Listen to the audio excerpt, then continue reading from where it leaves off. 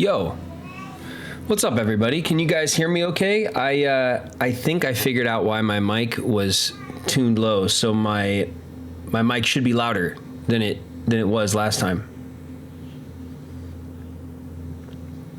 Child in the background. Yeah, there's two of them. There's always two of them. You just add them. They don't go anywhere. They're there in the background.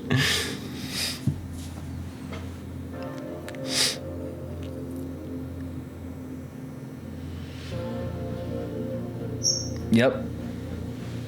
No more, please. Just two. Two's a lot. Two's fine. I'm good with two.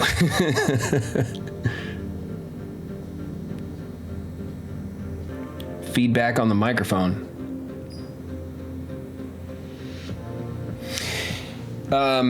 I think that might be the music that's playing. I'm not wearing my headphones. Give me a sec.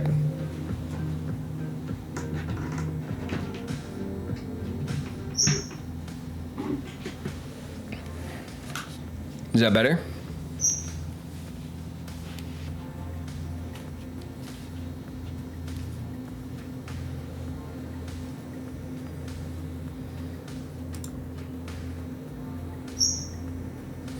No, still there. The fans are running on the computer. Let me just,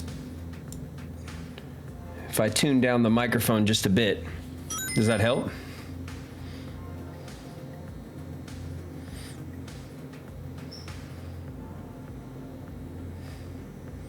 Mouse clicks.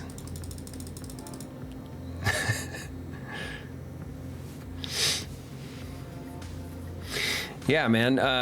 I couldn't figure out why the microphone was a little low. I maxed it out on OBS. Turns out my Stream Deck, where I have some microphone controls, had it turned down to 80%. So I was, which I didn't notice because I'm not used to using it for those controls, even though that's what it's for. So I turned that back up. And then I readjusted the normal mic levels back to normal so that it's not overblown. But my mic levels now are much higher, even with the mic further away from me. So we'll fine tune it. And I could also probably use some, I could learn a thing or two about the audio levels, how to get it done right. So I'd probably just have to spend some time.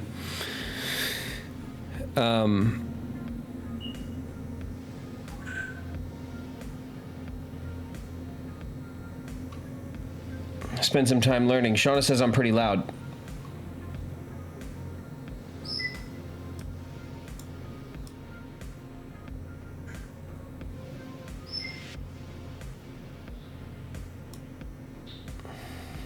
Maybe something like that.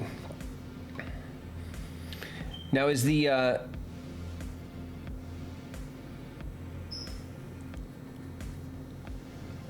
sound systems that clean up the background noise? Yeah, I'm sure there is.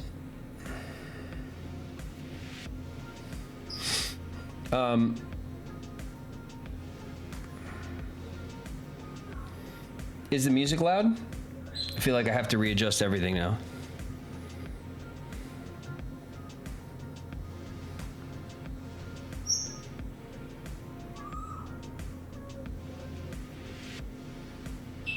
All sounds good. Music's fine for me. All right, cool. I'm gonna turn it down a bit for me. Did that adjust the music for you guys, or just in my headset? I don't think it messed with it on your end. Good. Okay, good. So, what's up, everybody? Couple little things. I was busy all this morning, so I wasn't able to hop on early. But I did hop on as soon as I got home. We just got back in with the girls, and we ate some food. But I also got to hit the store earlier today, so I got a nice plant for behind me. Now that I've shifted over my my background stuff. So I'm gonna put a nice little plant in the corner here. I got a big Dracaena because I think they're okay with low light, and it's pretty low light in here because I got a blackout curtain for the side window that always blasts me with sun at exactly this time. So right now I should be working on a migraine with the sun, but I had enough of it. Yeah, I've had enough of the sun in my eyes while I'm trying to to make precise speedrun moves, you know what I mean?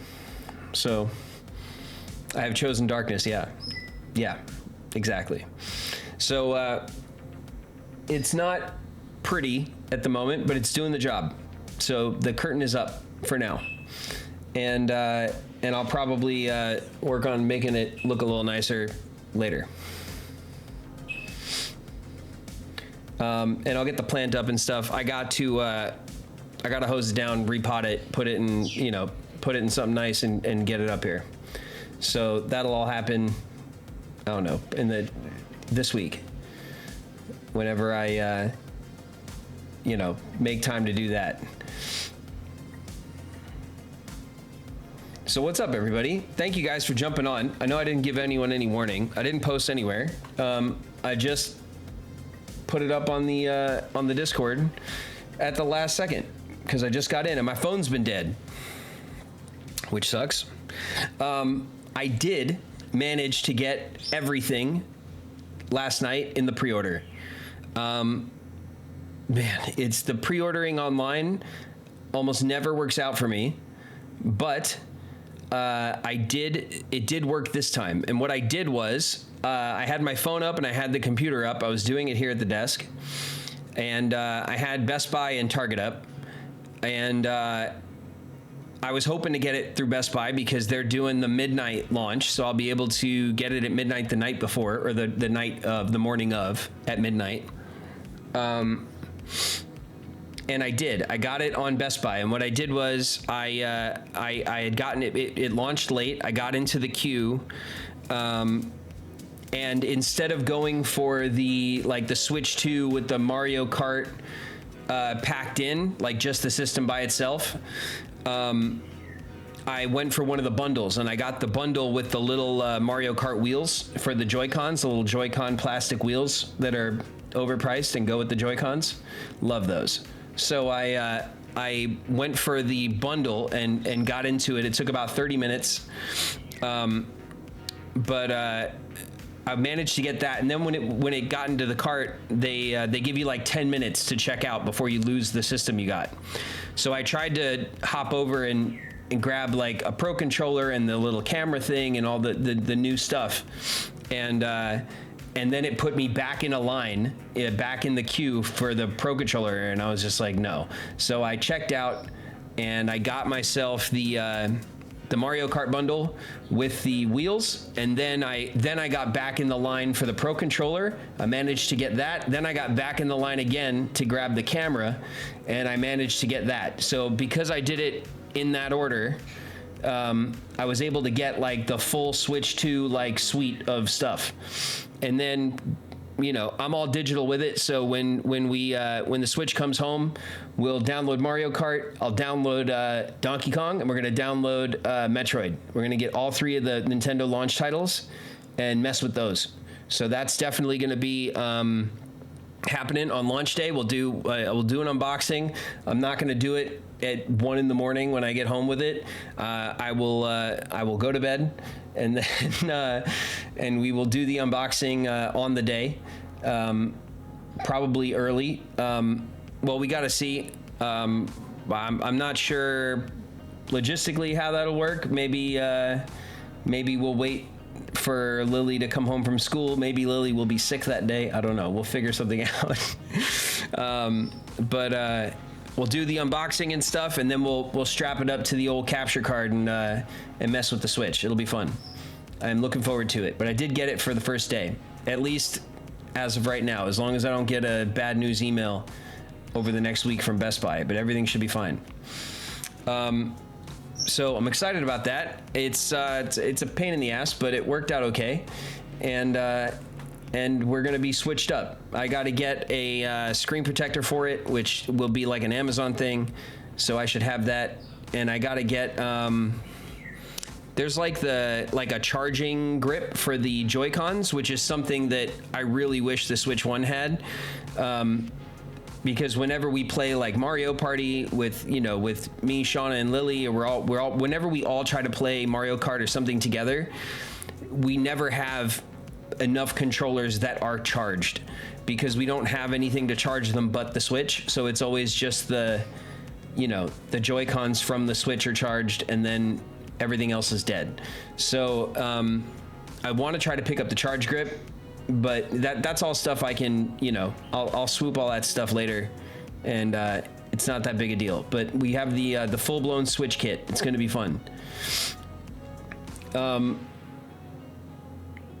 Yeah, apparently it was a nightmare for a lot of people. A couple of this websites crashed. But other than Best Buy launching it late by like 30 or 40 minutes, I didn't have much of a problem, which is not something I thought I'd be saying today, but it worked out okay. Today, I thought we'd get back into Outer Wilds. We got maybe another full session of it, maybe two. Yeah, big time. Snow MD.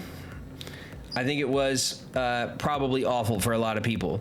I know when the PS5 launched, I completely fumbled the bag, couldn't get my pre-order taken care of, and I spent the 6 months trying to get my hands on one, and I swore I wasn't gonna pay like scalper prices, and it was a nightmare, and I couldn't get one. And so then I was like, whatever, I'll get it when I see it in the store. And then it took like 2 years for it to just be sitting at the store. So by the time, and then when I did end up getting it, Shauna got it for me for Christmas that year, like 2 years later, which was 2 years ago now or whatever.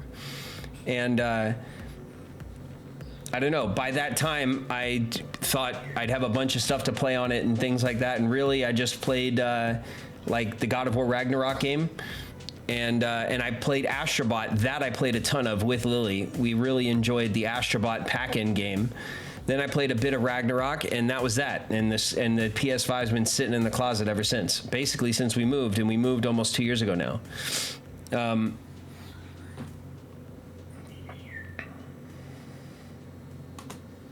I haven't had anything but a PC. Yeah, I mean, having the PC, you're pretty much covered for everything except Nintendo, if you're into Nintendo. So, I've always loved Nintendo. I grew up with Nintendo. It was my first system when I was a kid. I'm nostalgic for all of their franchises. I adore Nintendo games, and have always loved their systems, except for the Wii U, which I did have, and it did suck. Nobody lied about that. The Wii U was terrible, but every other system they've ever made has been great. But the Wii U was terrible because it was a terrible Switch. And then they made the Switch, and it's like, they were like, oh, sorry, we meant to do this. And then the Switch was great. So they just kind of missed the mark with the Wii U. But other than that, Nintendo's awesome. So as an adult, really where I'm at is a PC and a Nintendo, and that kind of covers me for everything. The only thing that my PS5, which is sitting over here, is gonna be good for is when GTA 6 comes out. They're probably gonna drop it on consoles and then not do the PC port for the first year. That's what they did with GTA 5, and it just forces PC players who typically have consoles anyway to buy it twice, because they know how to get their players to double dip. So I'm expecting to have to double dip on GTA 6, but that's all right. It is what it is. My fiance likes the Wii U for some reason. I mean, that's okay. The Wii U had its The coolest thing about the Wii U was that you could use the tablet as like an inventory management while you played on the TV, but they didn't lean into like that combo enough to make it, I don't know, to make it really work well. PC gets some game. PC gets everything, and that's especially now that PC gets the PlayStation exclusives. Like, yeah, they get them a year or two later, but PlayStation's really not making a great case for itself when they're putting everything on PC anyway. But since I have a PS5, I will play GTA 6 on it when it drops. And I'll also probably get Ghost of Yotei. I'm very excited about Ghost of Yotei. Ghost of Tsushima was, one of, if not my favorite game of the PS4 generation. I think the best games of the PS4 generation was Tsushima, God of War 2018, and Red Dead 2. Those were like the top of the gen for me. Yeah, Ghost of Tsushima is very worth the time. It is an absolutely excellent game. Yeah, Red Dead 2 is, I mean, it's Rockstar. Rockstar can't miss. Rockstar kind of defines what it means to be AAA to me. Like that's the bar. Pele in the background, probably. I can't hear her, or I'm used to like not listening to her when she's just chirping and whistling and stuff when I'm busy, so I don't notice. But yeah, oh yeah, there she goes. She's in there doing stuff. One of these days, I'll get out her perch and we'll have her hang out with us for a stream. I'm sure it'll go fine. I'm sure she won't bite through my phone cord or something.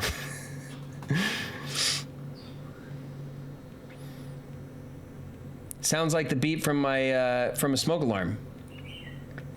Yeah, she can swear at us. She might. You never know what she's gonna say. She'll probably just talk a lot about poop. She likes to make poop jokes. So we taught Pele to say take a poop when she poops. So she'll poop and then she'll say take a poop, and then she started combining take a poop with like other things that she knows. So I'm trying to think of an example off the top of my head and I can't. But she makes poop jokes, which is funny. What she'll do is she'll take like different phrases that she knows and she'll mix them together. And she loves to do that with the word poop. So I'm sure we'll catch that if she's hanging out with us for an extended period of time. Gobi Gang, yeah. Well, it's been so long since we've like spent time teaching Pele how to say specific things. When she was younger, and it was more novel, right? Like when it was new, when we first had her for the first few years, we taught her so much stuff all the time. And then, she knew so much stuff that it was like, she had like a big vocabulary that she would always rotate and use. And then you start teaching her less stuff, right? Because she's always saying funny and interesting things and inside jokes and all that kind of stuff. Been waiting to get a bird. Oh man, birds are awesome. Birds are great pets. They are, because they have their cage and they have their kind of their own space. I think they're easier to keep after than like dogs and cats and stuff. Not that there's no work involved. I did have to clean Pele's cage the other day. But it's like it's more of like a once a month kind of thing, like where you clean out the bottom and then every couple months you gotta like wheel the cage outside and give it a hose down and stuff, get a good clean on it. But really, like the maintenance of a bird, like the regular maintenance of a bird, is super light, really easy, and the bird's great company, especially if you got a singing bird or a talking bird. They're really great company.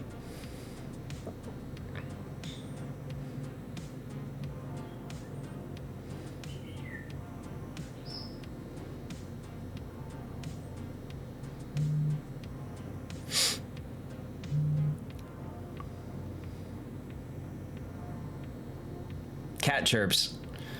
Cats can make some weird noises, huh? We had a cat years ago. There was one period of time where we had a cat in our family.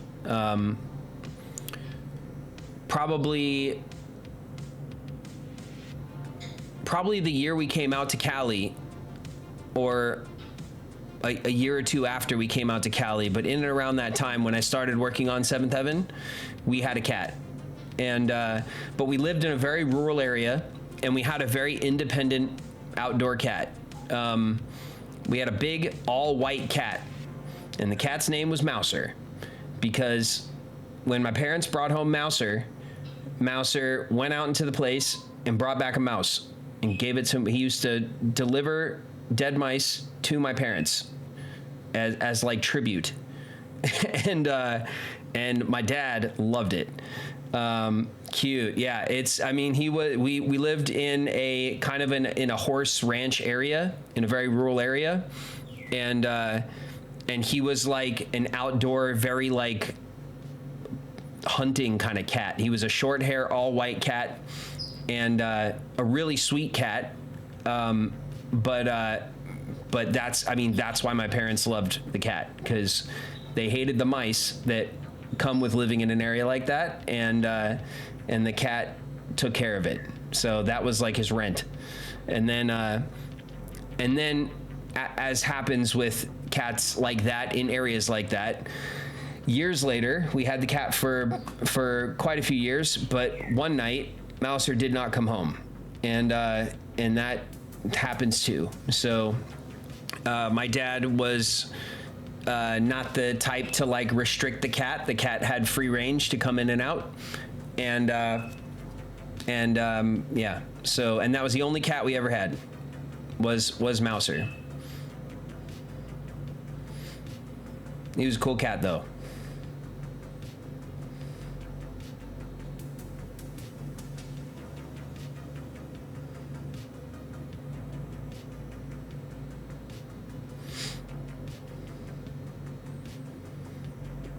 Cat brought back a dragonfly. That's interesting. I mean, that's cool. It's kind of sad because dragonflies are cool. You don't want to kill a big old dragonfly.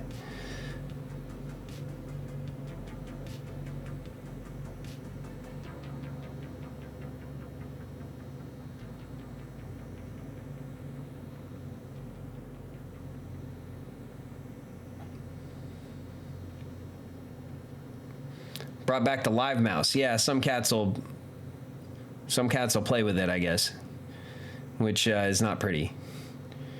Catch frogs a lot here. I love that in like the springtime when getting into the summertime where we lived out in that rural area, you would get the frog song at night. You would go out after dark and you would hear just crickets and frogs. And I think that's awesome. I find that very relaxing. The other thing I really miss about where we lived out in that area was the sky.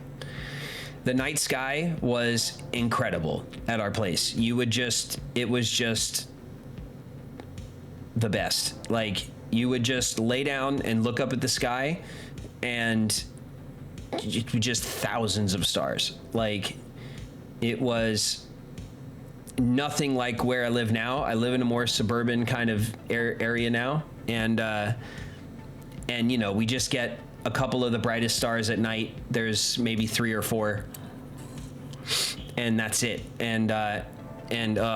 Whenever I go back up to my parents' house, who still live up there in that area, it's just being up there at night is the best. It's really dark out.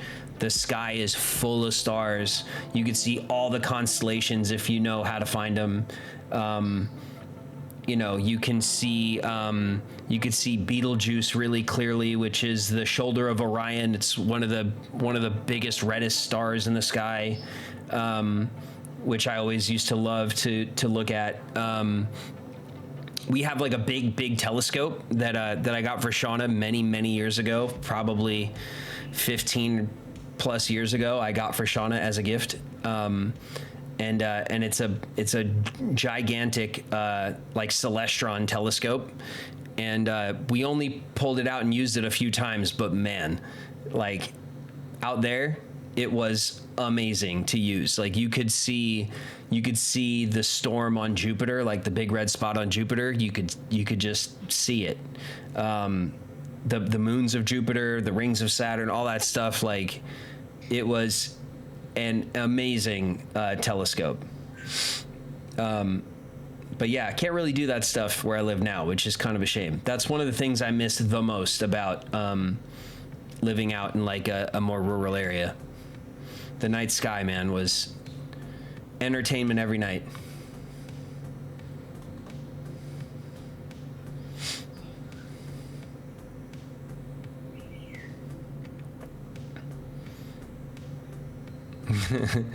Cat's scaring you while you're playing a horror game. Well, cats will do that and they'll enjoy it. They're sassy like that. That makes sense. Not a dog. A dog will sit next to you while you play the horror game and then growl at stuff when it gets, when things get scary. My dog. So I had a bulldog. The only dog that, well, not the only dog, but my first dog that was my dog was an English bulldog. His name was Brewski, St. Louis Brewski. And Brewski used to just sit down with me and play video games and hang out and watch TV. He'd actually like watch TV. And he would get super pissed off if for any reason in a video game or a show or a movie or anything, if there was a dog or a helicopter, would just piss him right off. He would just get so mad and start barking and growling. He'd get up and he'd pace around and just be so pissed off that a helicopter was on the TV. How dare they? Very specific. Yeah, it was, and it wasn't planes. It wasn't like loud noises. It was helicopters. Helicopters pissed him off. And any dog that ever showed up on the TV, he was like, "Who invited you? What are you doing here?" My dog hates TV dogs. Yeah, that was like a more normal dog thing. But the helicopter thing was just a really specific Brewski thing. I don't know. She was also barking at Max horses. Who are those giant dogs? Get them out of here. Can't watch Black Hawk. No, he hated war movies with a passion. Brewski was not a fan. Danes. You had Danes? I love Danes. Man. My one of my good buddies raised a Dane. It was just such good dogs. Great Danes are such great dogs. They're just obviously so massive that like the only problem with having a Dane is just how big they are. There's just so much dog. But man, what a good dog. Danes are great.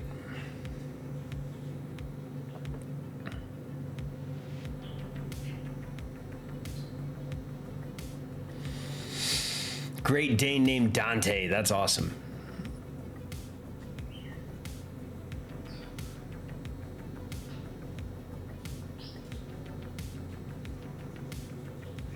I need to meet a Saint Bernard. They're also absolutely massive, yeah.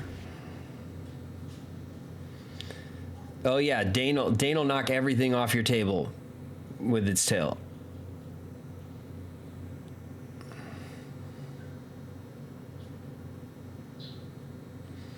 Three Danes? Perry. Or just Bailey's a Dane?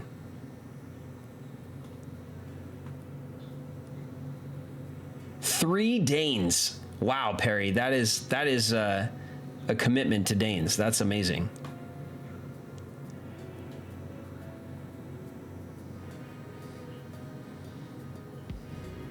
That's a lot of dog, yeah. Gotta pet that dog.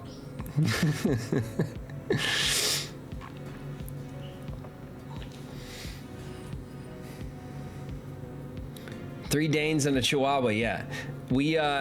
we also had Chihuahuas. When I met Shauna, she had a Chihuahua, Carmela. And Carmela was, she was a tough dog. She was a tough little dog who didn't take no shit from anybody.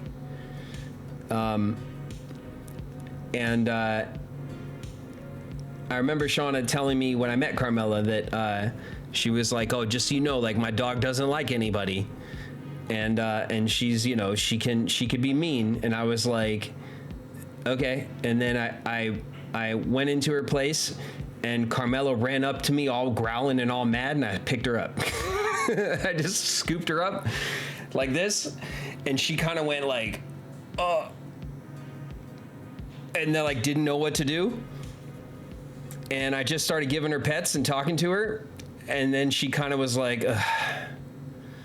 And then and me and Carmela were cool from then on.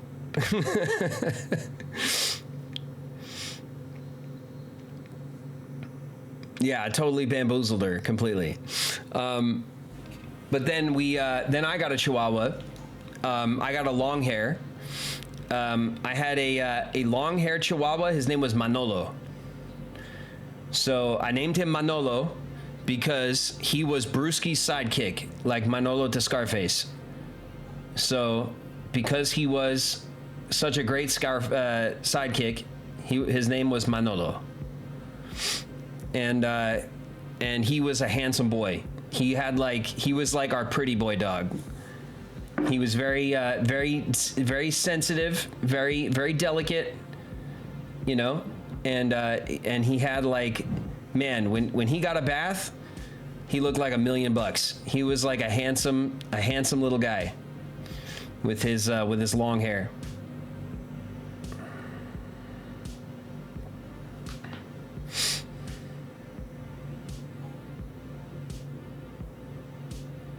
Huskies, man. Huskies are a lot of work. You gotta be like an experienced dog owner to have huskies and pits and you know, big rots. When I grew up, when I was growing up, my dad had Rottweilers. We had 2 massive Rottweilers, and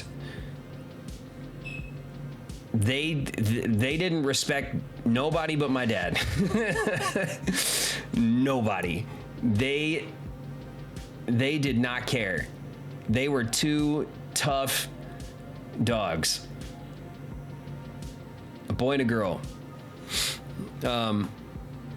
And they listened to my dad. Like my dad was like the lieutenant. You know what I mean?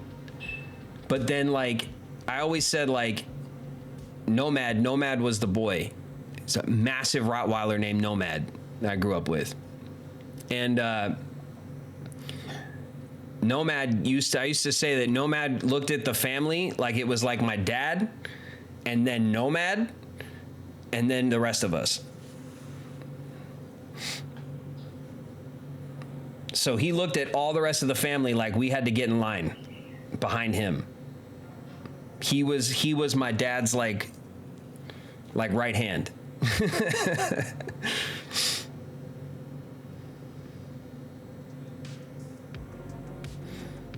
Did you call him Yes Mad? No. No, we didn't.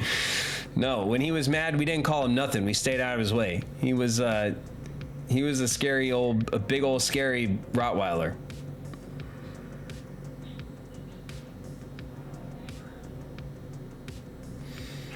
Just listen to Mr. Gallagher, huh? No, not Mr. Gallagher. No, my dad is a Casey. So when I say my dad, I mean my stepdad. But yeah, Nomad was a monster. Nobody messed with Nomad. My dad grew up with junkyard dogs and stuff. So like he, you know, my dad's one of those guys. My dad's like a big dude, and he always, oh, sorry, no, don't be sorry at all, bro. Not at all. Not sensitive subject for me whatsoever. But my dad grew up with like junkyard dogs and stuff. So my dad's the kind of dude that like, always, he's like one of those dudes with animals. Like, animals love my dad. Dogs, cats, birds, you know, but whatever animal, that animal's like loves my dad.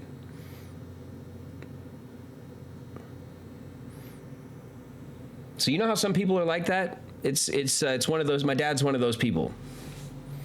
He's an animal whisperer. He just like, animals just like respect my dad. You know?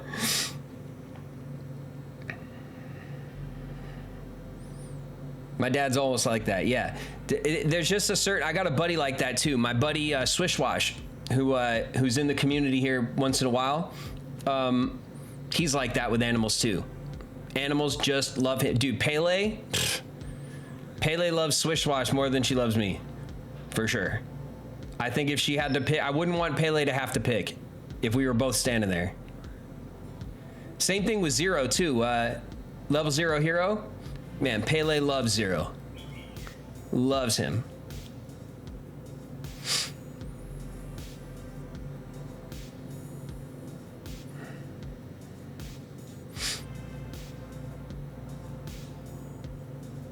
Are you into Dragon Ball Z?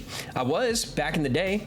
I did watch Dragon Ball Z in the like late 90s, early 2000s, and I love Dragon Ball Z. My favorite character was Piccolo. Always, for whatever reason, I just thought Piccolo was cool looking. And I didn't like stick with Dragon Ball Z for a long time, but I was into it. You know, I knew what it was, and I was into it. I had like a anime phase when I was younger, when I was a teenager, where I got into anime stuff, you know. But back then, besides Dragon Ball, there really wasn't much anime you could just watch. And then there was anime like late night Adult Swim stuff for a while, which was cool. But back then, you had to go to like where I live. It was at the mall.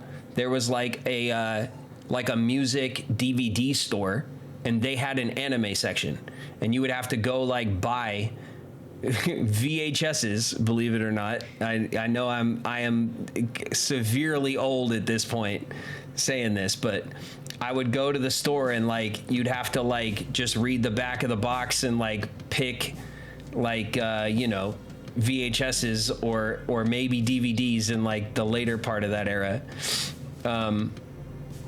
Was it Sam Goody's? No, wait, my mall just had like a little video store, and they had an anime section. I don't even think it was like a big branded store like that. VHSs, yeah, exactly.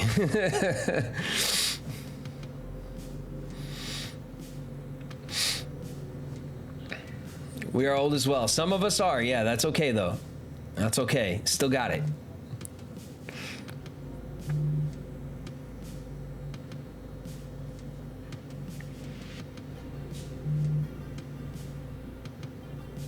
You just had access to DBZ, Bleach, Naruto, etc. No Crunchyroll. Yeah, no, for sure. And like, I didn't, when I never got into Naruto or Bleach, like the big three, Naruto, Bleach, One Piece. I haven't watched any of those shows, even though I love anime, and pretty much all I watch now is anime for the past few years. It's been probably since the pandemic. Because those shows are hard to get into now because they're just so deep, right? It's just like hundreds of episodes, and like you just don't ever feel like you could catch up or like be a part of the, you know, you could ever know what people are talking about. There's just too much to like get into now. So I'm actually excited that they're remaking One Piece. I hope that, I forget, is it Mappa that's doing it? Or is it like, what studio's remaking One Piece? Is it Mappa, or is it the studio that does Spy Family?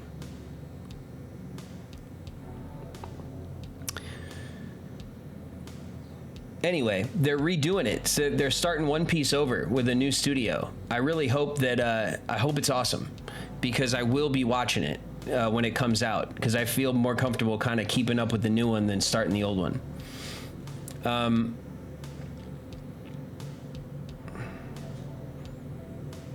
They should release 2003 Full Metal Alchemist. I've never seen Full Metal Alchemist. I've watched Brotherhood, but that's because when we went back that far to watch one, everyone said Brotherhood was better, so we just watched Brotherhood.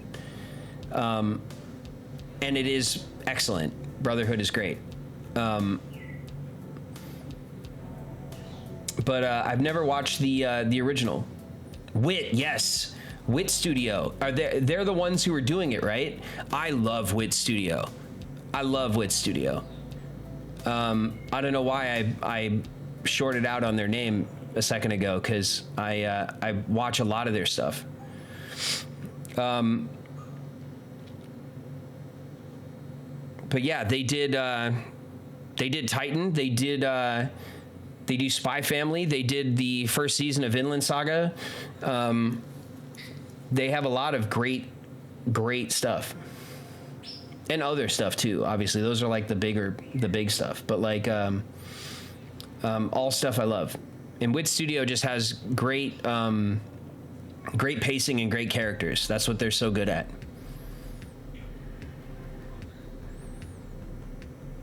Favorite show as a kid is Batman Beyond. I remember those shows.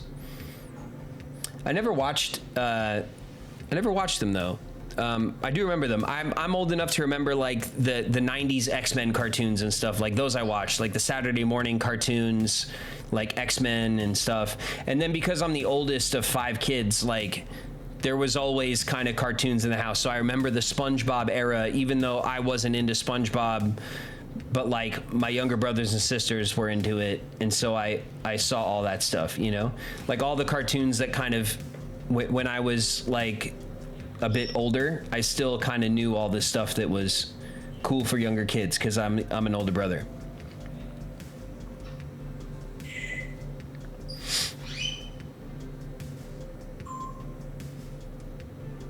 Teen Titans, I remember that show.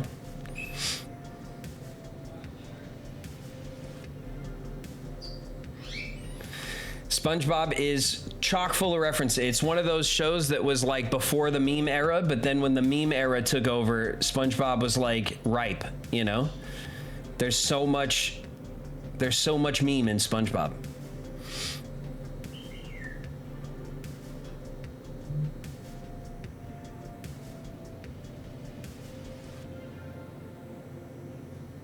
I had to watch at friends' houses. That's funny. I always loved South Park, man. I was on South Park from the very beginning, and I loved it. And my parents were like, okay. You know, like my mom didn't like it at all. I think my dad thought it was funny, and was like cool with it. But I know my mom did not like South Park. But I loved it. Yeah, I played the South Park games. I played the first 2 or whatever. I played the, like, what was it? The N64 South Park game or whatever, like the OG one. I played that back in the day. But the modern South Park games are really fun and funny and obnoxious, like South Park.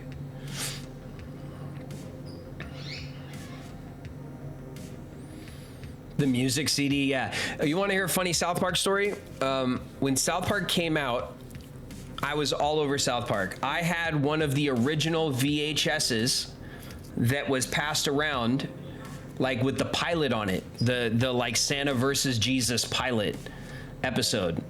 And so I had like, I forgot how I had gotten a hold of it. But I had an early copy of the pilot for South Park.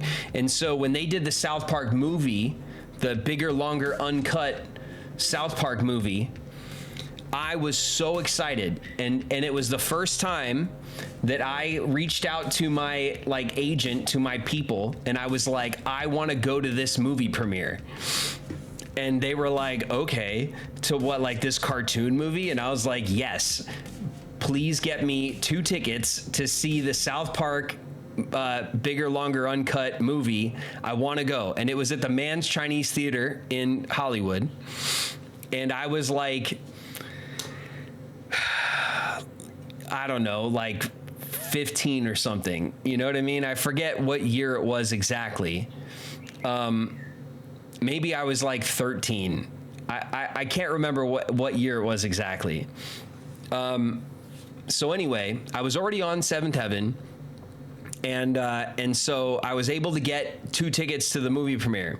And if you look up the South Park movie premiere, you'll see pictures of me with David Netter. David Netter was on Seventh Heaven. He was part of the Hamilton family, who was the black family on Seventh Heaven that whose father was also a minister, and they were on and off the show all the time. 1999, yeah. So I was 14 years old, and so I hit up David Netter, who was on Seventh Heaven with me, and I was like, "Yo, let's go to the South Park movie premiere. It's going to be awesome." And he was like, obviously, let's go. So I take David Netter to the South Park movie premiere, and you could see pictures of us from the red carpet. We were there, and we did the whole press line. And then I walked up to the Chinese theater to walk in, and they stopped me. And they were like, I'm sorry, where's your parents? And I was like, what are you talking about? And they were like, you can't come in here and see this movie. And I was like, yeah, I can. I have 2 tickets, and I just did the press line, and I'm here to see this movie. So they're like, what's going on? And they were like, no, I'm sorry, you don't have, like, you know, someone who's 18 or older with you, and this movie is rated R. And I was like, cool story, bro. Like, what? So what? You know? I was like, that's ridiculous. And they wouldn't let me. And it wasn't the South Park people or the South Park production or anything. It was the Man Chinese Theater, like, employees or whatever, like, blocked me from getting in to see the movie. And I was so pissed because it was the most hyped thing, and the first time I ever, like, pulled a card to, like, get a ticket to a thing. You know what I mean? And they were like, yeah, you're not 18. And I was like, no, I'm not, but I'm watching this movie. And they were like, no, you're not. So I had to, and, like, we got dropped off. Like, you know what I mean? Like, my parents were like, cool, enjoy the movie premiere, and, like, dropped me and Netter off at the South Park movie. And they were just like, no. So I had to, like, call my parents and have them turn around and come pick us up. And then I had to, like, tell my agent and manager and stuff, like, they wouldn't let me in. Like, they, like, you know, they completely blocked me from going in. And it was like my worst nightmare at the time. But yeah, no, me and Netter were, like, standing on Hollywood Boulevard at the Man's Chinese Theater, like, on the street, just all, like, defeated. We were so pissed, man. So disappointed. And, like, if they would have let anyone in the South Park movie premiere, it should have been us. Like, we were massive South Park fans at the time, you know, and the target audience of the movie, honestly. And yeah, the movie was so controversial at the time, which is so ridiculous because, you know, the context of that now is, like, silly.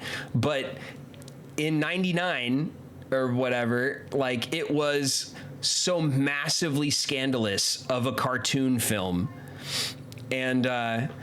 And yeah, they wouldn't let me in. It was the only time, and I was like, I have 2 tickets. These are my tickets. Like, I'm an actor.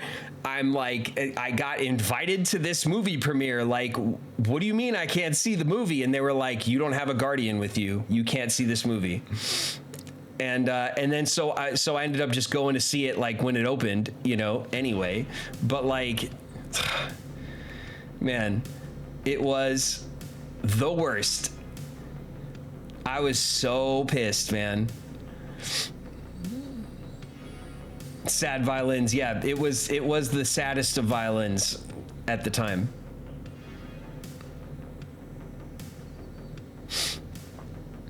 Fake IDs, yeah. I mean, you know, at the time, that wasn't going to work very well for me, you know what I mean?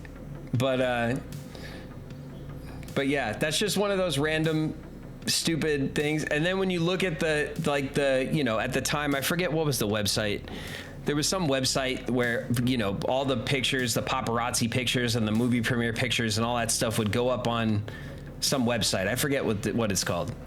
And you looked at all the pictures from the movie premiere, and like there we were, smile, all happy and stuff, like, you know, gonna see the movie, but we got rejected, full blown.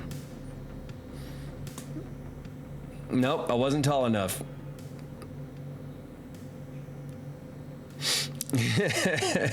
Getty Images, yeah, exactly, Lauren. And Wire Image, that's right. What's up, like, whoa? Welcome to chat. Yeah, me and David Netter should have got up and put on the big trench coat. Then we could have got in. That would have worked for sure. Back then, it worked every time.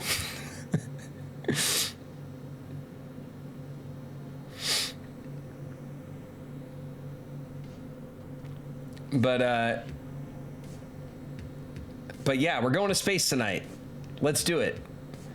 It'll be, I mean, we've been hanging out already for almost an hour, which is crazy. Time flies when you're having fun. But yeah, let's play some Outer Wilds. I do want to knock out this end game. I don't want to leave Outer Wilds, like, you know, cold for too long. Like, it's a cool game. I want to finish it.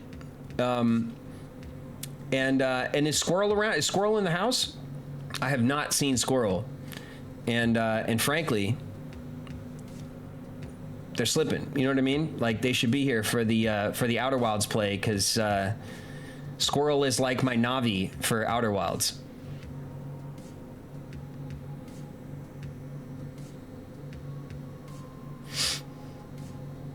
Hey, what's up?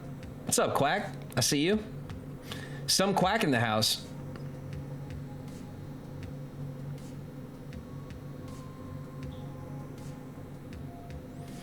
Did you also try to sneak into Titanic's world premiere? No, I didn't.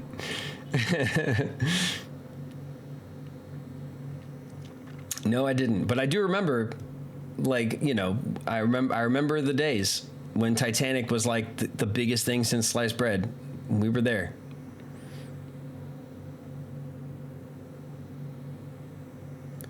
Smoke and s'more time, absolutely.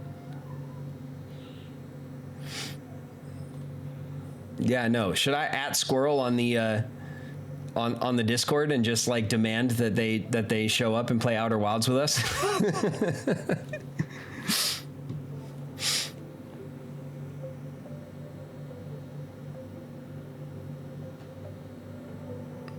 Have you seen the reel about how terrible Rose is?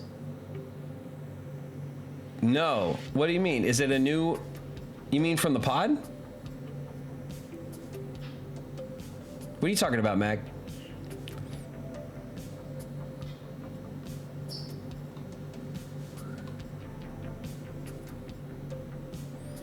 Oh, Titanic's Rose. I thought you were talking about...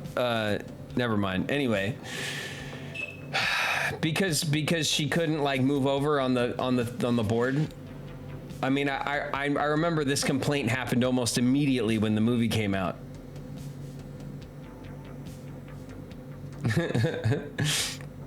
Yeah, I forgot that that Rose was the name of the main character. Yeah, it's been a long time since I've seen Titanic.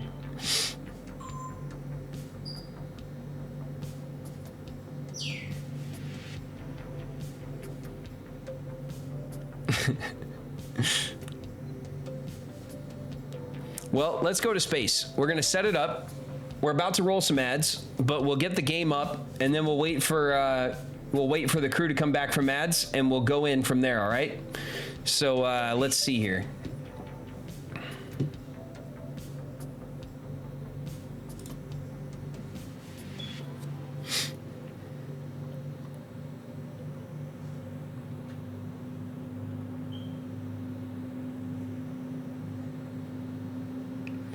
My mom made me close my eyes when he was drawing her. Well, that's not the scene you want to watch with your mom, is it? Anyway, you know what I mean? So, I think you should both be happy that it went down like that and not some other kind of way. Not like a, oh! My funny story.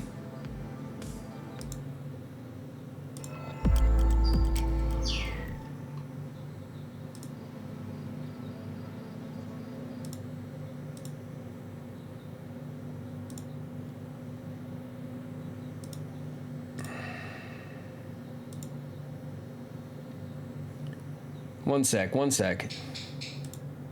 Come on, wake up.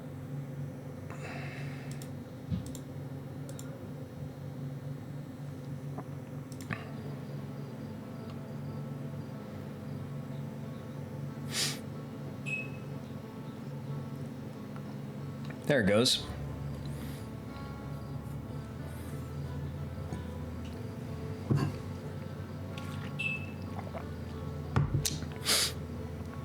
So, my funny story, it's a story I've told before, but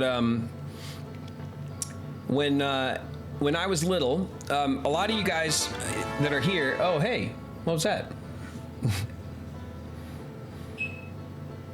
B. Lee, giving out 5 community subs. Thank you so much. Thank you for sharing the love. B. Lee, one of our star gifters around here. Thank you. So when I was little, obviously most of you guys know me from Kingdom Hearts, and that's awesome. I love that. But I did a lot of stuff from when I was very little. And my first feature film was a film called Look Who's Talking Now, which was, Look Who's Talking was a franchise about little babies, and you could hear the voice of the babies. And the first one had Bruce Willis as the voice of the son. But then in the third movie, the son was 8 because I played the son. And the dogs, you could hear the voice of the dogs. And it was Danny DeVito and Diane Keaton. They were the voices of the 2 dogs. So I did this movie. It was my first film when I was 8 years old, and I got to work with John Travolta and Kirstie Alley. And I've seen those movies. Yeah, they're OG, classic movies. The Look Who's Talking movies. So so we get home from filming the movie. We go back to New York. And my mom, obviously I was 8 years old. I didn't know who John Travolta was when I worked with him. I knew he was a nice guy, and I knew he was like a big actor and stuff, but I wasn't familiar with his work. You know what I mean? Like, I was too young. So we come back from making Look Who's Talking Now, and it's like late 93, and then it comes out, and it was like Christmas 94. But 94 was the year that Pulp Fiction came out, which was kind of marked John Travolta's big like comeback, you know? And and so my mom was like, oh, I'm going to take you to see John Travolta's big new movie, Pulp Fiction, so that you could see him in like another movie before my movie came out with John Travolta. So my mom took me when I was 8 years old to see Pulp Fiction. And I'm assuming most of you guys know how well that went, right? Just based on that setup. So, so I remember being in this little movie theater in New York at 8 years old. I was the only kid in the movie theater. And my mom didn't know anything about Pulp Fiction at all. Didn't think to like, but it wasn't like back then you could just hop on YouTube and watch the trailer and stuff.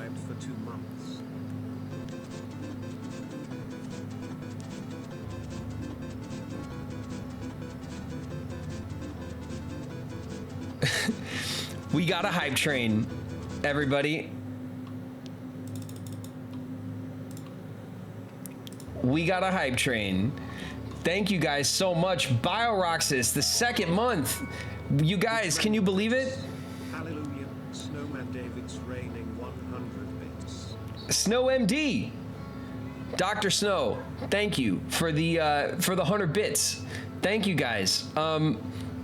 So anyway, my mom, you know, back then in '94, you just went to go see a movie. Maybe you saw the trailer on TV, maybe not, you know?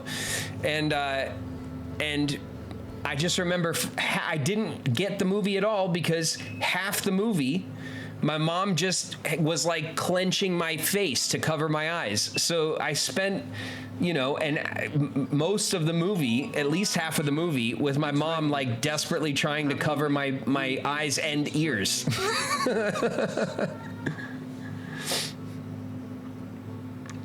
Hey, Queen Gayfish, thank you for the 200 bits. Thank you so much. You guys are already hyping it up. We're already at the top of level 2. Thank you guys so much.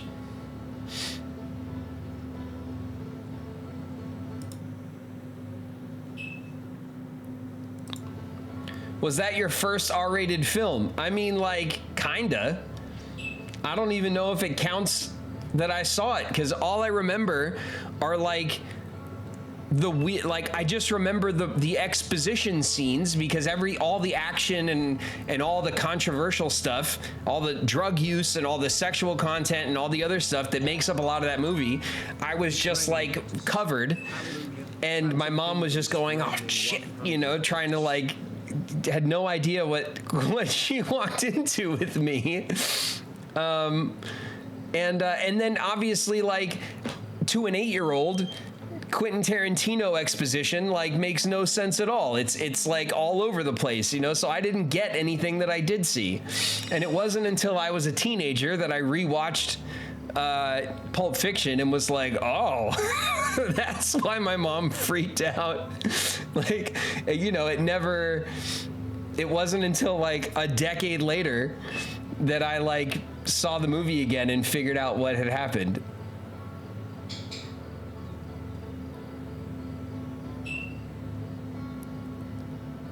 You had a wild childhood. I mean, I don't know. Maybe. You know, it's the only one I know, so. I had an exciting childhood because I had a cool job, you know? I always thought it was really cool. Oh man, we're up to level 3. B. Lee giving out 5 more subs. Thank you so much. And she is Earthbound, cheering some bits. Moon, cheers. We reached our new subs goal of 10. Thank you, everyone. B. Lee, we hit the subs goal like almost single-handedly. You hit the subs goal almost single-handedly. Crazy. With a resub from my boy Bio. I can't believe, by the way, that we're hitting resub time. Like, we've been doing this a month. Isn't that nuts? I feel like it's pretty nuts. I'm kind of excited. Was it the 24th? Are we at a month today?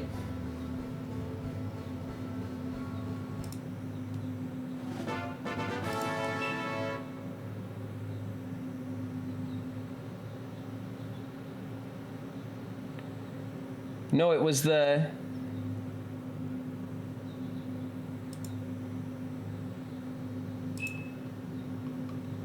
Or was it the 25th or the 26th or something?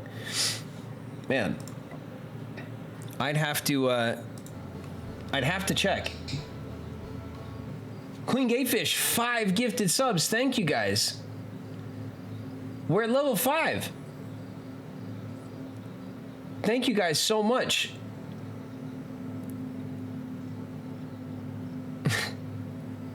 Thank you guys so much for gifting. Gifting is such an awesome way to keep the community growing, and you guys gift a lot. I really, really appreciate it, like, for real. And you know, I know that it's normal for me to say thanks, and you guys are doing that stuff, but like, man, I love you guys for that. I really do.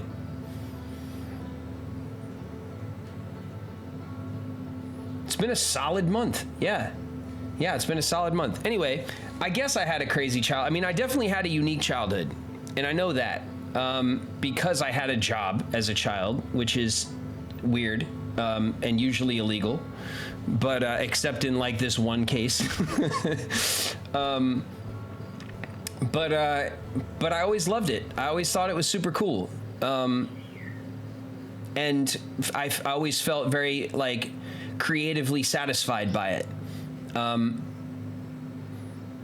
And you know, I was pretty good at it, and that, you know, so it made me happy to, you know, to have the opportunity to do something that where I could experience some success. SQL just subscribed for 2 months. I arrived with food. Yes, the squirrel. Where have you been? We almost added you on the Discord to demand your presence. Okay, Navi is here. We can finally play. I was asleep. Squirrel, you were asleep on the job. How dare you? We need you. We're gonna launch. We're going out into space, and if you weren't with us, we'd die.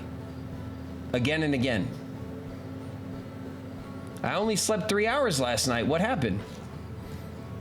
That's crazy talk. Why you do that? Why you do this? Don't do that. Get some sleep.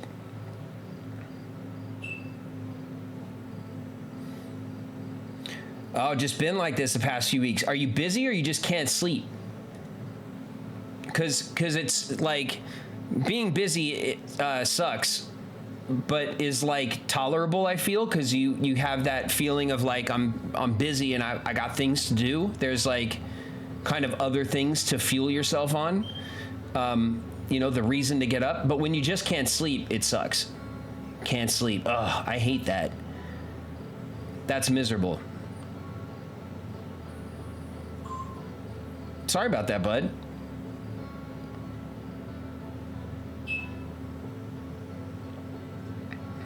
I don't sleep much lately because 3 kids. Hash Brown, I feel you. I don't got 3 kids. I got 2 kids and a bird. So that's like, you know, 2.25 kids maybe, 2.25. But yeah, I get it. We are very lucky that Fern is a good sleeper. The bird is a word. It is indeed. Especially around here. Ooh, we unlocked an emote, everybody. Gimme. What the heck was that? No, give me my emote. Where'd it go?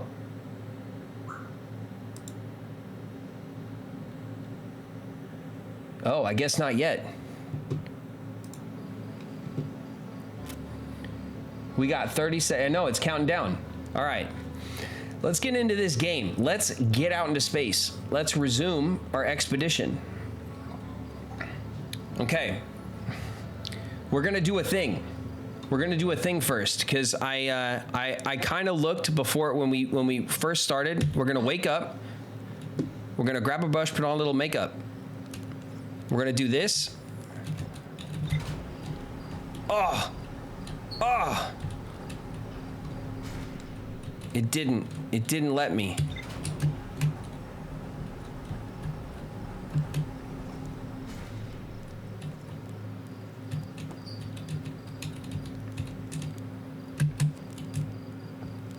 Give me this.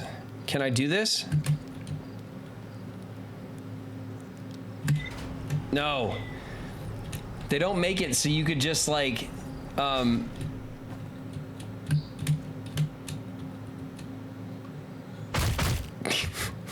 I survived that. Okay. Hold on.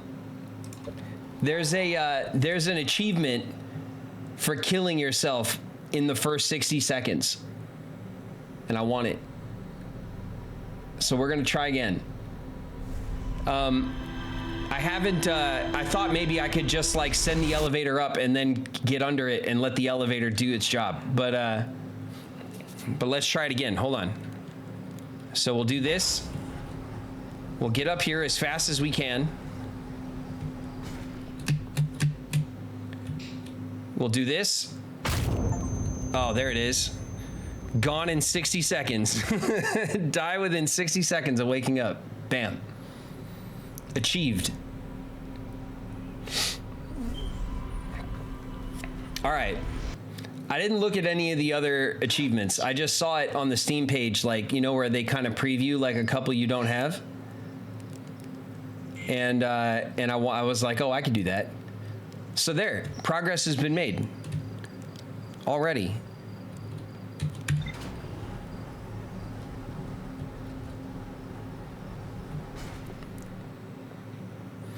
All right, let's get into our ship. Old familiar. Let's take a look at our rumors. Okay, so now this area is like chock full of stuff now, because this is the DLC stuff, which we do know how to get to. We have to go out to the satellite right away and like take a look. And when it passes the sun, we race over to it and fly into the like the whatever, like the cloaking device or whatever, and we end up in that like rotating habitat world, which is pretty cool.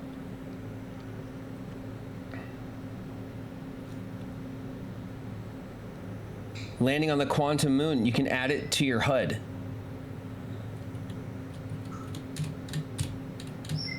Bam. All right.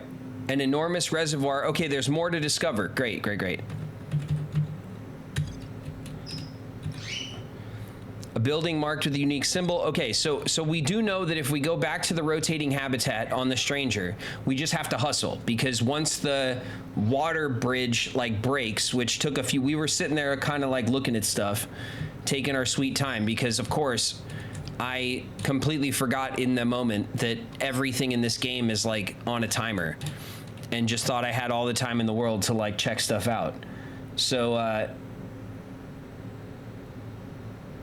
if you go into rumors for the Stranger, you can add it to your HUD. Fly into the sun. Spaghetti squash, you don't have to ask, you know what I mean? Like, we'll probably end up flying into the sun completely on accident with the way I play this game. So there's the quantum moon we got to figure out, and then obviously there's the Ash Twin project, and this is like the end game. This is the last stuff of the main game. So we should do this stuff first, right? Wrap up the main game thing, and then go and check out the rotating habitat, right? Is that the like the preferred? Is that what we all want to do? If he does, 1K bits are his. Queen Gay Fish? Don't threaten me with a good time. Okay? I'll do it.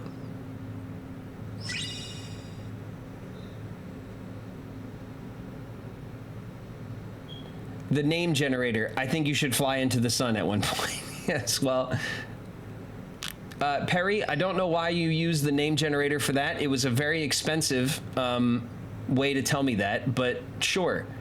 I'm sure it'll happen. I don't even think we need to force it.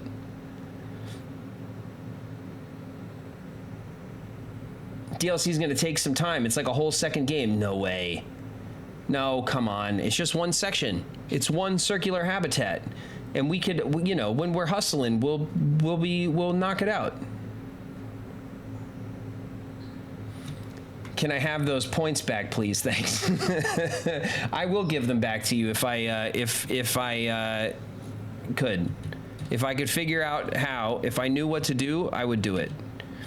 Like, if I have to take the channel points from you guys every time you tell me to drink and stuff, you guys still have all your points, because I don't think I've ever, I did it once when we were, I forget what we did, and I was like, oh, I have to like redeem these stuff.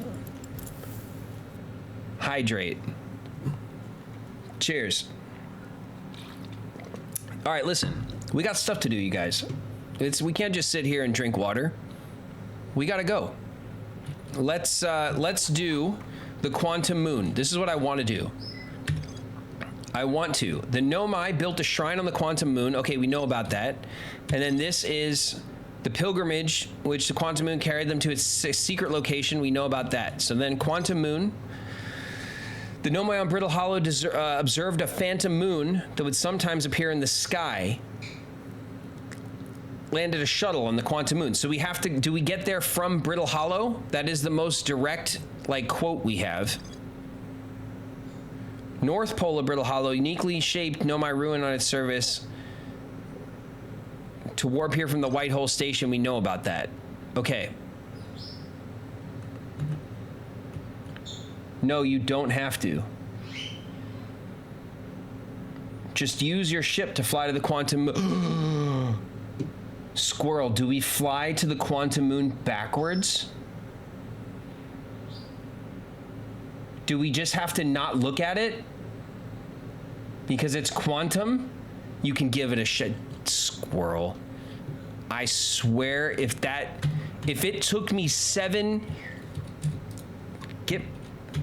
What's the Q? All right, sorry. Controls. We're playing lots of games right now. If that's it, if it took me 7 sessions of this game to think of that, I'm an idiot.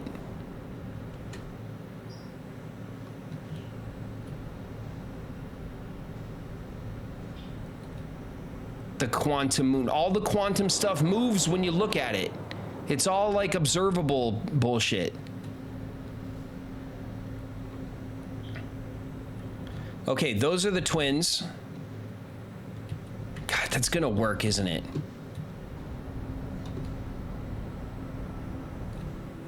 It is gonna work, isn't it? Okay, there's Brittle. Why did I turn all the way around and lose sight of the sun? Oh, cause I'm flying backwards into the sun. If only the sun was quantum, then we'd be fine, right? Oh my God. Whoa!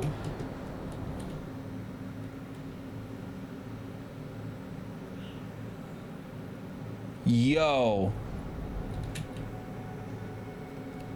That was it. You guys have never seen a pro flight. I just like wall rode across the planet. Like I swear I lost an antenna.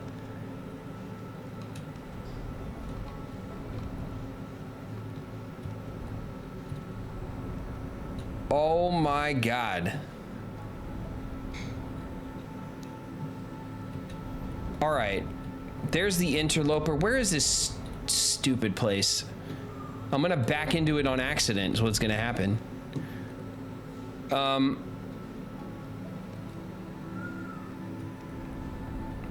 That's gotta be it.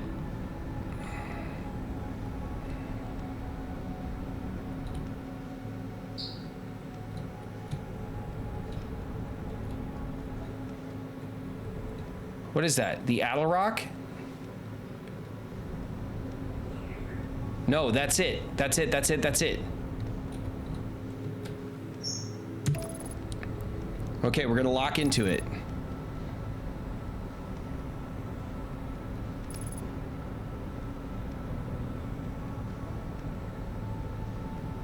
What if I do this?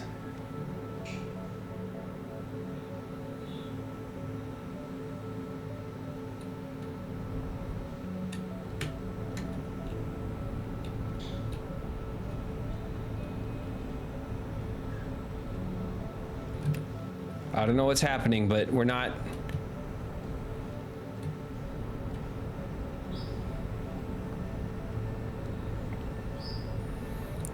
Why? My flight is all over the place. I feel very rusty. Okay, I lost sight of it, so it moved.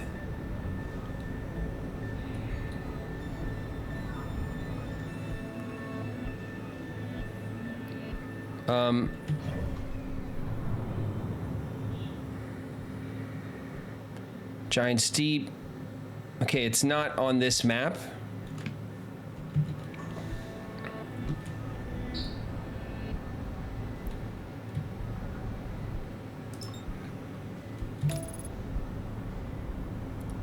Okay.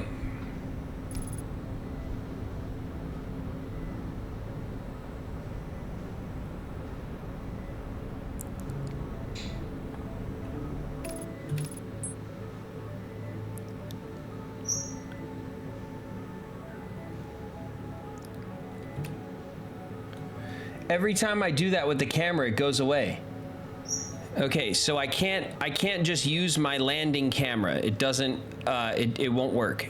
So I have to literally like moonwalk into it backwards. I'm sorry about that. That was dumb. I also didn't mean it, but I said it.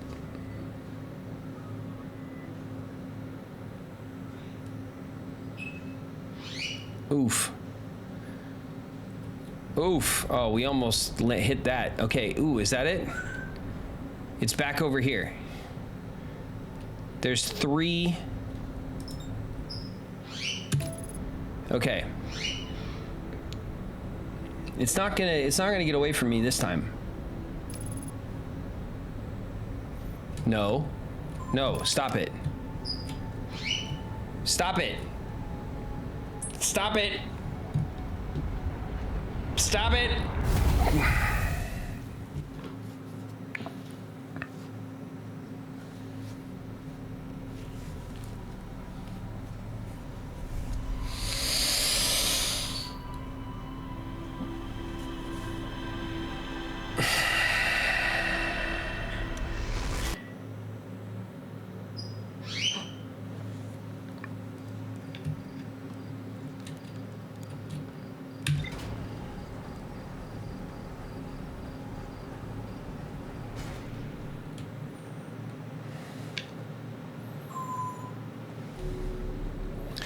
Review the quantum rules in your navlog. Look, listen.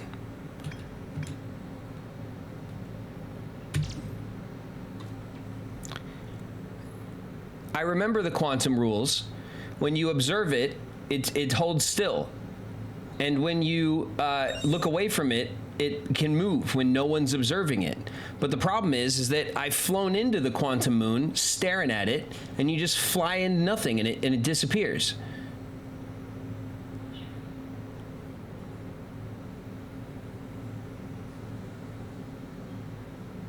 So it doesn't make sense. Lukawoo, what's up? Thank you for 10 bits. Thank you very much. I needed that.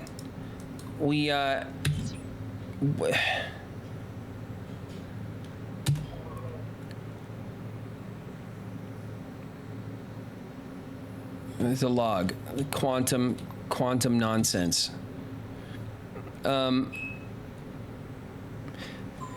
A strange rock shard that moves when I'm not watching it.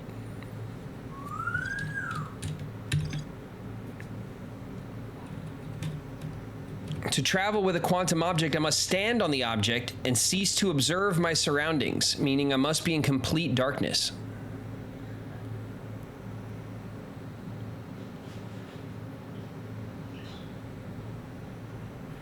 And then you become entangled and move together. Great, that's not helpful. There's a strange rock shard in the grove that moves when I'm not watching it. Emits a signal on the quantum fluctuation frequency.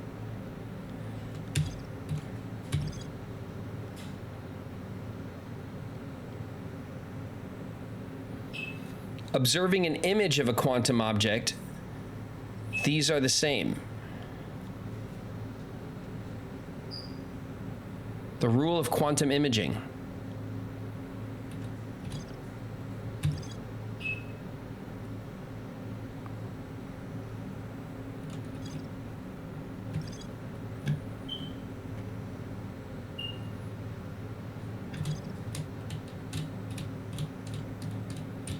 Ugh.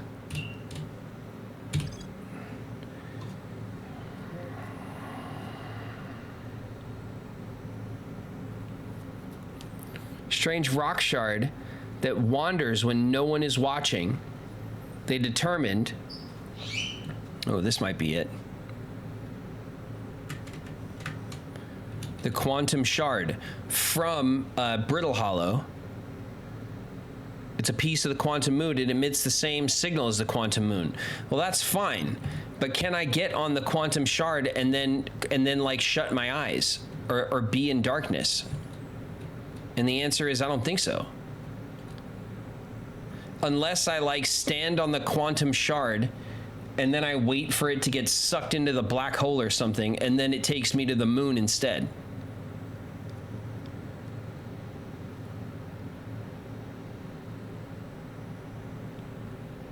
Shards don't go to the moon.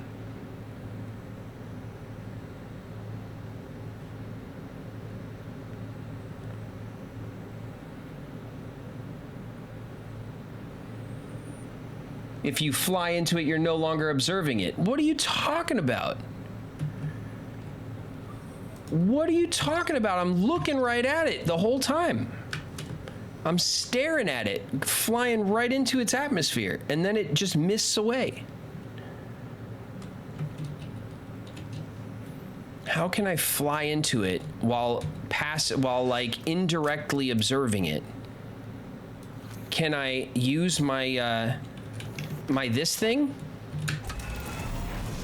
to like to observe the signal?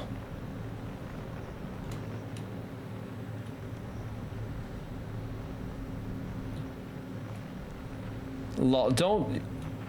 The signal doesn't help. Well.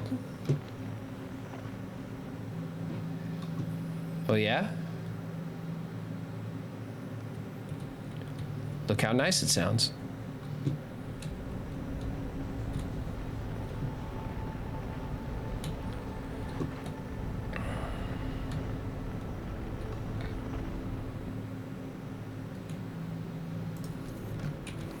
All right.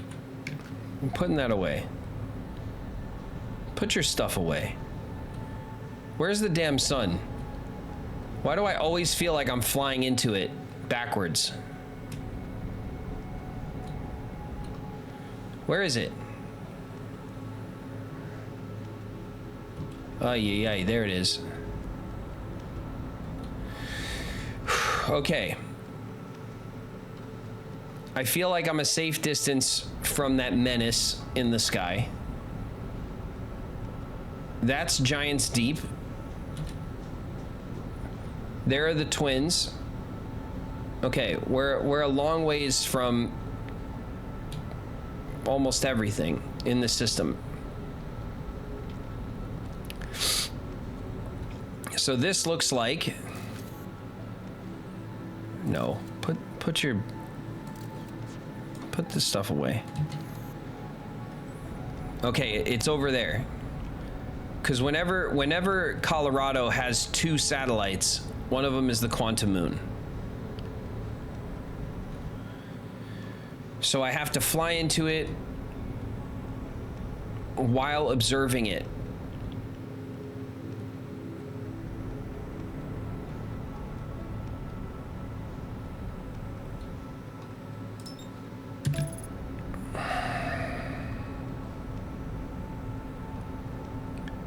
I must observe at all times.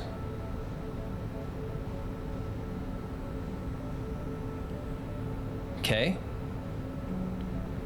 There's the sun. Menacingly undershot target.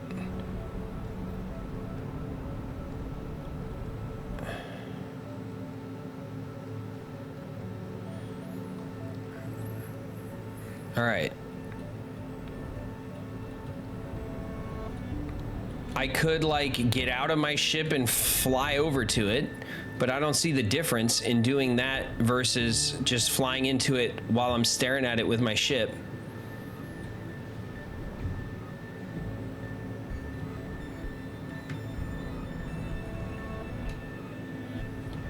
Phantom Pingu, good night. Thank you for the hang. We'll catch you next time.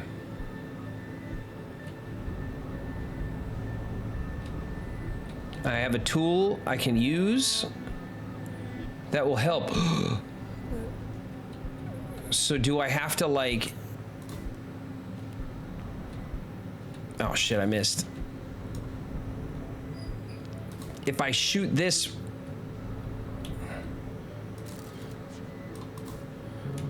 right at it.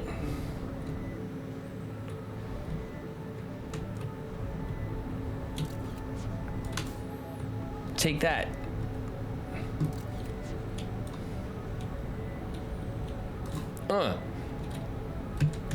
Okay, I'm definitely not,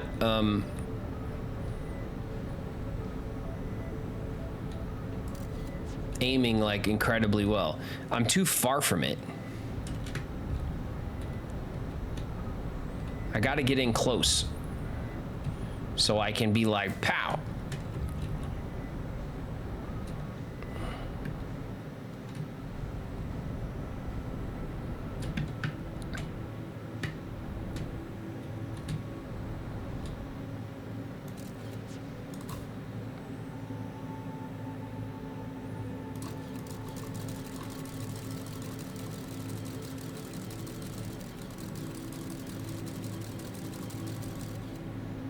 Okay,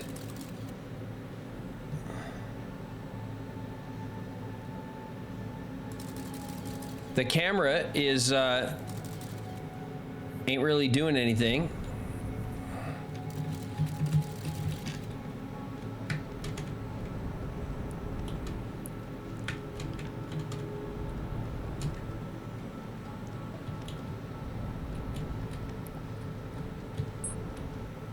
Nope. So I have to put the camera on a different body and get it to observe the quantum moon and then fly into it before the quantum moon like leaves the picture.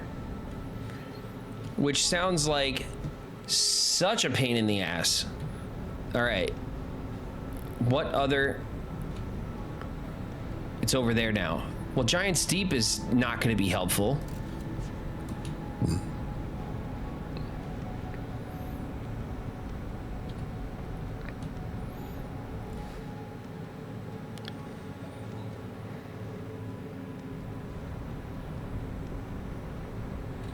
I need it to be around Colorado, don't I? Because that's the planet with a clear view of the sky.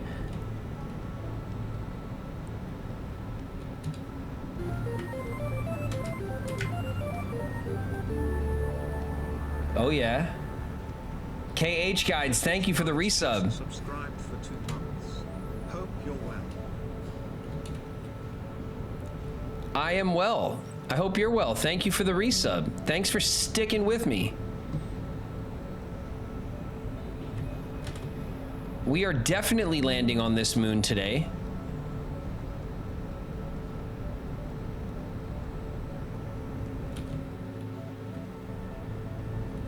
Okay, if I just,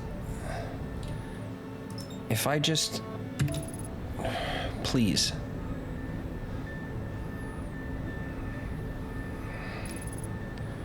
Okay, if I get in close, and then I like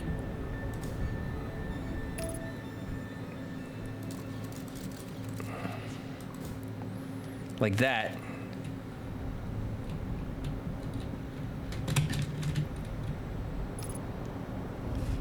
Oh, ah, yes.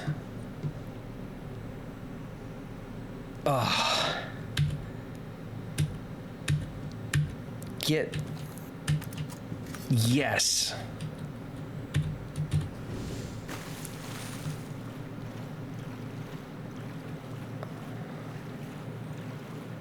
You did it.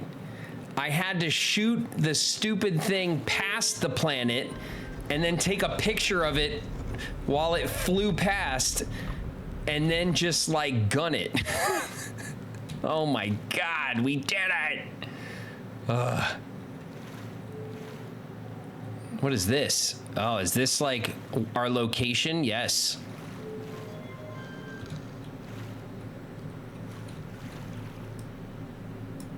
Can I control this? No. This can take us to the eye. Take me. I'm ready. Very demure, very mindful. Let's close the door. Let's close the door behind us. Oh. There's lore. You have recalled the rule of quantum imaging.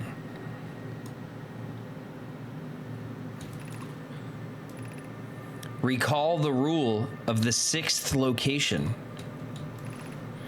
Recall the rule of quantum entanglement.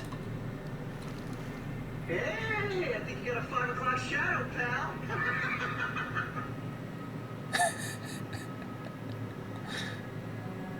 Thank you, Urge.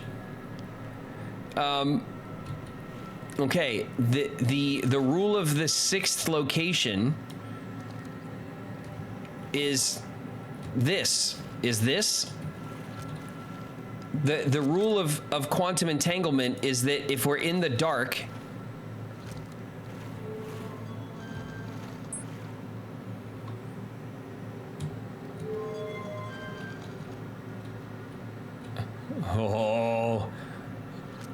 Oh. Do we just go one more time? What was the rule of the sixth location?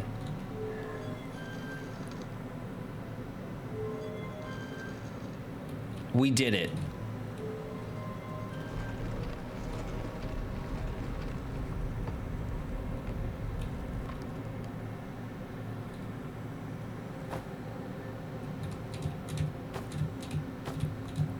Come on.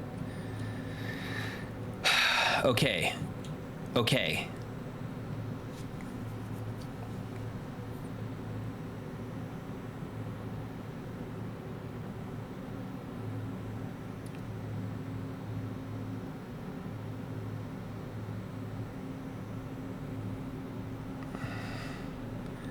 The reservations on the moon were full. Thank you. Thank you for that.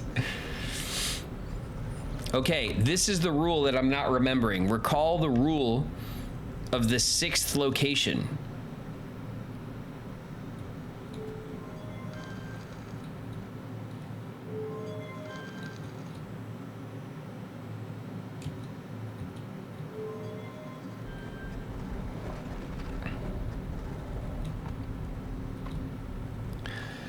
The quantum moon changes depending on where it is.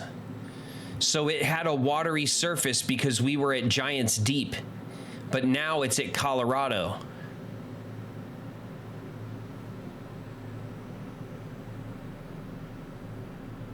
The north side.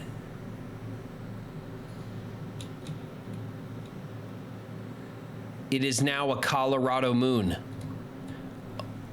Oh, the tower disappeared.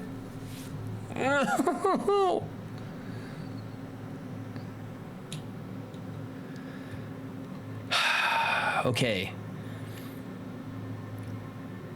Do I have something? Stupid. Do I have anything that can help me go north? Do I have a compass?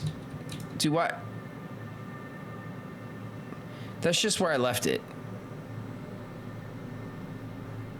It's just where I left it.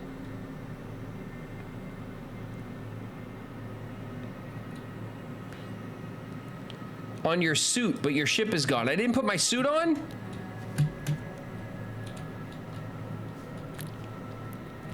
Damn it. I was wondering why nothing seemed to make sense. Oh. Come on. There it is. Okay. It's fine. Our ship is on the moon as we left it at Giants Deep. That's why.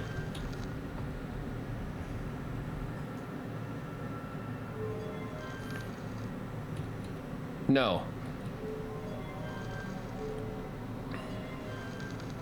Nope, I wasn't in the dark. Now I'm in the dark.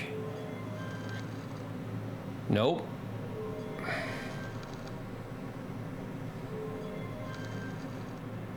No.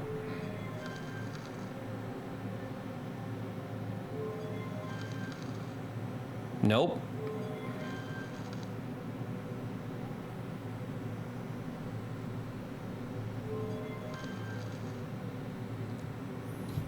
Okay.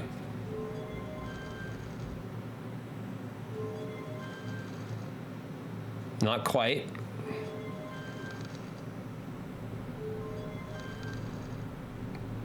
Ah, damn it. What is it about this timing that I'm not doing right?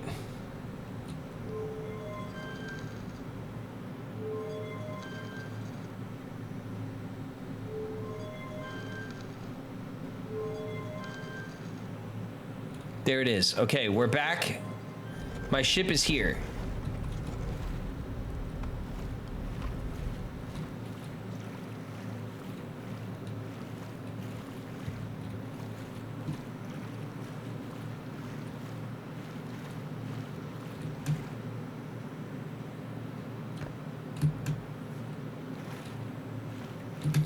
Oh, these little like microplanets are so cool.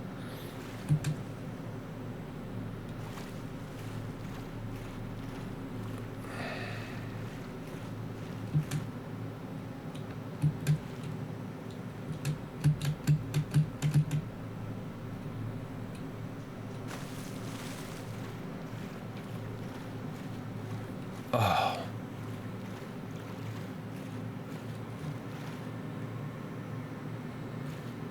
This, oh. Okay. If I have any chance of finding my ship, it's got to be on this version of the moon, because this is where I left it.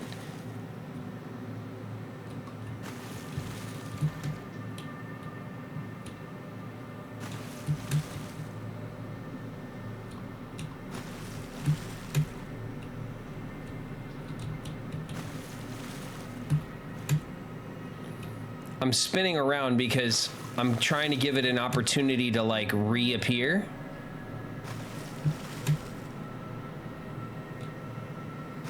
Okay, there's the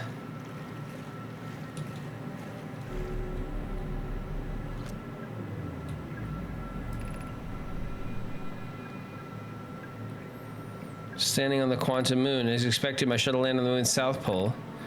Don't know why the quantum moon always welcomes its visitors at the South Pole, just that it's true. As a child, I consider such unknown sinister.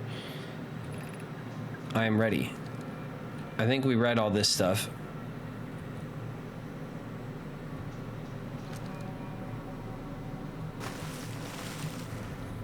So if this is the South Pole, we could just go in this direction until...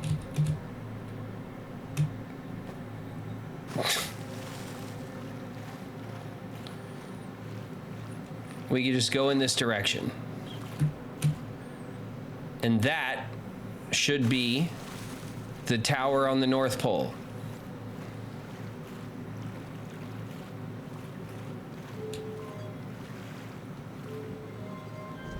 Tower on the North Pole, baby. Nope.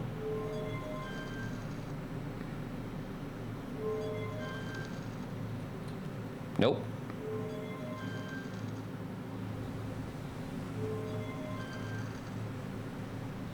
Nope.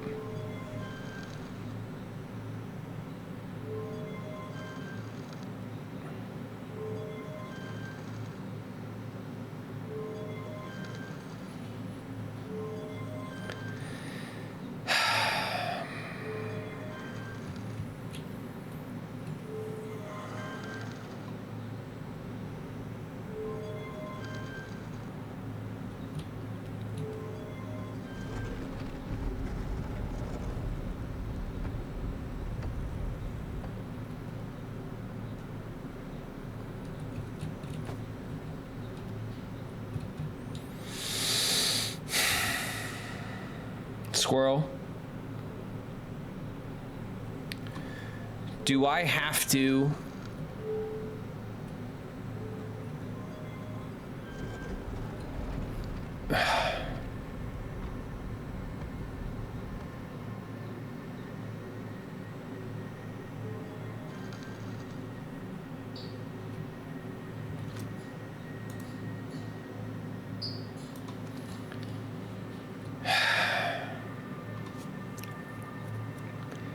meditate to the next loop. Damn it. Damn it. All for a silly mistake. We left our suit on. I hate it. I hate it. All right.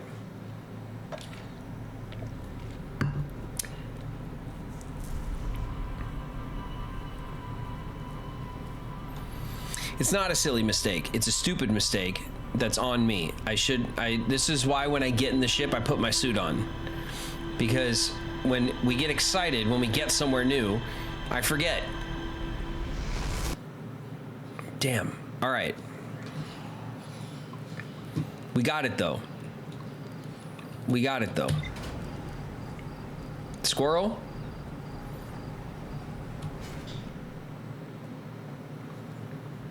I hope you're proud of me. Put on my damn suit.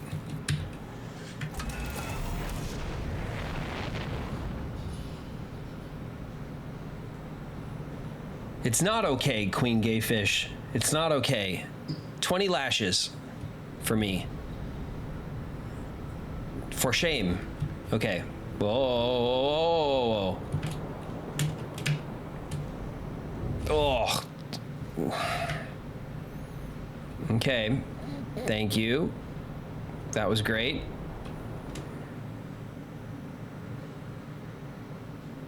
Is that the Idle Rock?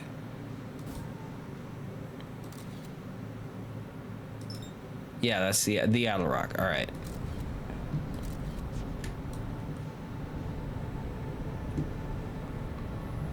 All right, where are you? It's gonna be over at Giant's Deep again, right? Where are you?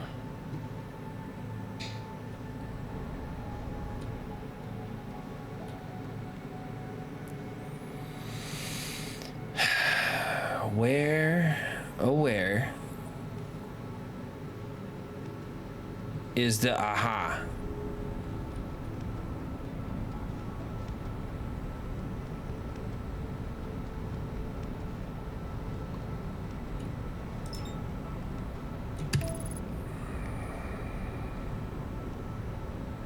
All right. No. Did I lose sight of it behind the planet?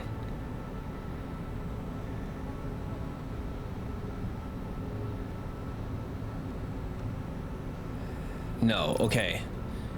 The game is not decided to be that aggressively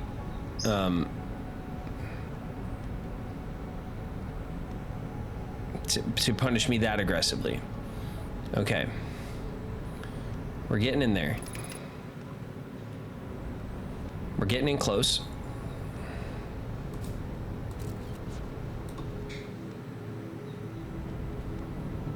We're getting in close. Come on.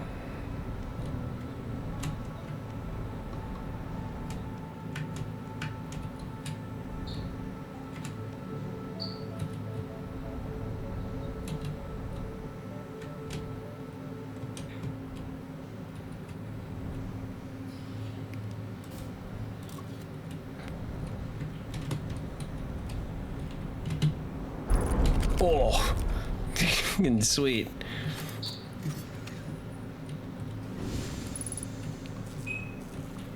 Landing gear is injured.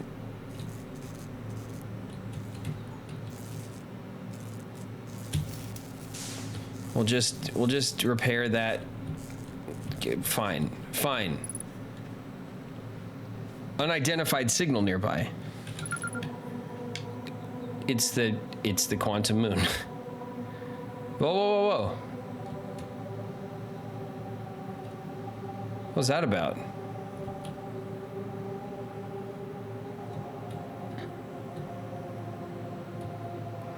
Okay.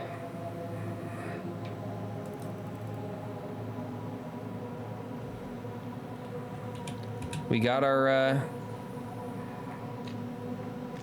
suit on.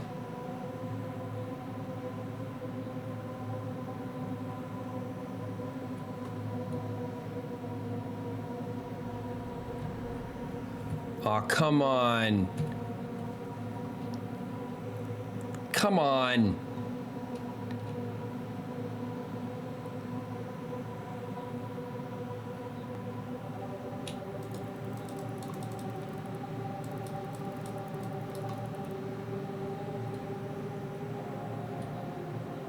Give me the tower. Just give me any tower. I need to swap planets. The North Pole is where that storm is that won't let us in. So we need to go to a different version of the quantum moon.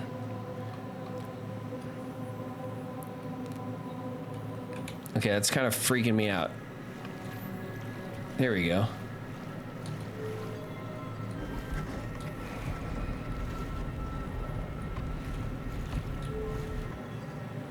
Privacy, please.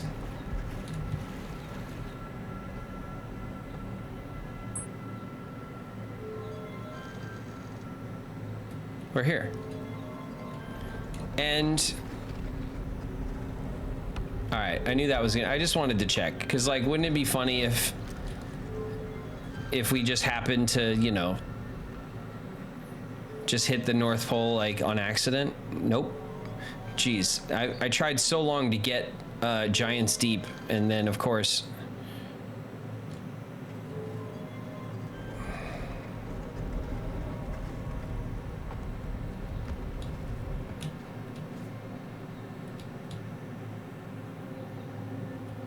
it's all sandy.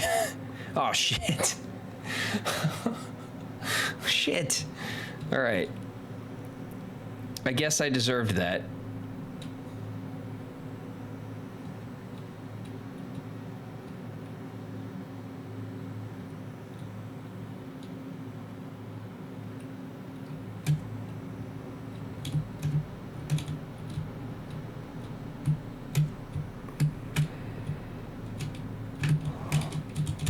No, no, no. No, no. No. I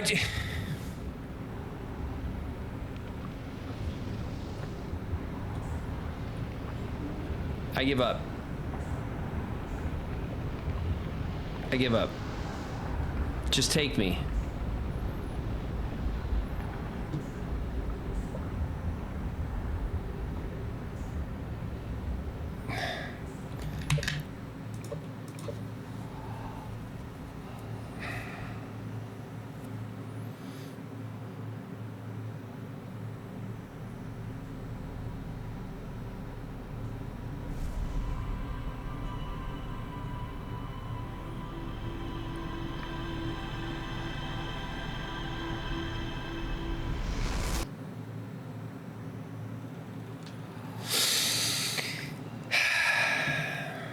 You know what we need?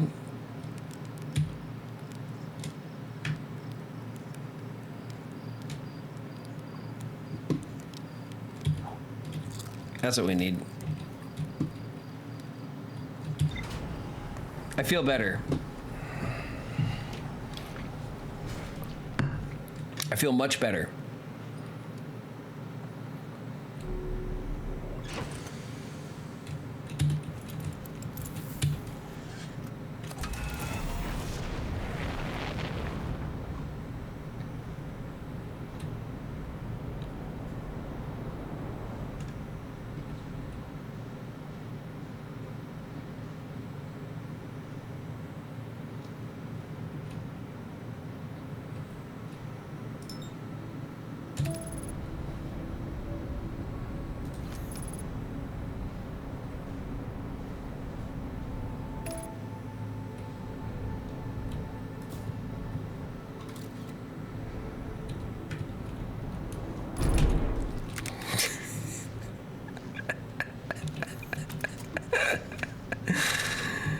Works every time.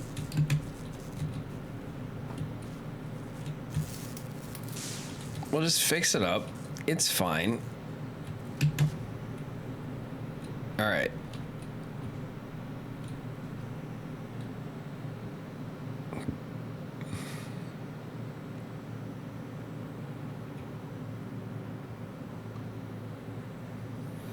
All right, I've learned my lesson. I'm not going, so I'm assuming that the moon on every single planet except one. Oh, that's going to be Brittle Hollow. Incoming. Fang Earl just raided with 26 viewers. What?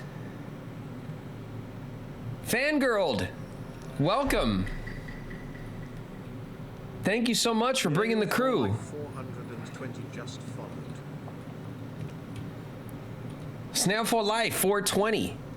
I hope you had a good holiday recently. Welcome. Thanks for the follow. What's up, everybody? What's going down? We're playing Outer Wilds. I have done it. I've finally done one of the things that has eluded me this whole time. I am on the quantum path.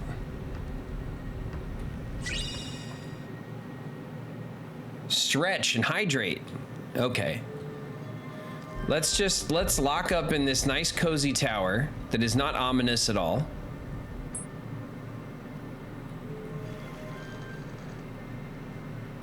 And we'll have a stretch. What's up? What's going down, everybody? I've never played this before. It's cool. It's cool. It's very unique. It is uniquely frustrating, but good. And there is no way I could explain to you what is happening right now because this game is such a trip.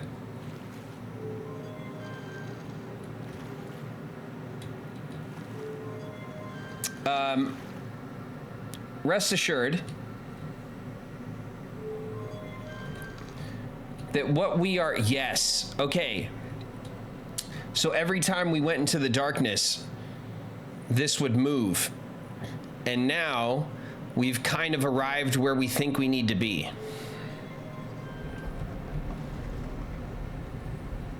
Actually, we're gonna wait. We're gonna hang out here for a minute. Okay? Because I got some people that are in some ads.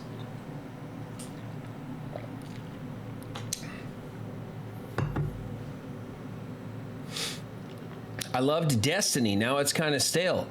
I never played Destiny.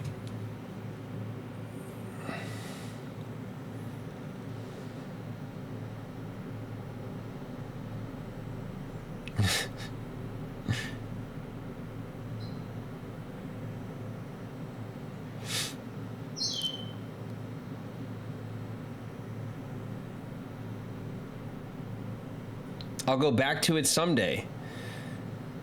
Destiny was one of those service games, right? That was really really big for that. It had its moment. It was pretty big and popular. I remember a lot of people talking about it for a while. First time chatter.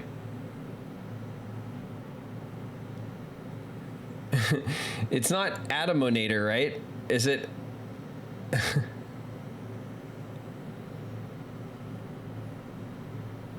I guess it is. Hello, a Dominator. What's up? Welcome to chat. No one knows how to pronounce it. It is a mystery to us all. Got ads. Yeah, sorry about that. You guys rated like right at the start of an ad break, but it's about to go out.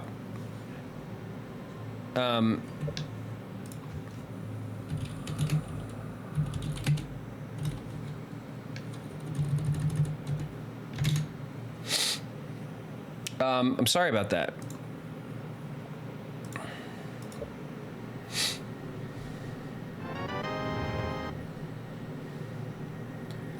Hey, Hash Brown, thank you for the gift.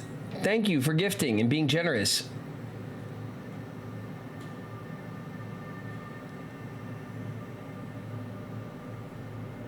Welcome to the sub club.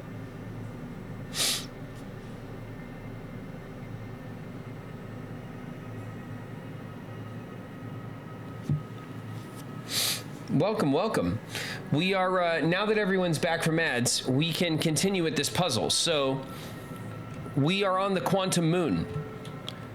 And I think, although I am not sure, that we were trying to place the quantum moon at Brittle Hollow. Hash Brown with another gift. Thank you. Thank you so much for gifting. So here's our tower. You want to see a magic trick? It's gone. Happens all the time around here. Now let's try to make our way to the North Pole.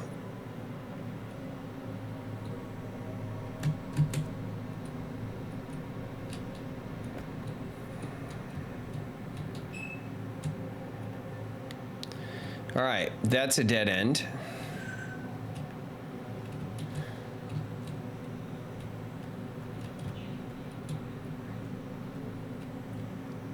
All right, that's not quite a tower at the North Pole, is it? Let's see if we can press our luck and move around this.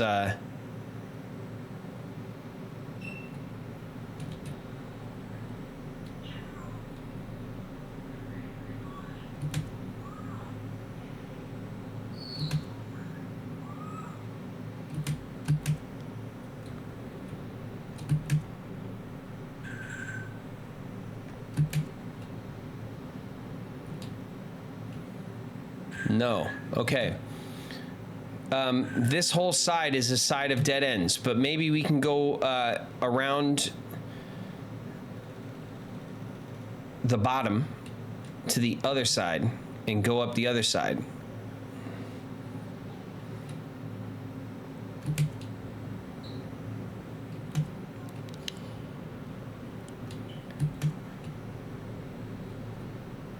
No. Okay, there is no clear path to the North Pole. So when the quantum moon, here we go. When the quantum moon is at Brittle Hollow, we can't get to the North Pole. When the quantum moon is at Giant's Deep, we can't get to the North Pole.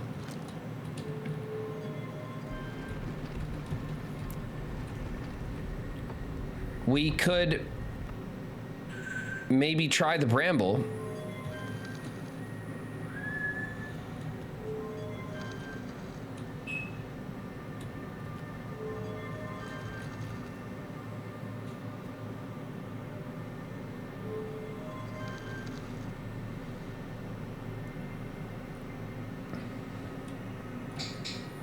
Let's try the Bramble.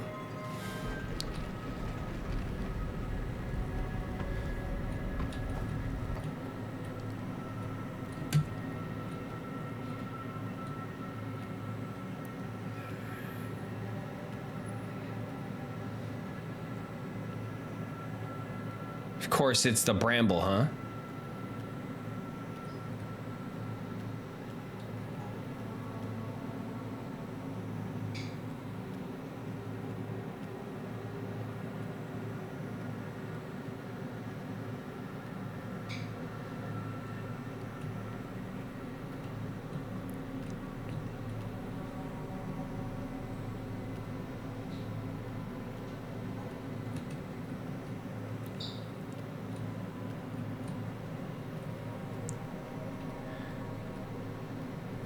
Is it not going to give me a path?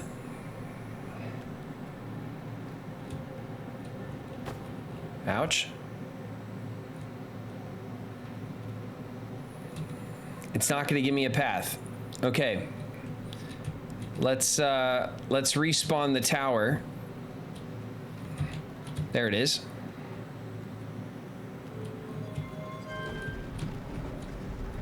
Okay. So if it's not the Bramble, it's not Giant's Deep, it's not, I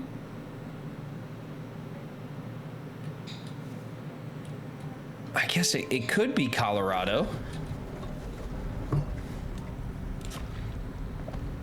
It could be Colorado.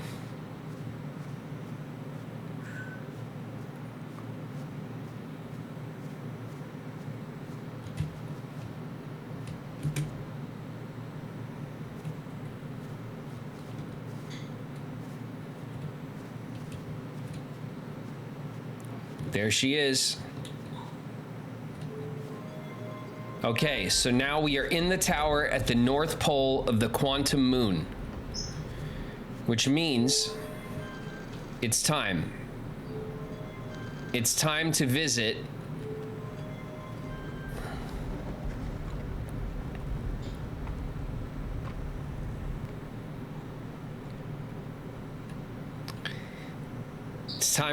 the eye of the universe. We made it. We're here. Squirrel? I hope I've made you proud. We did it. With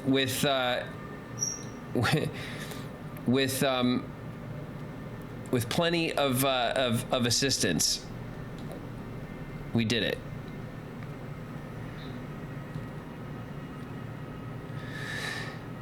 Everything about this game makes me feel uneasy. Okay.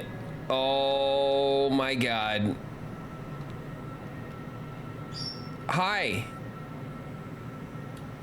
Hello, friend.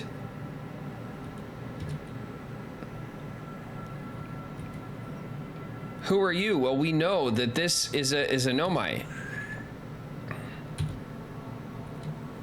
What?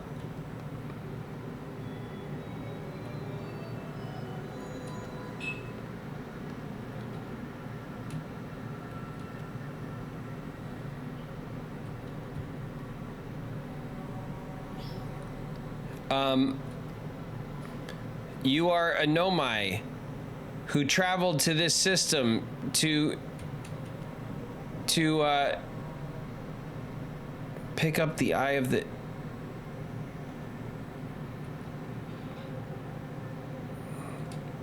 Pick up the U-stone.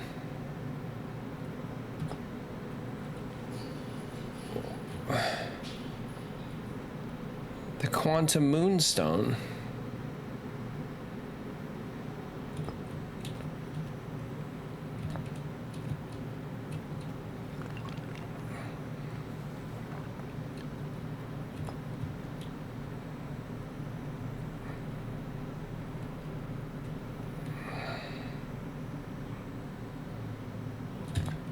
You and me.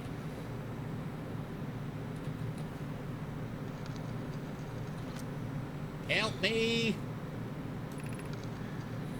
We do not have much connection, you and I. Still, this encounter feels special. I hope you won't mind if I think of you as a friend. Aw.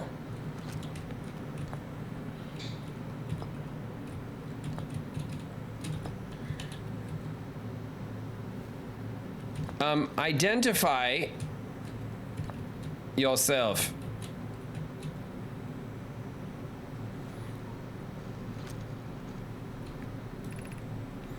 I am Solanum, a Nomai. My clan arrived in this star system before my birth, and we now call it home.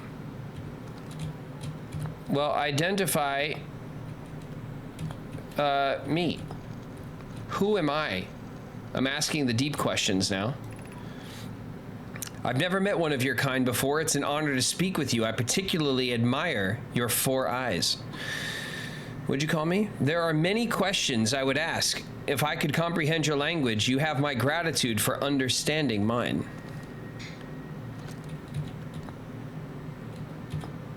Identify the quantum moon, please.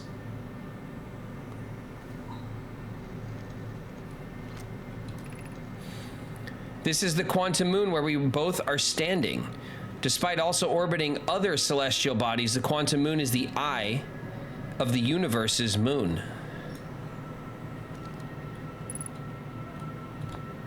Excellent. Identify the eye of the universe, please.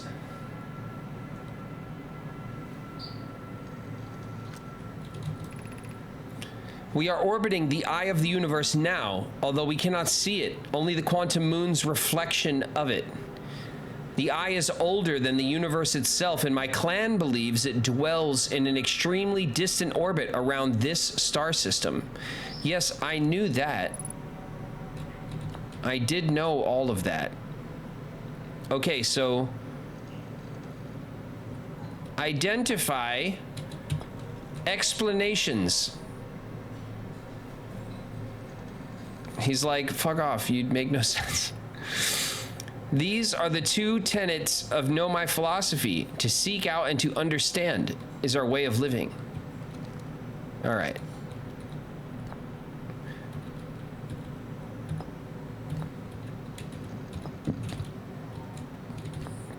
Explain. Explain yourself.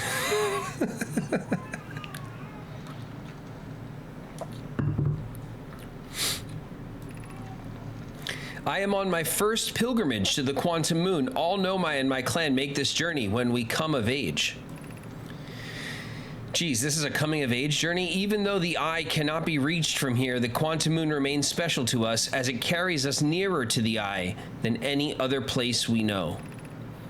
I've journeyed here to be close to the eye. While the eye is obscured from our sight, we can see the quantum moon's reflection of the eye in the sky above us.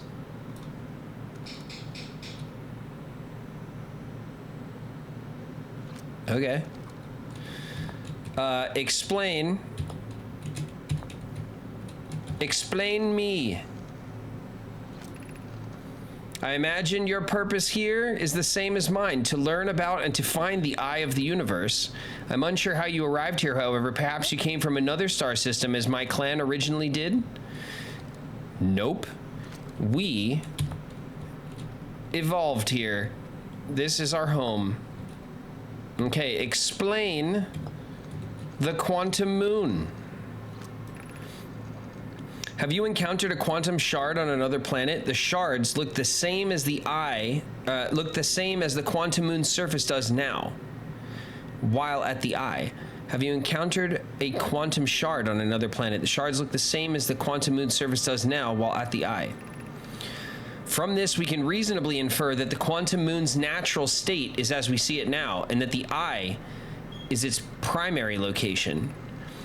Given the quantum moon is the eye's moon, it's likely that any characteristics the moon exhibits are also exhibited by the eye itself. The quantum moon and its shards, for instance, are quantum, thus the eye is likely also quantum. In fact, this moon is probably quantum because its proximity to the eye made it quantum. The same way the areas surrounding quantum shards that landed on other planets eventually became quantum too. Okay, quantum. All right, just explain to me the eye, please. Explain it all. There is fundamental uncertainty throughout the universe. Normally, this uncertainty is only observable on a very small scale. As one approaches the eye, however, that uncertainty grows enormously.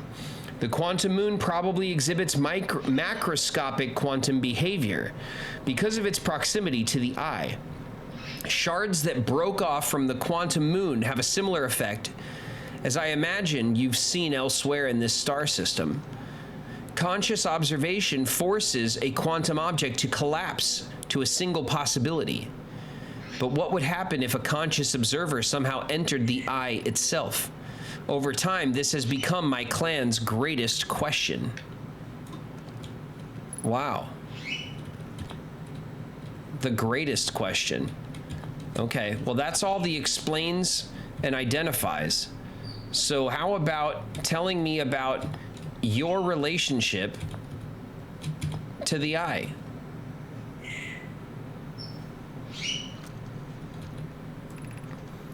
Many in my clan have believed the eye called to us for a particular purpose. When I was a child, I used to believe that the eye was malevolent, to have lured my clan to this star system only to then vanish from them so completely. But I don't fear the eye anymore. In fact, it became my fondest hope to see the eye itself someday. But I fear this may be beyond my reach. You may think I'm strange, but I have a hypothesis that I may not be entirely alive. Perhaps my journey has reached its end.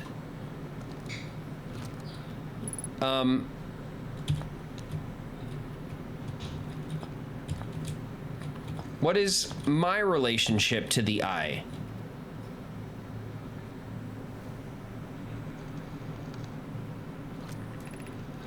Suppose you can reach the eye of the universe.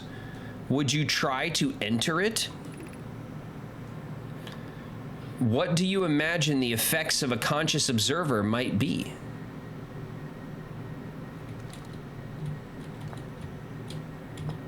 Don't answer my questions with questions, all right?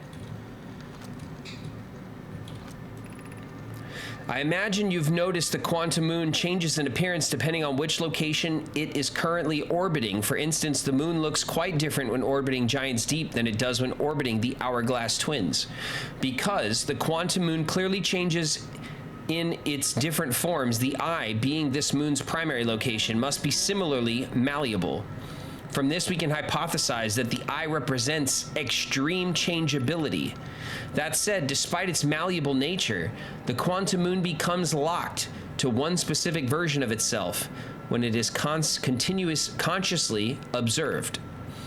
But what would happen if a conscious observer were to enter the eye? I don't know. Where are we going to find out? Are we going to find out? All right, that's all of the eye business.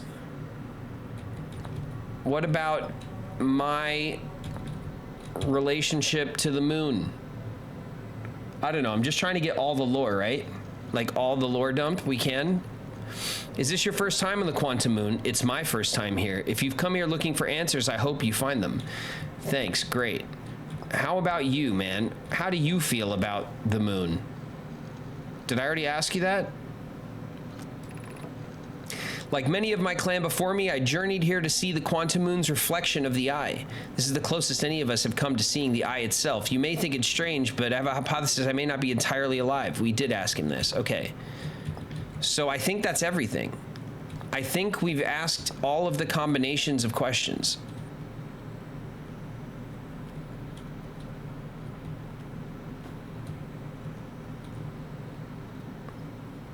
Haha. What is that? Is that mine? That's not mine. That must be his, right?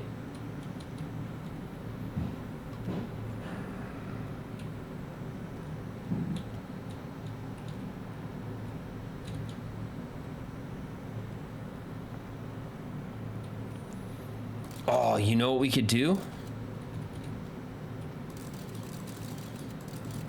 Oh, that is mine. You know what? Pow! Emergency scout recall activated. No. Emergency scout recall. Okay, so it doesn't let me. Oh, I thought maybe we could just get some eye pictures. We could poke the eye out with our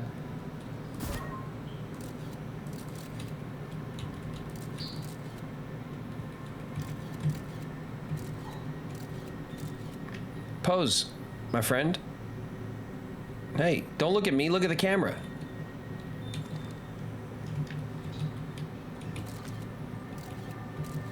This guy's terrible at taking pictures. All right.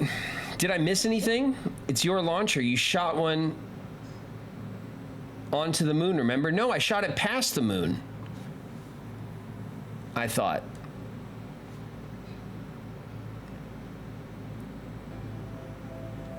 All right, this is the end of the cycle. But I think we got all of the lore. I think I did all the combinations of tablets. All right, it was nice knowing you, bud. You're about to die. I'm about to die.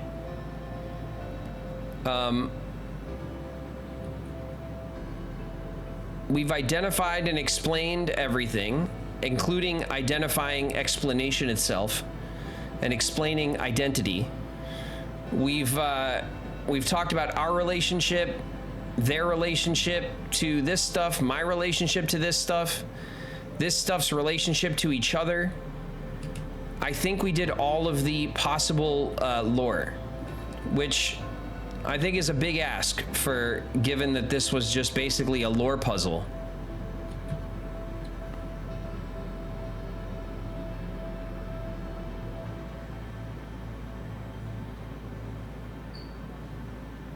In a previous cycle. Yeah, but that stuff doesn't carry over. Or does it?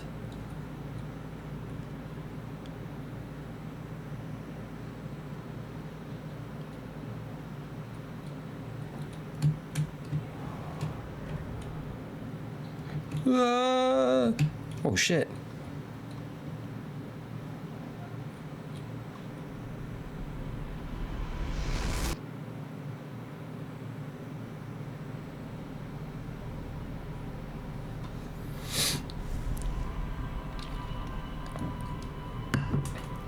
Damn. Well, we learned a lot of stuff, kinda. We met a Nomai. That was like, I feel like, you know, in this universe, that's like meeting one of the Beatles or something. We met like a mythical alien. An all-knowing mythical creatures, like meeting a unicorn.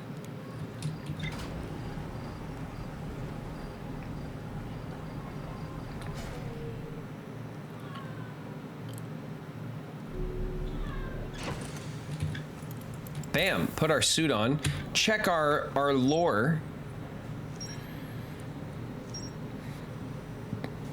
Take that, lore.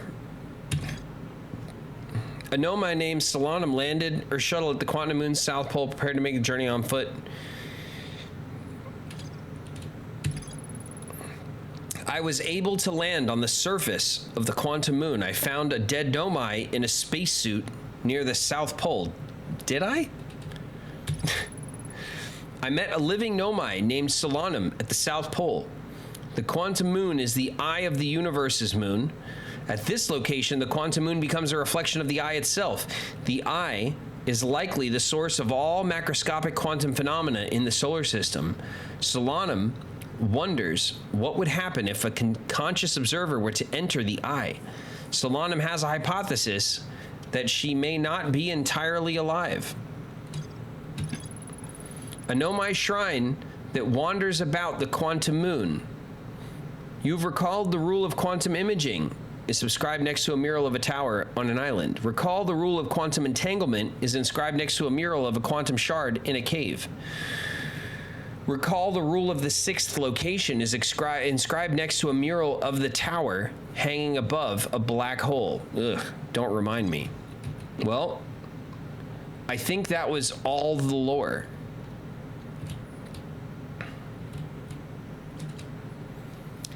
So they're saying, they keep suggesting that a conscious observer should get to the eye. So we know how to get to the moon and bring the moon to the eye. I tried like just flying up there myself. And I tried sending my my scout camera. Both did not work. It just put us back on the moon. You may have not noticed the corpse. No, I didn't. I did not.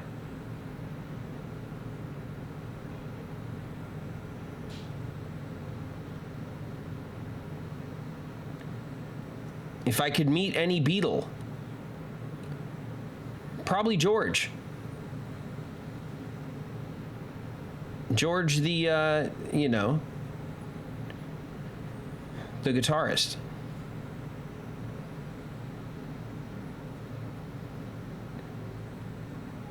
I mean, John's an easy answer too, obviously. I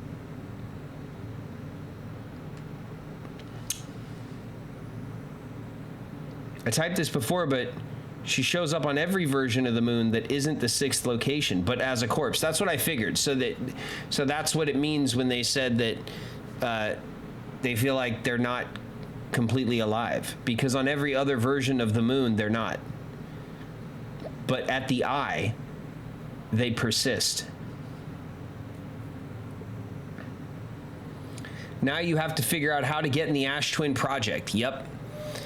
This is the big one. It's the one in the middle, which means it's important. The central chamber inside Ash Twin was physically sealed off by an immensely thick protective shell.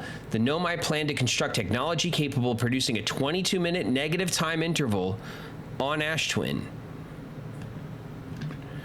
Every memory recorded by a Nomai statue is transmitted to a corresponding storage unit within Ash Twin. An advanced warp core was approved for installation in the central chamber of Ash Twin. And the central chamber of Ash Twin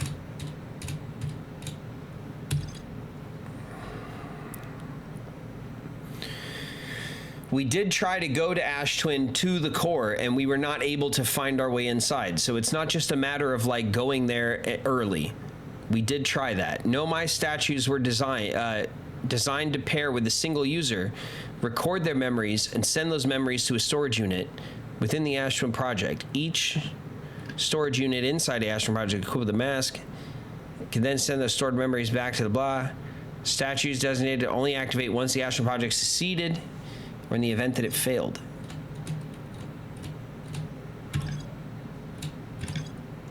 Nomai successfully reproduced the temporal anomaly first observed at the White Hole Station.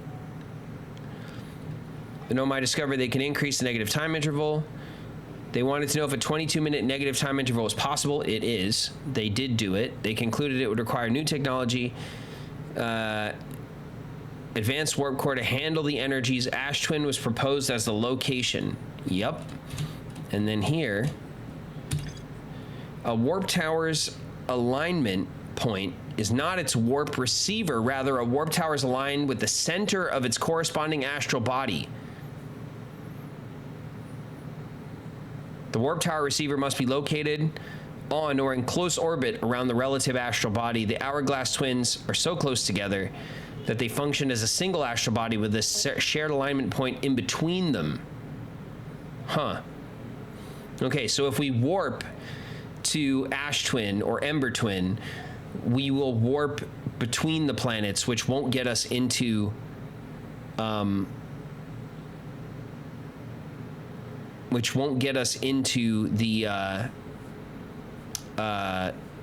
core of Ash Twin, where we're trying to go.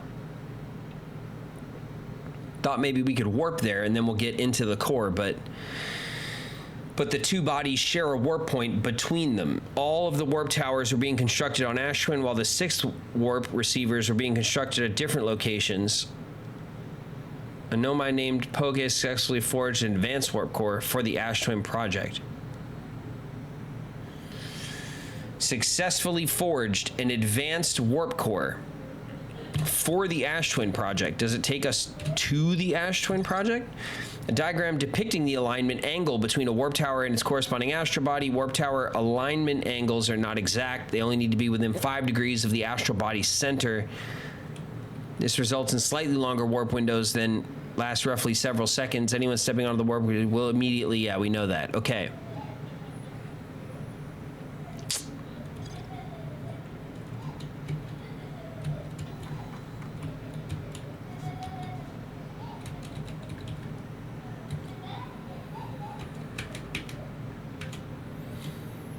The volcanic testing site, the mines, alignment angle diagram, the black hole forge, pain in the ass that was.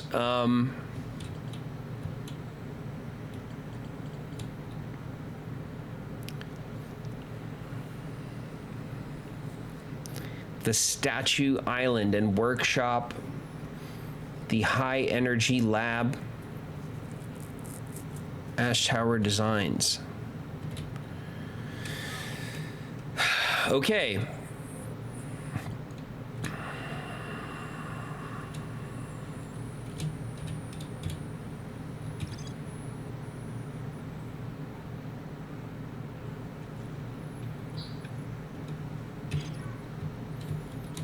I don't know.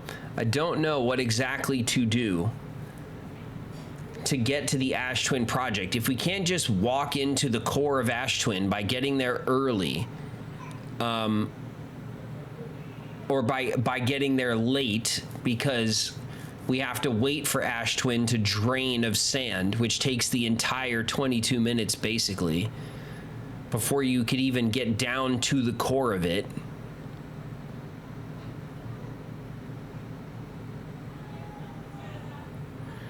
Unless there's like some, I don't know what, some, you know, cave or tunnel or something. Other than that, the only other way that we could hypothetically get into the core is to warp there. Ash Twin is home to all of the warp towers that go every damn where. Several large Nomai towers form a ring around Ash Twin's equator. The Whitehole station was used as a model for the towers built for the Ash Twin project. The Sun Station was designed to make the sun go supernova. Thanks for that. The Nomai fired the Sun Station, but it had no effect on the sun. They concluded the Sun Station could never cause the sun to go supernova. After the failure of the Sun Station, the Nomai took a break to investigate the newly arrived comet. And according to a Nomai computer, our sun has reached the end of its natural life cycle. So it's going to go supernova anyway in 20 minutes.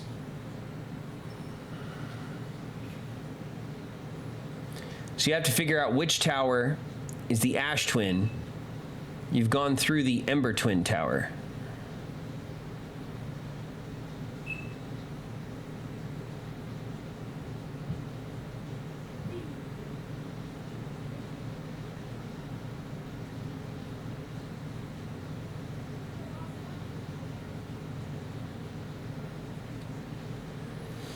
If you count your first loop as constant, yeah, we are stuck in a loop, but time has persisted, and then we have gone back. We are stuck in the loop, as is Gabbro, who is just stoned, basically, on, what is he, on the Deep Planet? What's it called? Giant's Deep? All right. Let's stop staring at this, because it ain't gonna help. It ain't gonna help staring at it. RIP to the universe. Well, you know, if another universe dies, does it make a sound? The age-old philosophical conundrum.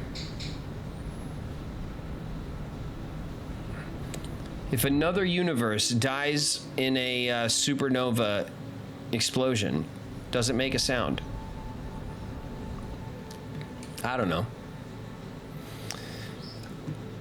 Probably. What are we doing? We're going to Ash Twin. Let's focus, everybody. Focus, please. Class, everybody, pay attention. All right, we're gonna go over there. Probably for them.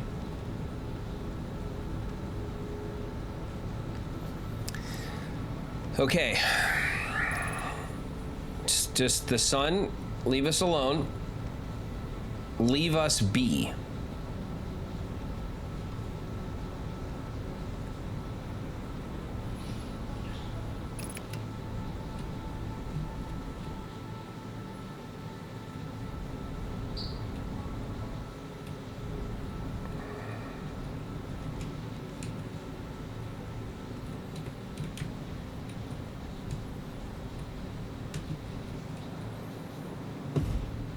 Sit.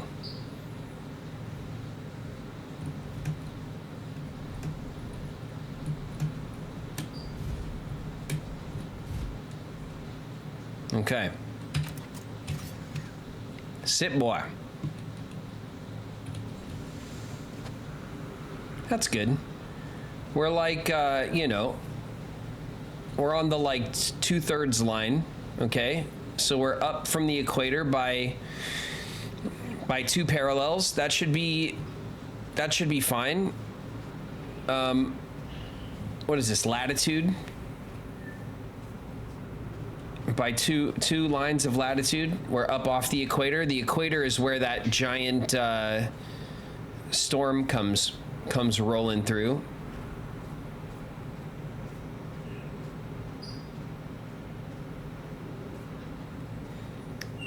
Is it okay if I chew gum in here? As long as you're not snapping your gum, okay? I don't want to hear it. If I don't hear it, then, you know, then we're cool. I'm a cool teach. All right? Out of sight, out of mind. Trickster Goddess.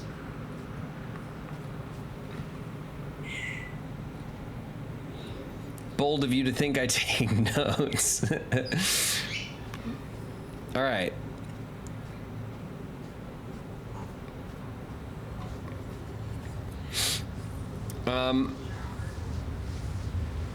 Let's start uncovering, please.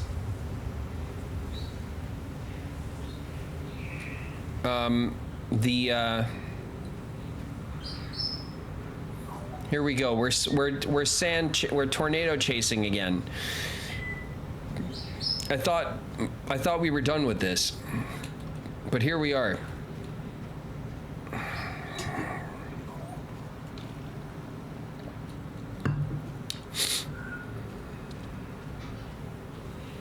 I'm sure that tower is here somewhere.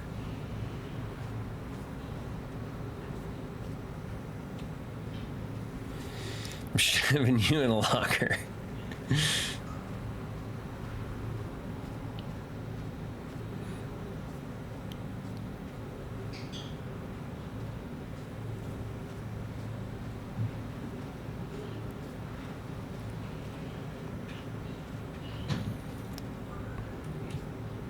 Let's go. What is taking so long? For the towers to start coming out. What's going on?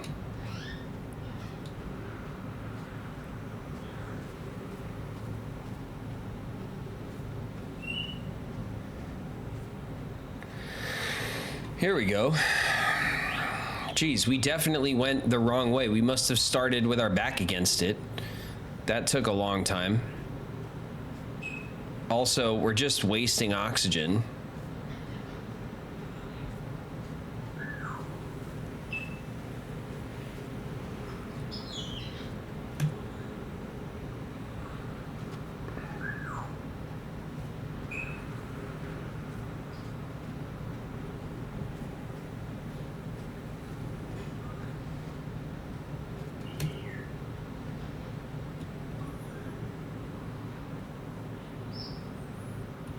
Was this like the two towers supposed to be the twins?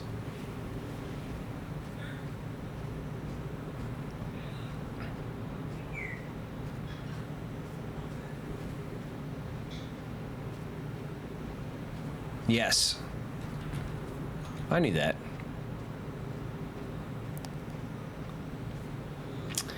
I knew that. Let's, on our next ring around the rosy, let's go back to our ship because we're just wasting oxygen walking around.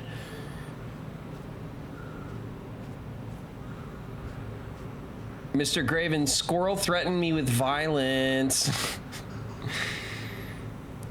TG, squirrel, do I have to separate you two?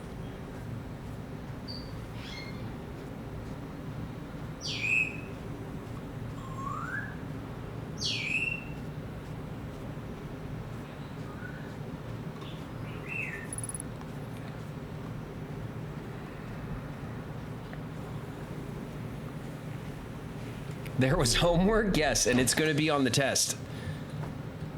Okay, I can only remind you guys so many times about the homework, okay? It's your responsibility.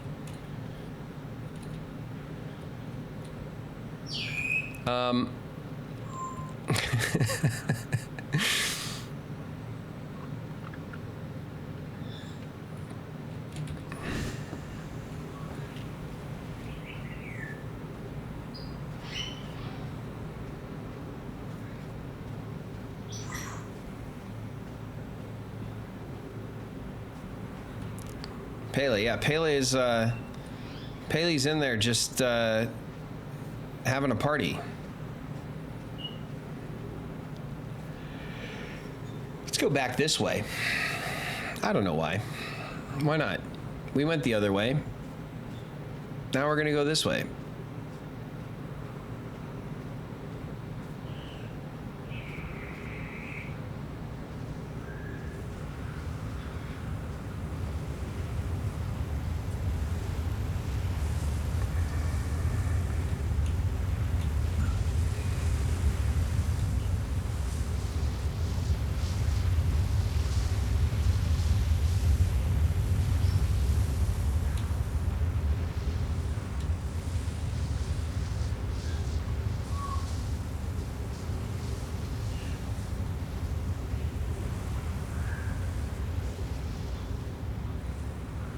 Oh, why am I tripping? I want to go to the stupid. I want to go to the Twins Tower.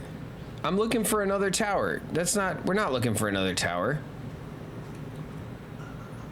There's cactus on this tower. It's the cactus tower.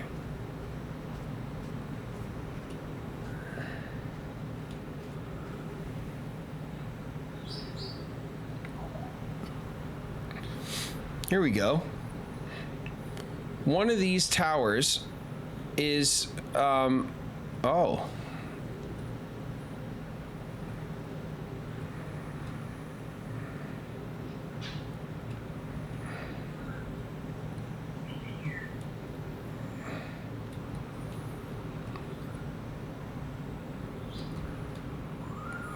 Well, shit, which one is it? Is it the broken, crumbling one? We're going for it.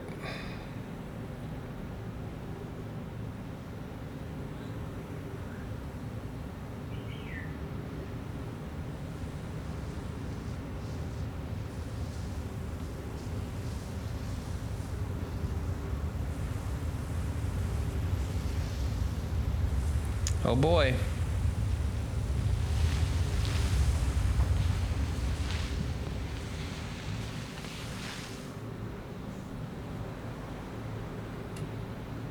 That was not good. That was not good at all.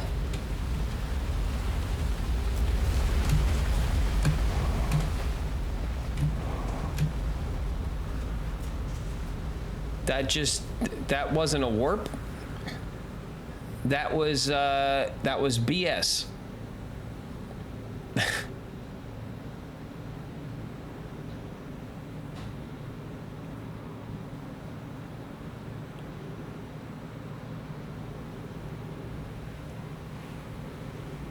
You didn't die though, yeah, but I might as well have, because now how do I get back to the other planet now? You know? Ugh.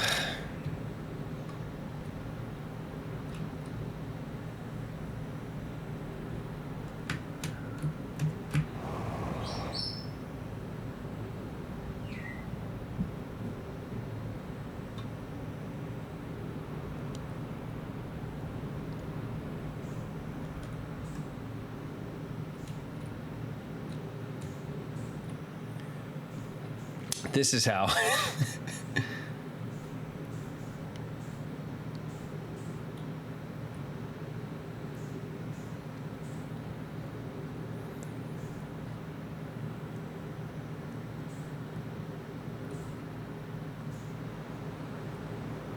No! No!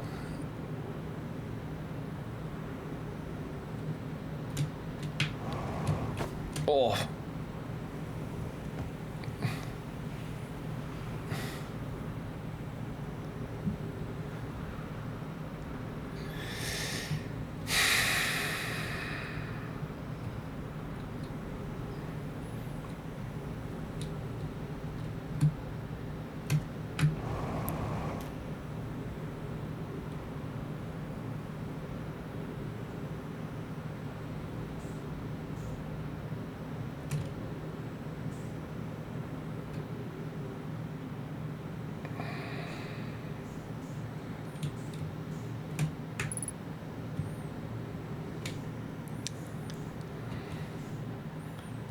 It's definitely not.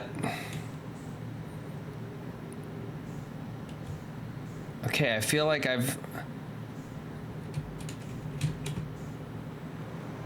Okay. Okay. Come on.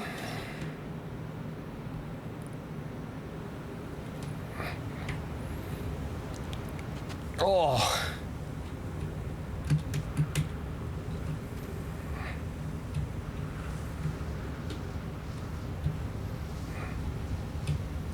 What the hell? Oh, there we go. I shifted my hands on the keyboard, and I was wondering why, like, I was trying to go up, but I was going, like, to the side.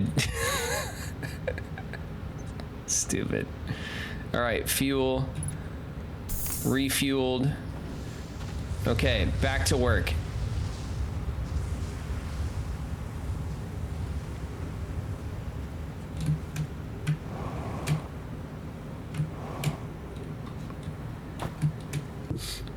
Sorry about that. Okay, that's not the tower. This is not the tower either.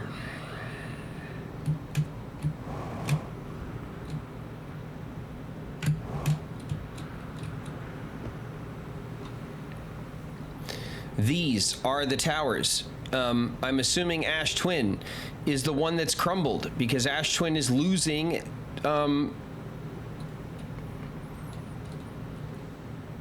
losing Ash.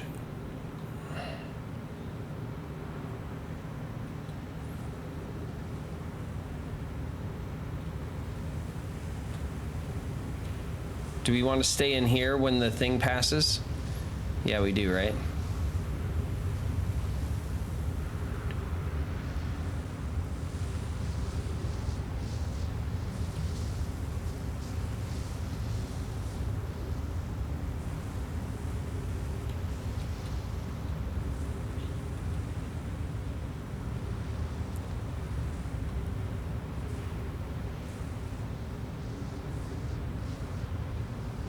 Yeah, Grow, I got it. I got all of it.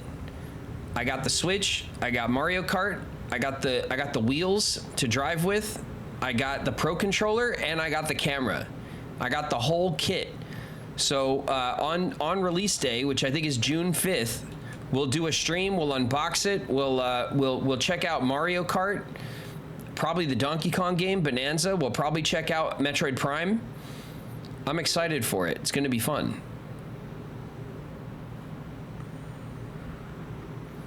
The Mario stream, yeah, I'm excited for it too. All right. Ugh.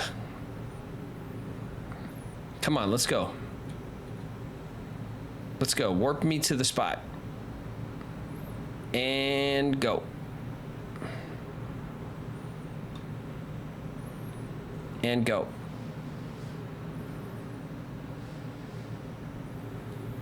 Yeah, I heard that the amiibo didn't go live and a bunch of people were pissed about it. I mean, I'm sure it will, but like now, no one, it'll probably just go up randomly, right? And then everyone will be mad because it'll disappear immediately and no one will be ready for it. Except the bots.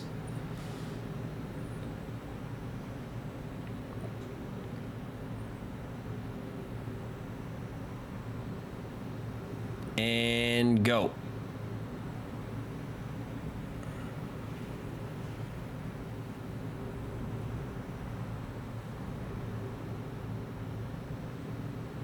And go.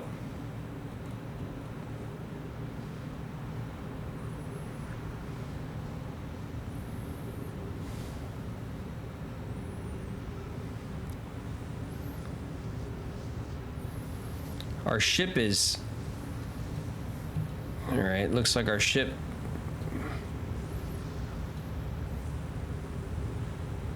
And go. Oh, no, no, no, no. God damn it. No.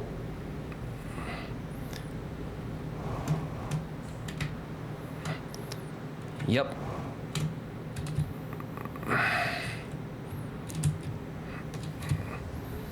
Come on. Don't do that to me again. Don't do it to me again.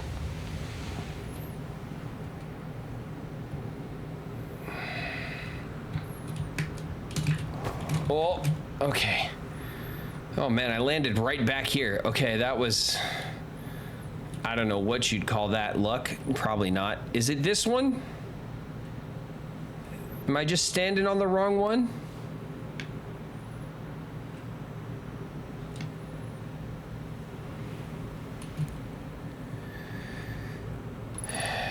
You were correct on the tower. Okay. Yeah, I mean, it's... We're just waiting for whatever, like, weird alignment to hit.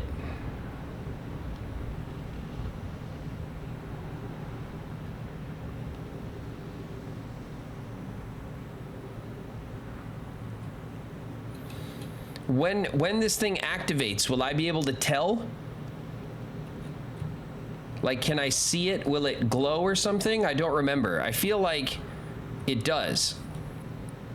So that maybe I can like hang out here until, because I have a few seconds when it's ready.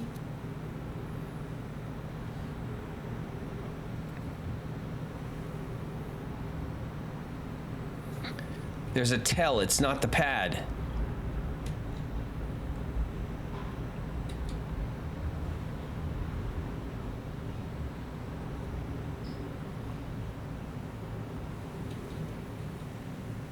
Well, that's not good, because now I have to stand here.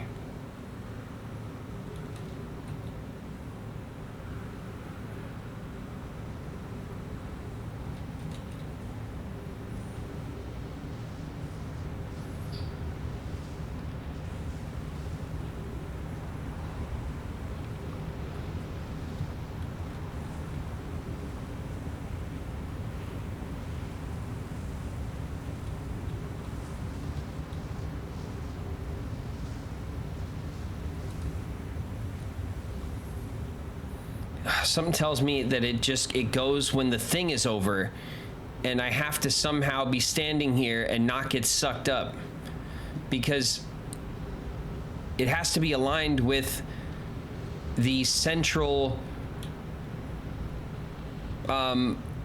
with the center of mass of the system. 60 seconds of oxygen. Ship. Is my ship on this other planet? Yeah. Great. Where are the nearest trees? We're out of time anyway. Damn it. We're out of time anyway. All right. Oh my God, that is horrifying.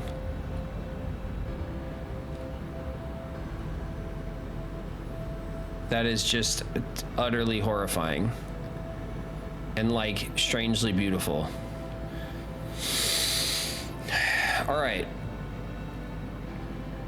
I blew it.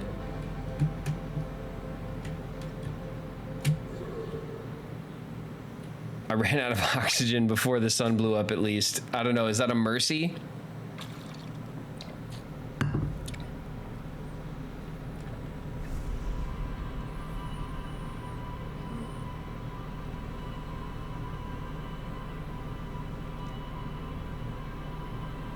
Yeah, it's...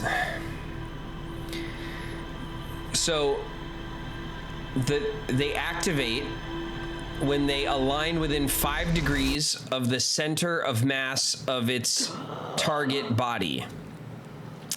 The target body of the twins is between the twins, but between the twins is the tornado. So that means that it should activate while the tornado is going off, which is great, except the tornado picks me up off the damn receiver. Or teleporter, not receiver, but the opposite of receiver.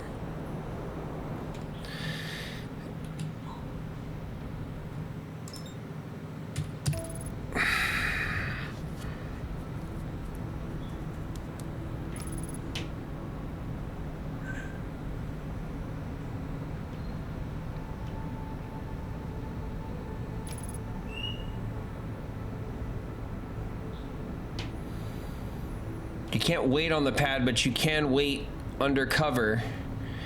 Yeah, so we just run out and try to hit the pad. I mean, I haven't tried it, so that's what we're trying, I guess.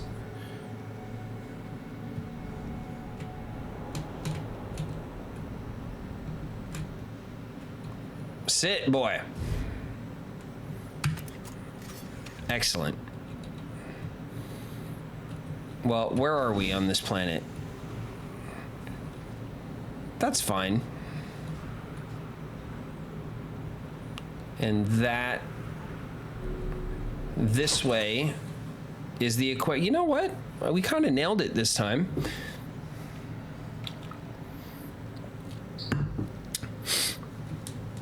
All right, listen, we got a few minutes to kill.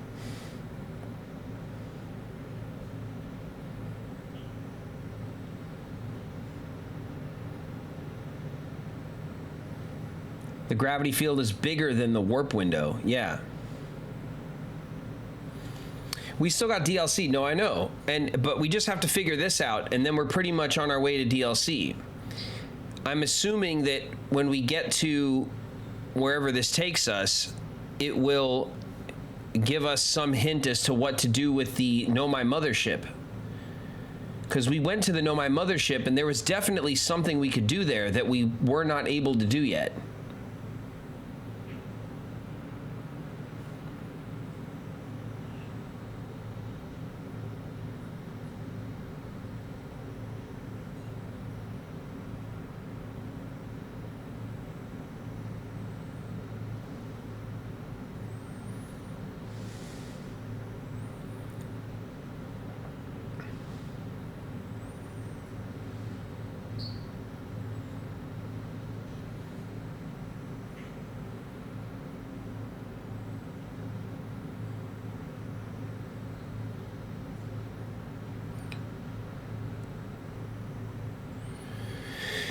We need to give it a few minutes. We need to give it a few minutes, let the towers kind of come out from the sand. We're sitting in the ship because if we stand and wait by the tower, we're just wasting our oxygen. So we can hang out in the ship for a minute.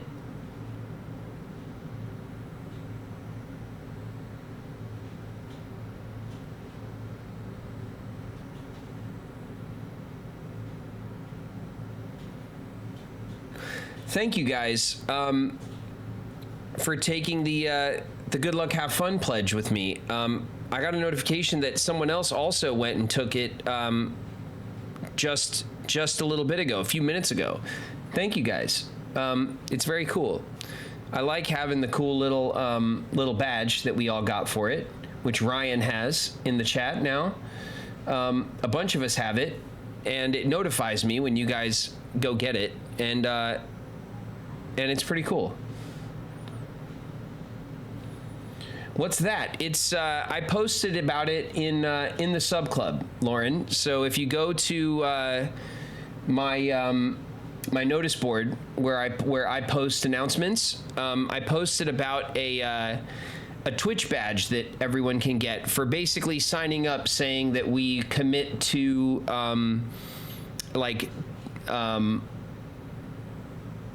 an inclusive stream that will use the platform to be inclusive to all gamers, which I think is something that fits our community really very nicely. And if you sign up for the pledge, you get a little badge. I got the little badge on my name. You see Ryan Caleb Smith has got it there in the chat. Spooky's got one as well. So there's a link. It's over in the sub club. I posted the link, and if you follow that link and sign up, our community basically gets like, I don't know, points or something. It's like tracked that our community, which they track through the link, has signed up to be inclusive, which I think we already are. So it's kind of a no-brainer for our community. But we get a cool little Twitch badge for it. All right.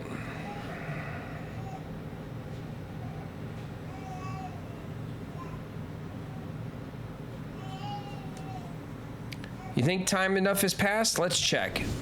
I'm tired of standing around this rock.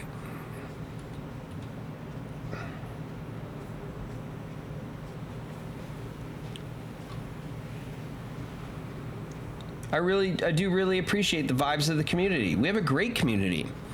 It's been awesome. I did not know what to expect. And I certainly didn't think that it would be as like active and involved as it is. And it has been a very pleasant surprise.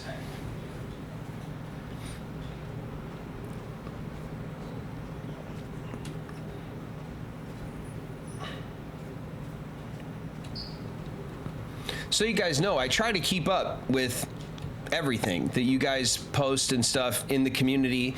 I don't respond to everything because it's a lot of stuff, but I do. Everything comes through my phone, and I do like kind of go over as much of it as I can. To what? This cactus? Are you kidding me? Okay, we are here as early as possible. The cactus tried to attack us.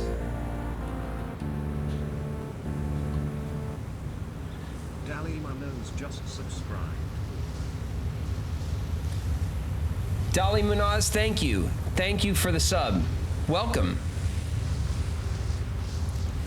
Give it to me, yes.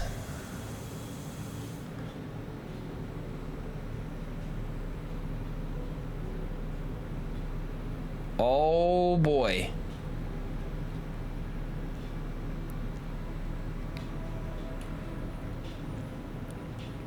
We are in the core, and we're in another one of these circular environments. That's cool that the DLC is like based on this. 14 minutes until the end of cycle transmission.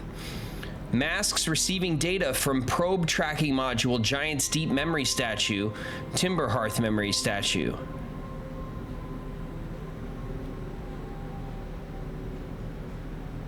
The Timberhearth memory statue is us. The Giant's Deep one must be our boy, who also is in our loop. 8 minutes, 19 seconds ago, received data from previous cycles. Okay, this is tracking our loops.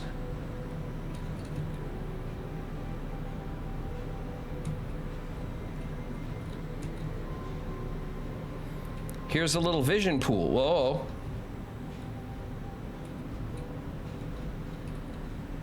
One of these that are activated must be ours.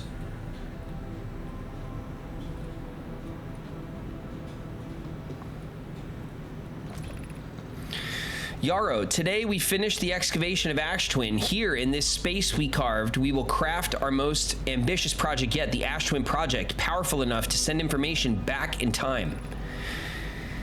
Coleus, we've also finished relocating all subterranean plants we met while digging.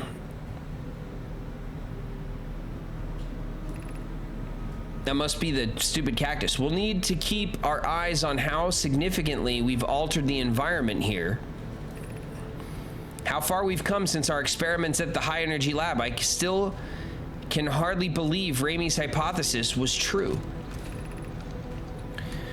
Yarrow, Poke just sent the warp core for the final tower to us from the Black Hole Forge. Now Ashwin can be connected with Giant's Deep, where Cassava is working with the Avens to craft the orbital probe cannon, and where Phlox is sculpting the memory statues. It's putting it all together now. Cassava, hypothesis. It was not by accident the core of our warp tower was the last to be forged. Poke, hypothesis. The cores could have been forged faster if Cassava had interrupted my work less frequently to ask for updates. Yarrow, the important point is we are all connected through Ash Twin now, and also that I'm no longer needed for mediating your disagreements.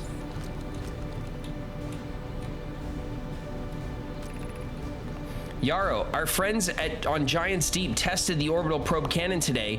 Malo tells me the cannon is doing well and that Avens advocated for more launch power. If anyone can coax the maximum power from a device, Avens can.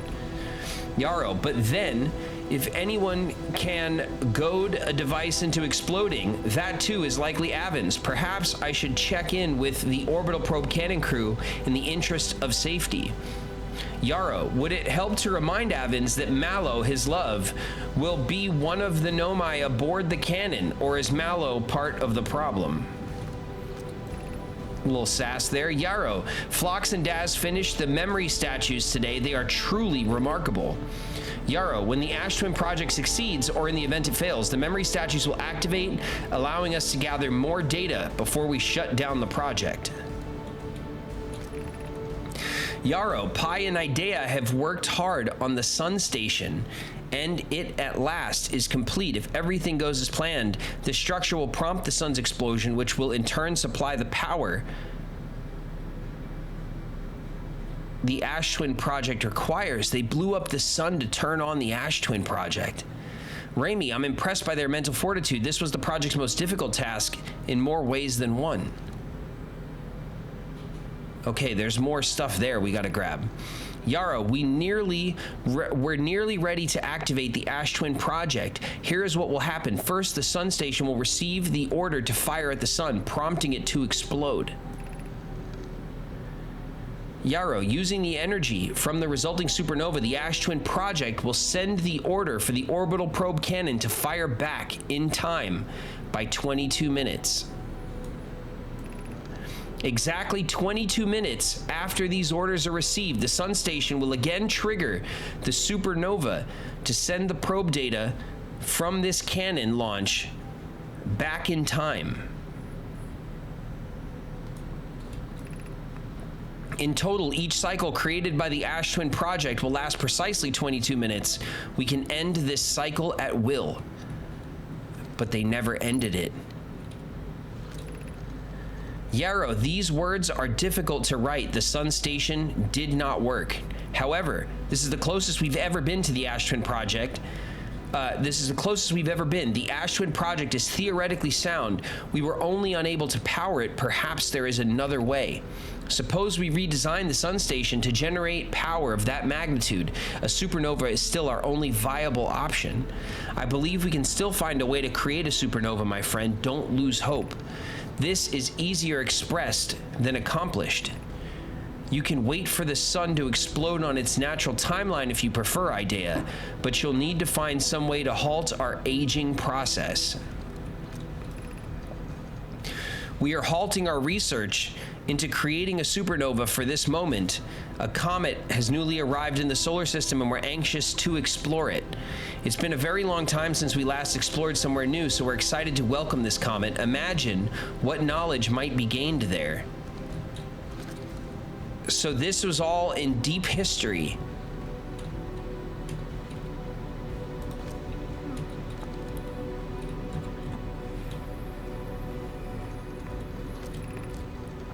I've installed the masks inside the Ash Twin Project, Phlox. They look beautiful, although I do feel as though I'm being observed. Raimi, it's comforting to know that the statues will not pair until the project succeeds. Otherwise, I imagine the experience would be hard to endure. Ideally, they only need to activate once the project succeeds as a safety measure. However, the statues will also activate in the event of equipment failure. They will? Why is that? If anything goes wrong with the Ash Twin Project, the statues and their masks will make us aware of the situation and enable us to fix it. Otherwise, it would be possible for us to remain permanently unaware of the problem. I hadn't thought of that. What a profoundly horrific fate that would be. Which is my fate.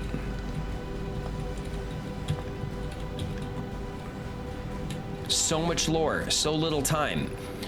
Yarrow, my gratitude for the latest shipment. Oeno. This ore should be the last we'll need for the Ash Twin Project.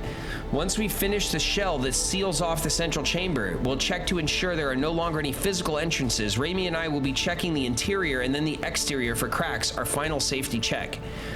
This is exciting news. Can I offer an extra set of eyes for the final check, specifically mine? If my work here is complete, I'd be delighted to help. Yarrow, we'd be grateful if you would. The more eyes, the better, and the smallest flaw or opening in the shell that protects the Ash Twin Project could lead to disaster.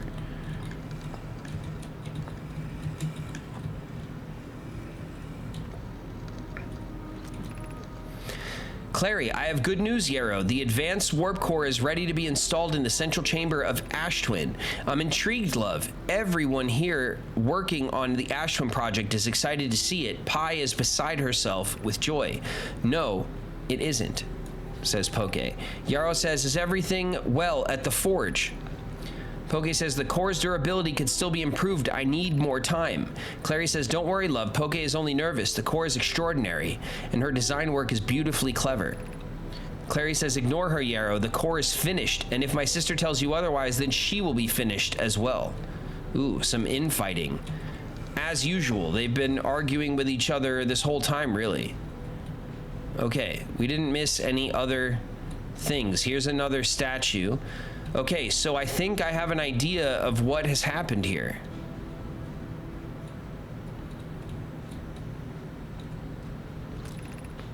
Artificial gravity control. Oh shit, we could turn it off.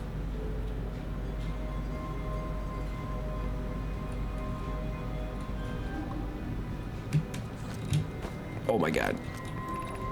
Warning, removing the core will disable the Ash Twin project. You're about to access the core while the Ash Twin project is active.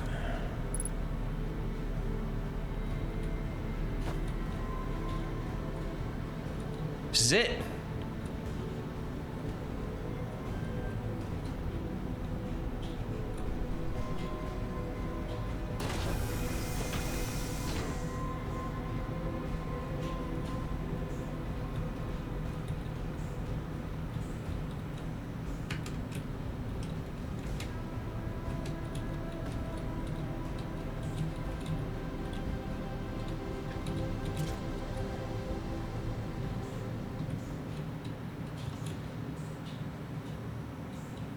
We took out the core.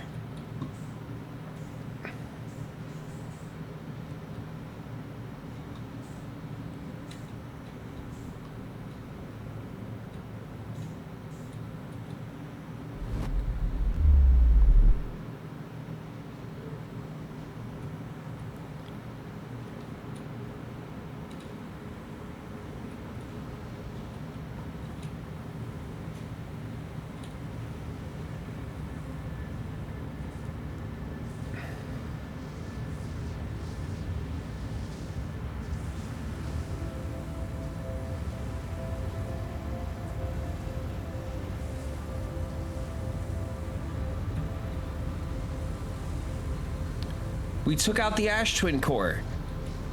So everything's gonna be fine, right?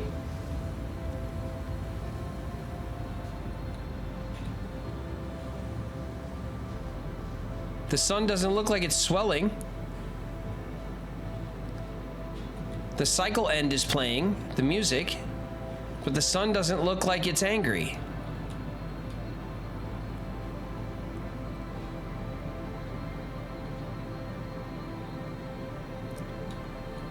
Death is for real now.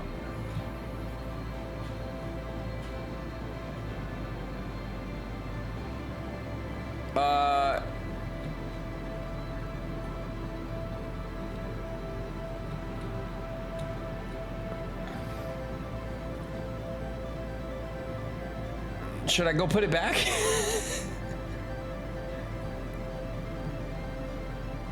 It's kind of too late to go put it back.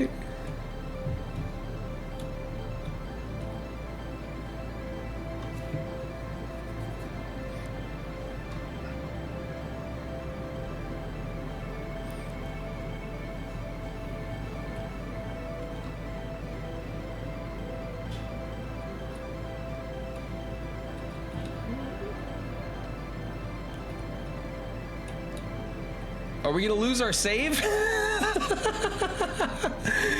No!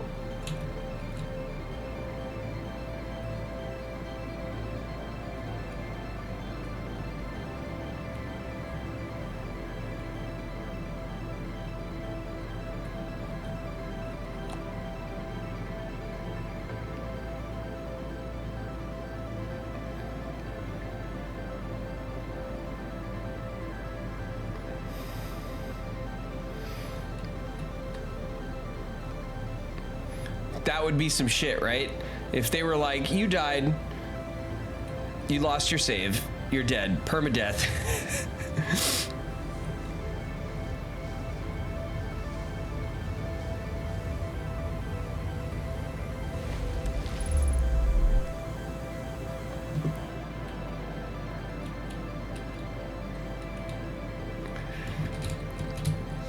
No.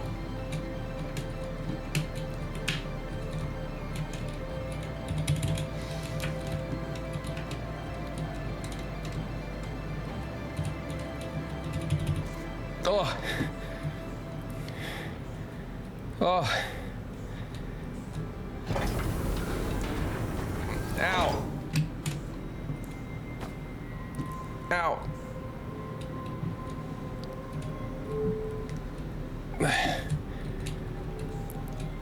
I'm gonna turn this off. No. No. No. Please, I'm sorry. I'm sorry. Okay. Okay. I put it back.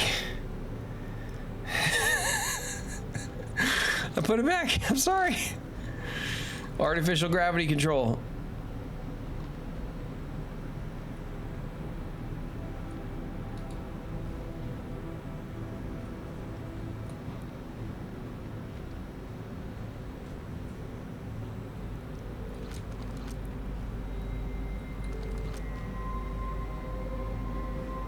Six minutes. Oh, okay. The music was just giving me like, it was just making me panic.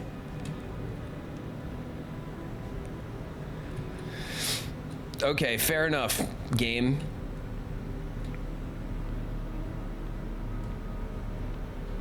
Okay, so wait a minute. What I think is happening is, oh, look at the map. The map, we're just like going nuts on the map. Around and around we go. In the core. Okay, so what seems to, what I'm interpreting as being happening is that these aliens in the deep past have set up this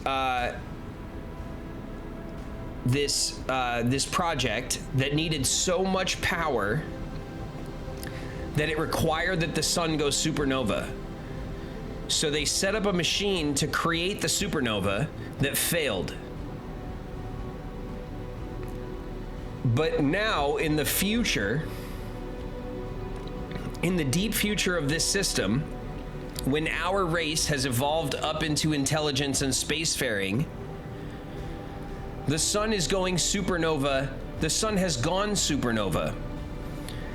And when that happened, these ancient artifacts of this race, like the machine that they built and left, turned on, because then it was powered by the supernova that happened at the end of the sun's natural life cycle. So our race that has developed late in the lifespan of this star system got caught up in this powerful ancient machine that turned on when the sun went supernova and forced myself and one other guy from my race into this 22-minute loop that they set up as a failsafe.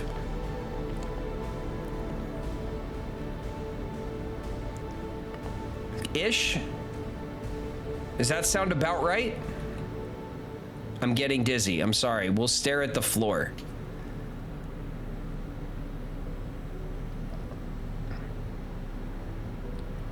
They set it up as a way to observe the information from the orbital space probe. Yeah, but it's more than that, because they need the supernova to turn on the machine, but the supernova will kill everything. So if the supernova happens and then the machine kicks back 22 minutes, they can power the machine but also survive the supernova by riding back in time, right? And then their machine is on. Yes. But then what? Like, so now what are they doing?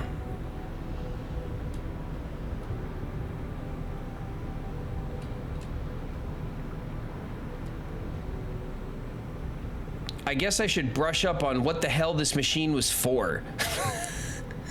What were they building this shit for? Why did they go through all this trouble? 2 minutes until the end.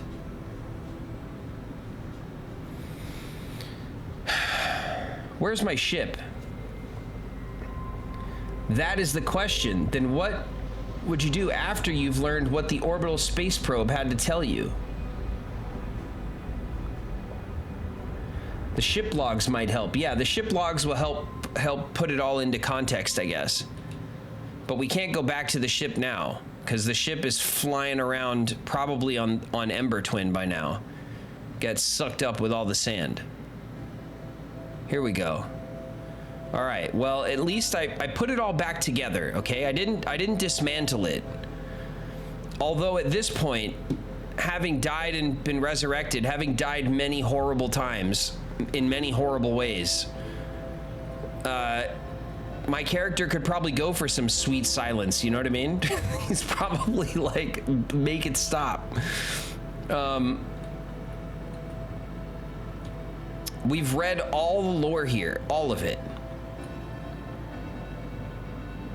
So this should put us in a good spot. We'll go back to the ship, we'll review, we'll see if maybe I can figure out something else about what to do next.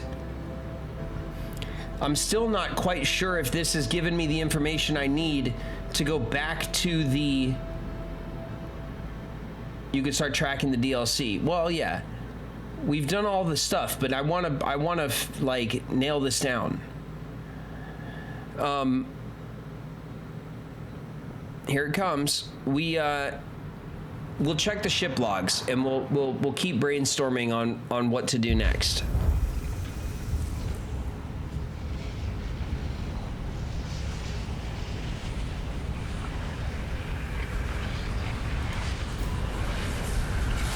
Oh, that's weird.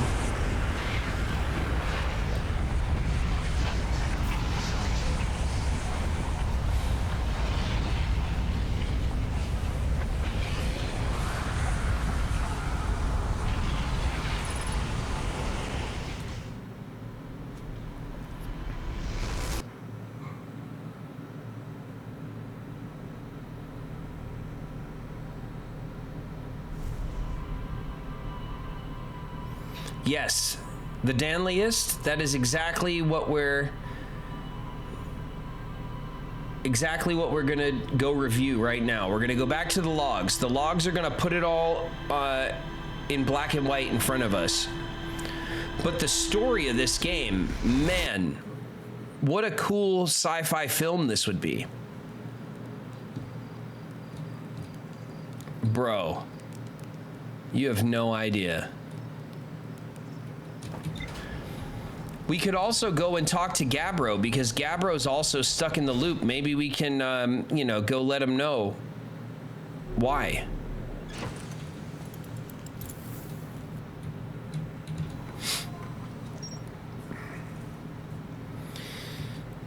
There it is, the Ash Twin Project, a hollowed out chamber inside Ash Twin. The energy cables from the surface are plugged into a protective casing at the center of the planet. There are 8 monoliths with Nomai masks attached. 3 of the masks are actively receiving data from the probe tracking module, Giant's Deep, and Timber Hearth, respectively. The probe tracking module is what?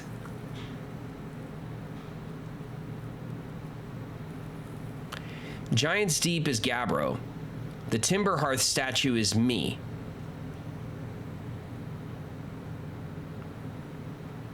I don't know what the probe tracking module is tracking. The Ash Twin Project was designed to use the energy from a supernova triggered by the Sun Station to send probe data from the orbital probe cannon 22 minutes into the past. The Sun Station did not work, although the Ash Twin Project was theoretically sound. The Nomai were unable to power it. There is an advanced warp core inside the protective casing at the center of the planet. Removing the core will disable the Ash Twin Project.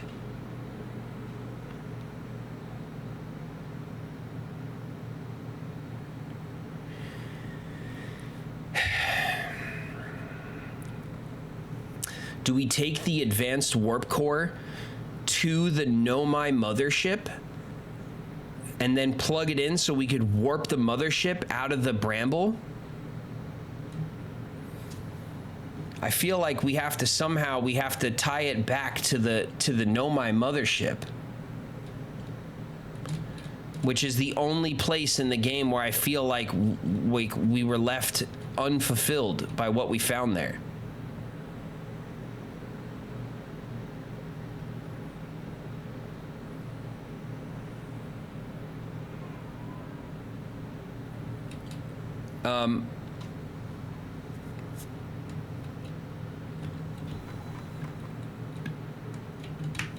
Here we go.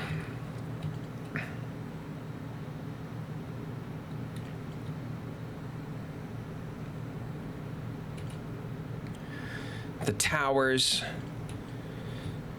the black hole forge.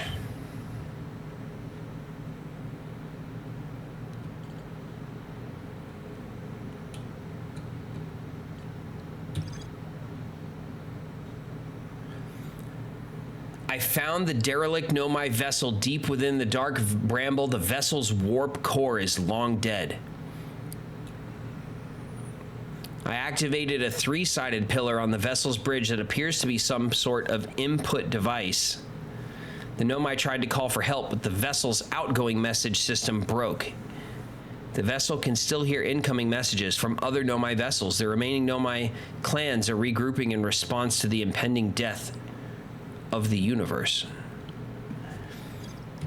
What the freaking hell does this have to do with the eye of the universe? What does it all mean?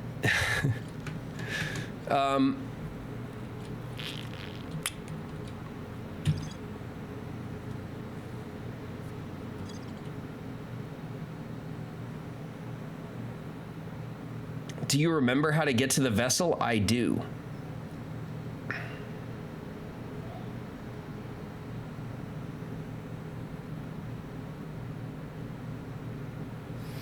Solanum told you they wanted to know what would happen if a conscious observer entered the eye. Yeah, that is true.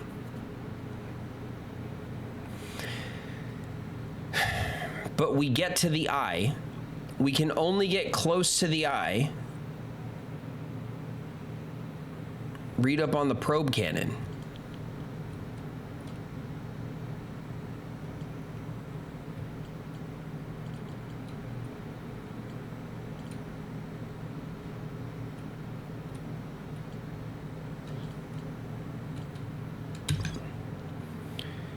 The broken remains of a Nomai space station in orbit around Giant's Deep. There are 3 access ways branching off from the central hub area. The orbital probe cannon was created to find the precise location of the eye of the universe. The Nomai pushed the orbital probe cannon above its massive power setting to create the greatest chance of finding the eye. Oh, this is the probe tracking module. The orbital probe cannon has launched millions of probes. And this one found the exact location of the eye. The statue in the probe tracking module automatically records each probe's trajectory, transmits the data to the Ash Twin project.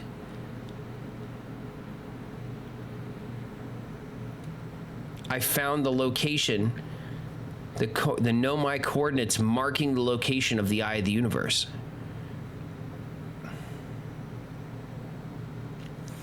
So one of the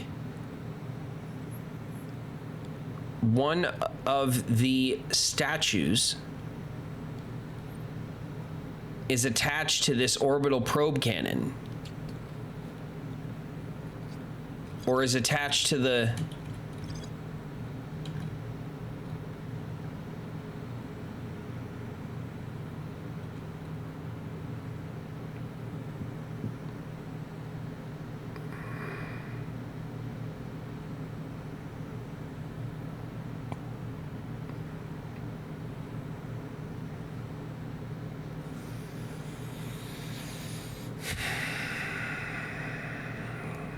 I have the data.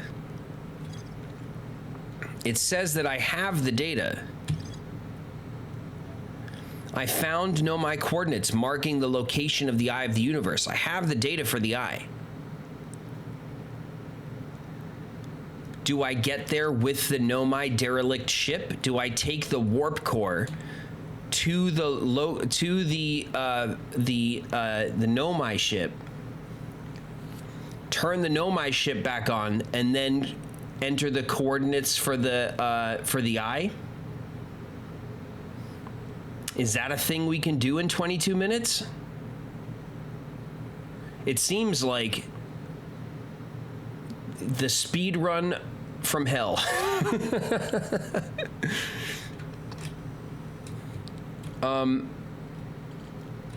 That means we would go to the Ash Twin project. We would remove the warp core. We would then take it into the bramble to the vessel, insert the warp core, and then use the coordinates from the orbital probe cannon to then launch us like to the quantum eye.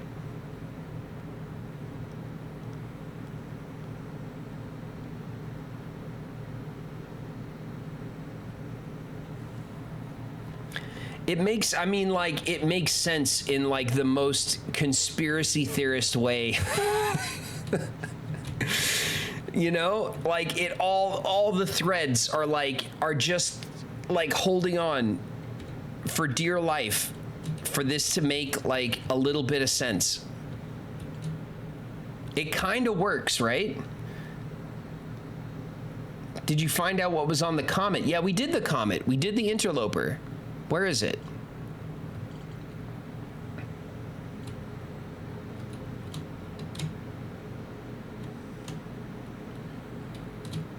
The frozen Nomai shuttle, the ruptured core.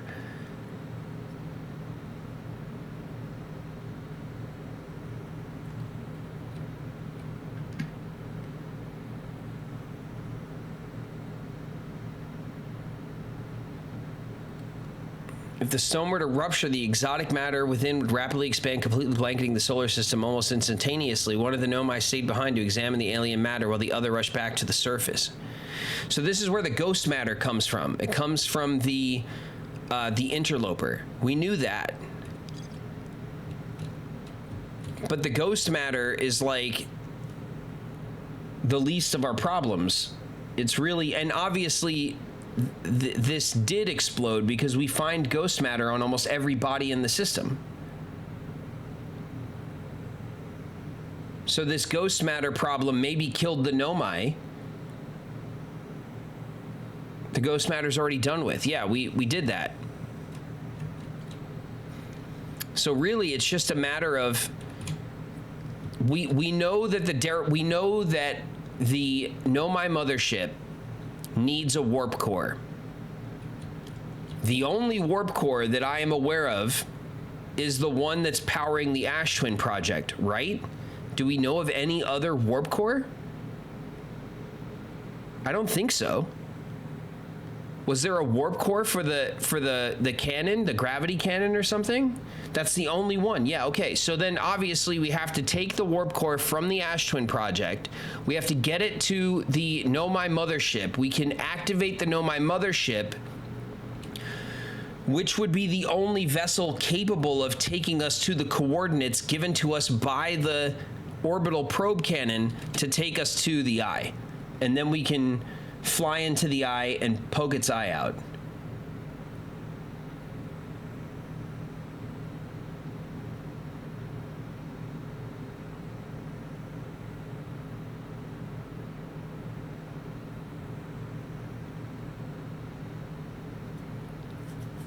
I have a screenshot of the coordinates. Do we have them in here somewhere? We should, right? Control module, launch module.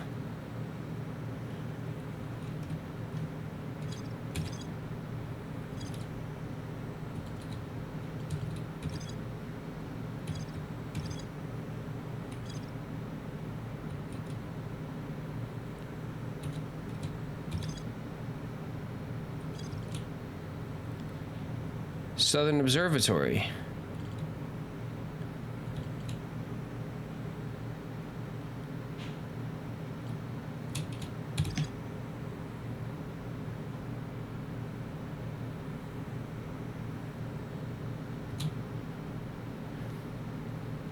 It tells me the number, the 9 millionth yada yada probe, but that's not giving me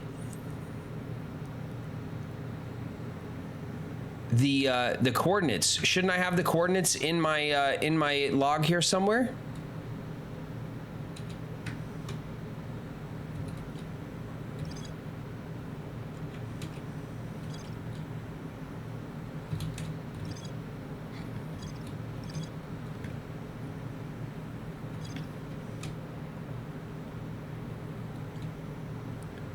The old settlement, the escape pods, the sunless city, the black hole forge.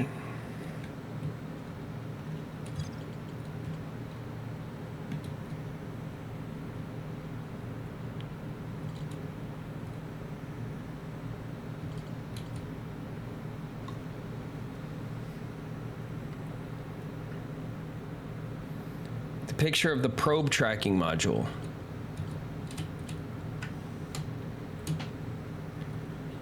That's it? Those 3 symbols are the coordinates? All right, fair enough.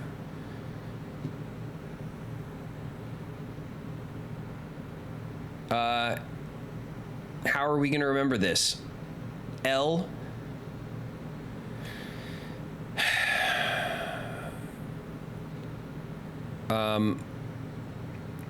Like man, or like X with a top and then N.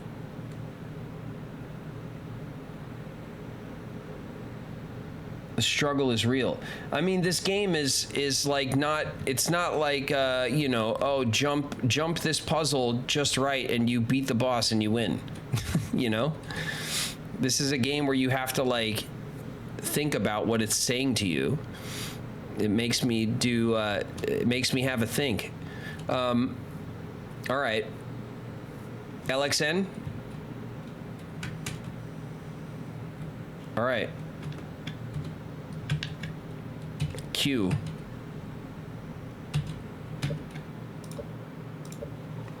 Let's get a fresh run.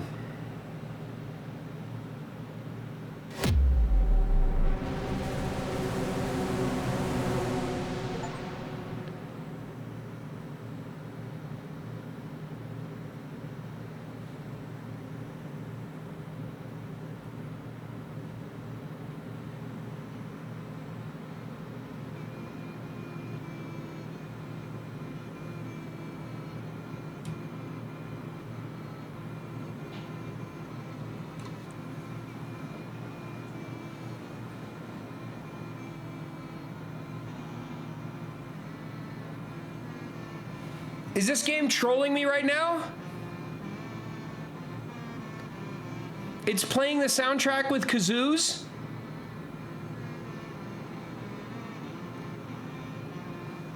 Fucking kazoos? Are you kidding? I was just gonna do the thing.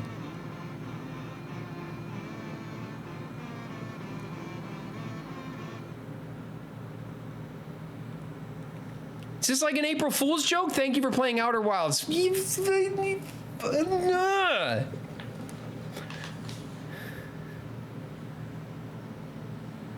put the core back.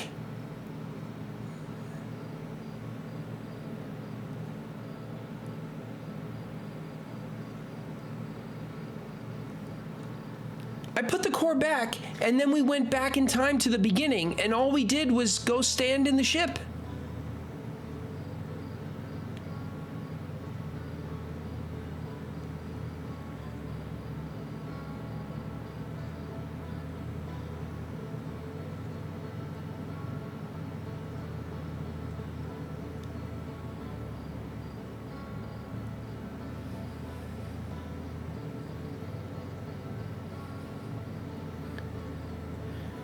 You definitely threw something into the black hole in the Ash Twin project.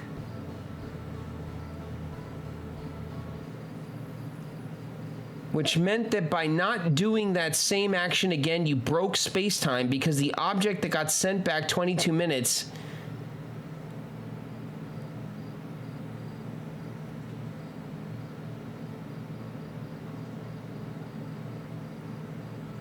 What?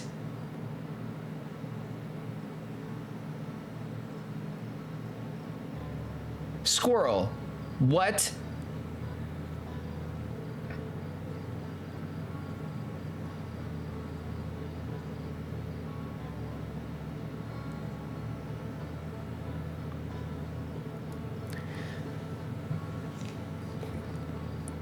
First of all, when we're in the Ash Twin project, We're not in a black hole. We're in a rotating, like, core that is powering the, I don't even know how to explain why I think that doesn't make any sense.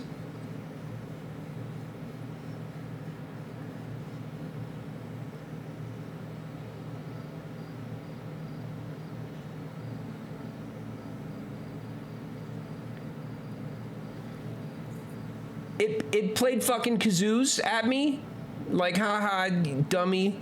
You think the game trolled me? When I thought I had it, the game decided to troll me in that moment, in my moment of victory, when I felt like, okay, let's beat this game now on a fresh run, and the game was like, haha, you suck, you lost. For real?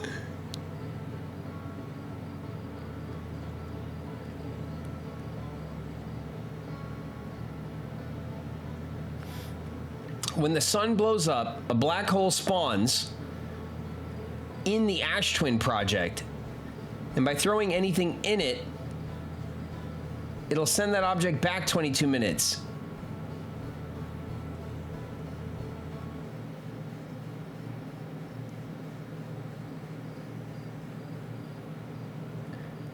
You were really good. I got kazooed.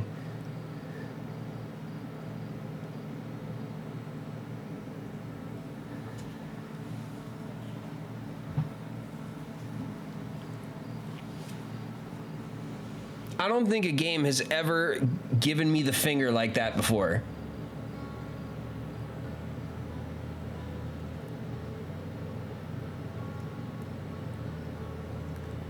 I did fire the scout launcher when I was in the core of the Ash Twin project. I was firing my scout launcher, but then when I went back in time on that run, it should have broke and kazooed me, but it didn't.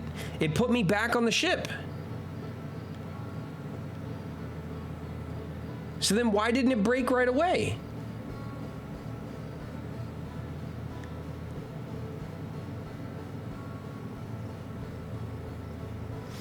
Squirrel, explain this to me. Explain this to me right now. All right, we're loading a previous save, I guess. Dude, the game kazooed me. It dissed me. I need a marshmallow.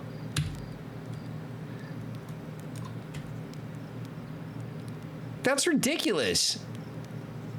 We literally were like, okay, we have a plan. And then the game was like, your plan sucks.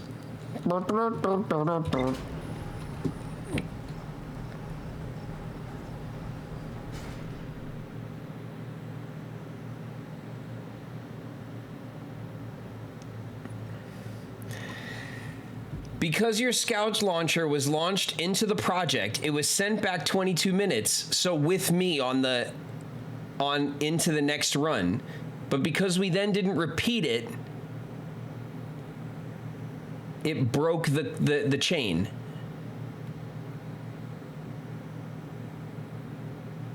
Yeah, squirrel. That better be it. All right? We're going back. So wait, so every time I die now, I'm gonna get kazooed because now I'm just playing the last loop again? What am I don't give a shit. What is that? The Stranger.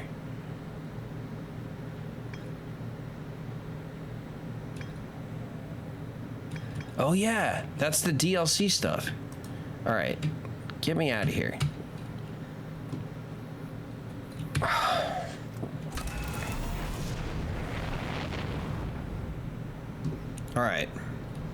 All right, game. You use that's how it is? Fine, let's go.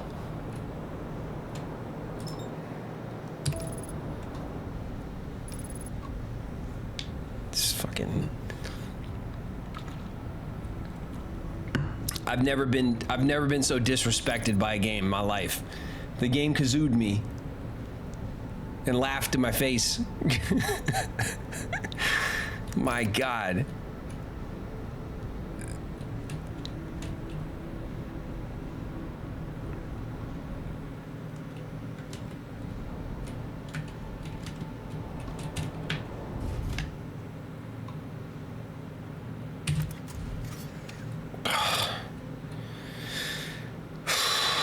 All right.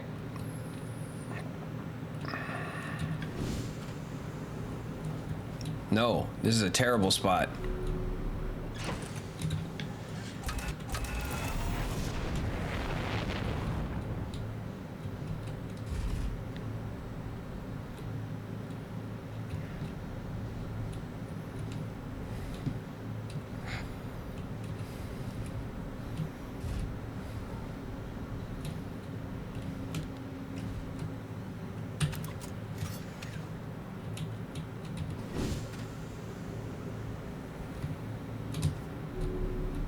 Good. All right. We're off the equator and we're looking down towards the equator. So we can hang out here for a minute or two. We don't have any choice but to kind of wait. To wait for the tower to appear. Perfect.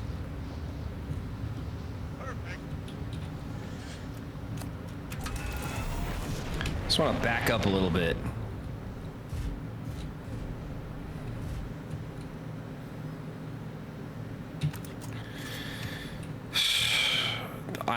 I'm just like,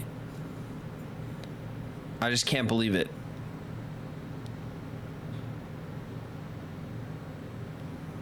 I can't believe the game like laughed in my face right when I thought I had it figured out. Right, like exactly in the moment where we were like, that's it. That's the answer to the mystery of the universe. Let's go. And the game is like, haha, you suck.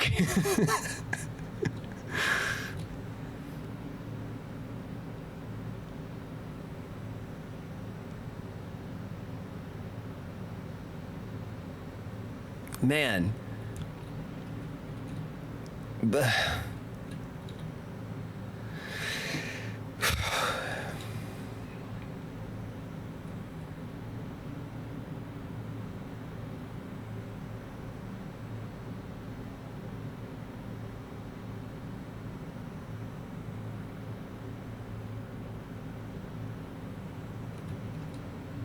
I never noticed the scout instructions here after all this time.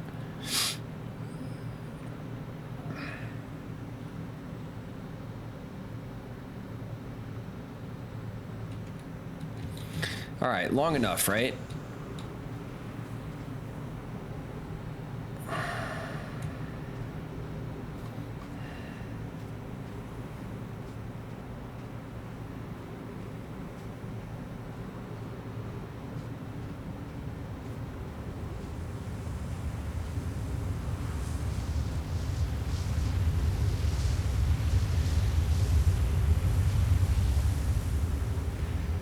This looks like it. Yeah, baby.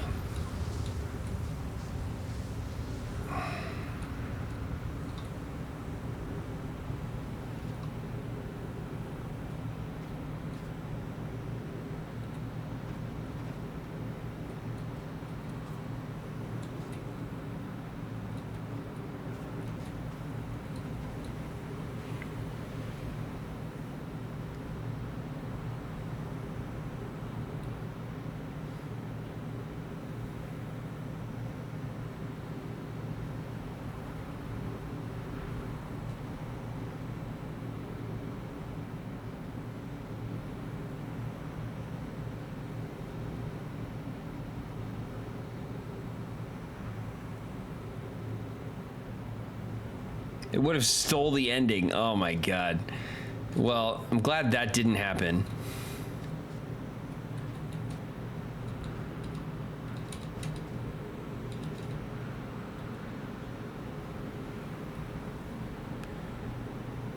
Oh, come on. Are we going to get down to the thing in time?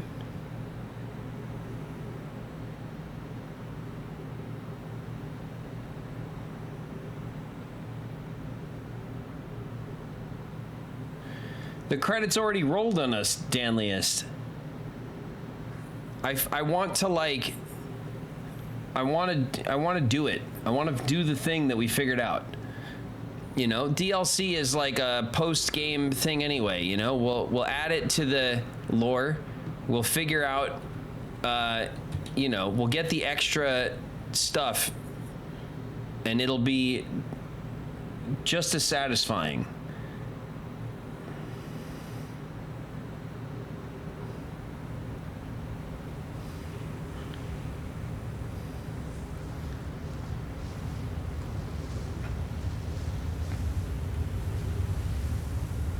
All right, here we go, everybody.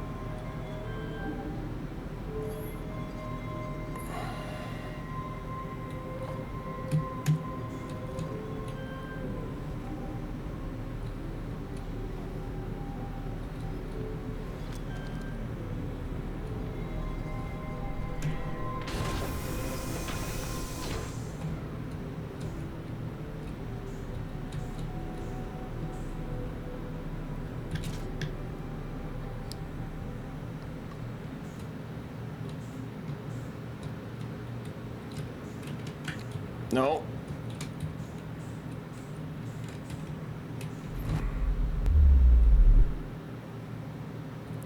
Drop the warp core, not on your life.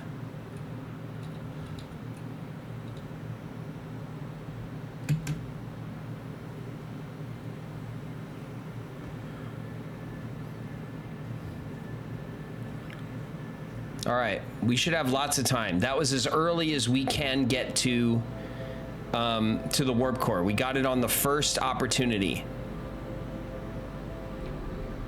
And now it's just playing the threatening, like you're gonna die music the whole time because it knows. Because it knows. Oh yeah, baby.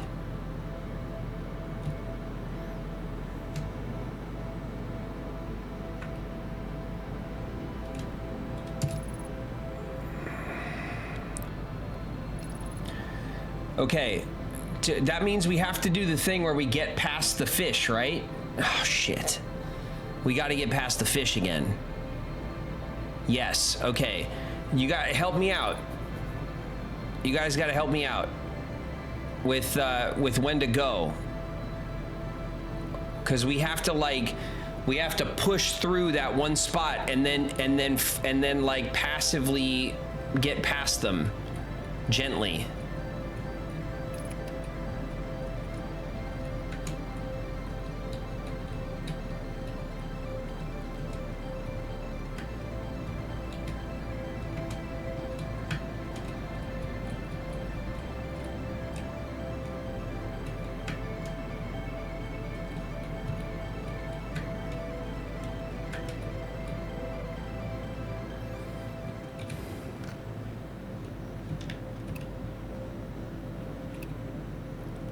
It was the distress beacon, right?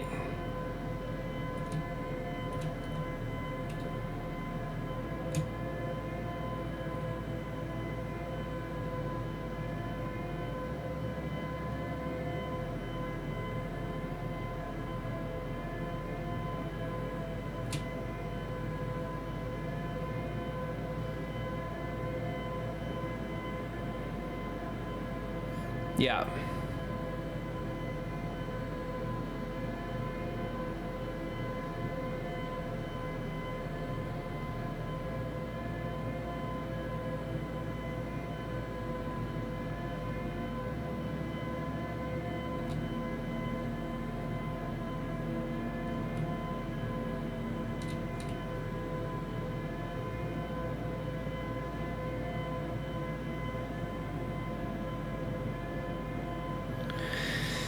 Yeah, the music in this game is absolutely excellent. Oh, guys, right there.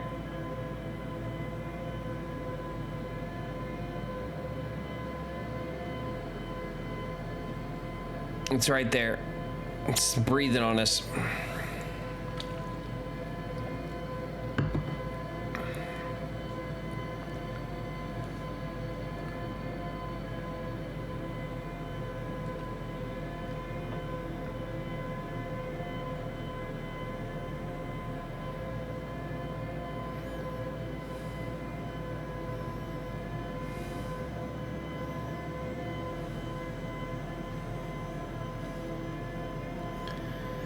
Oh, this is brutal. We didn't go fast enough early enough. All right, we could see it.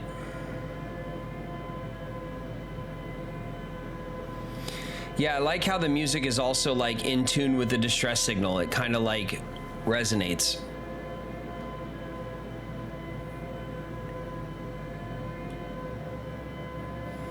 Okay, was this one of the do we full send right into here?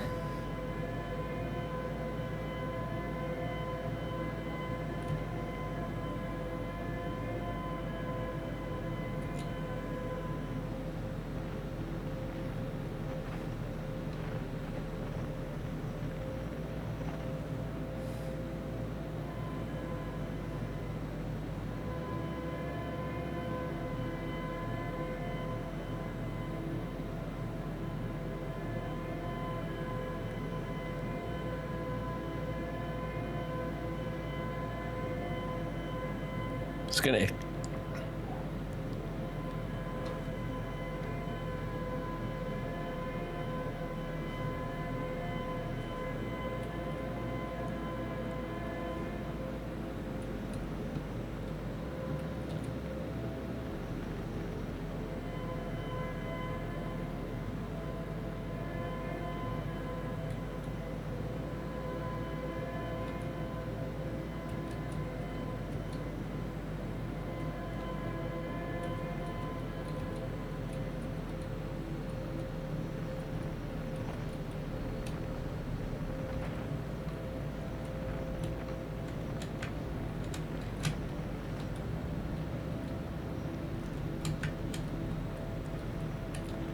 Okay, so this is gonna take us to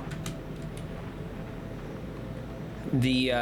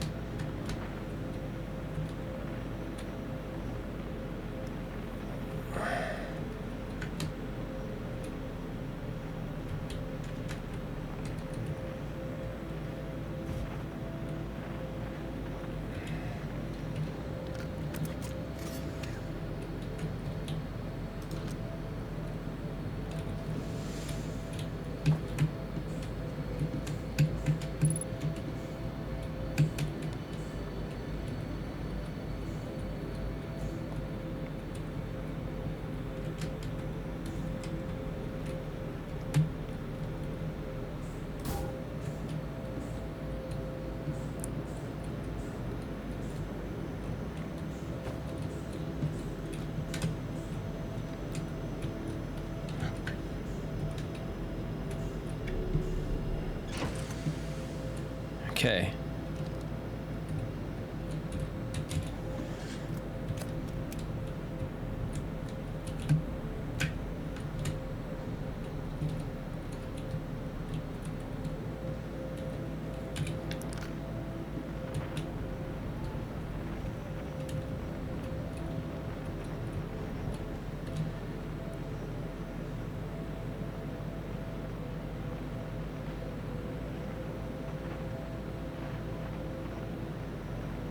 Okay, I remember.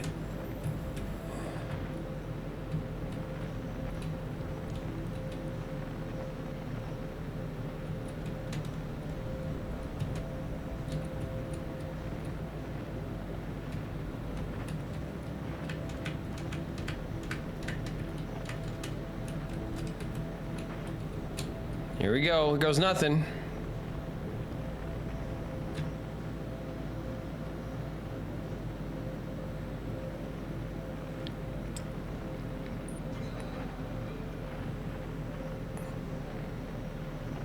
Ugh. They're so gross.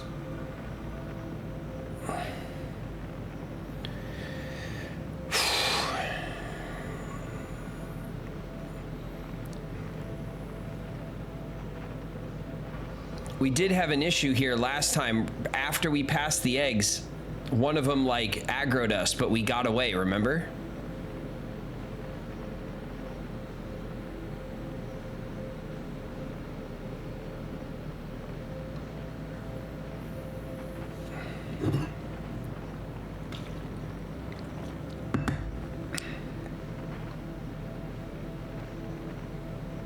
I'm going towards the eggs.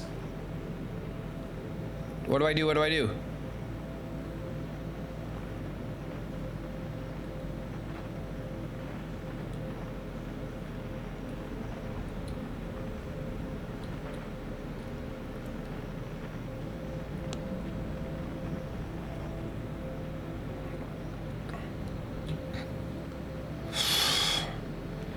This is so stressful.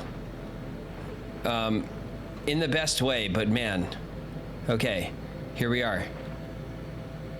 We did it, first try. Home free.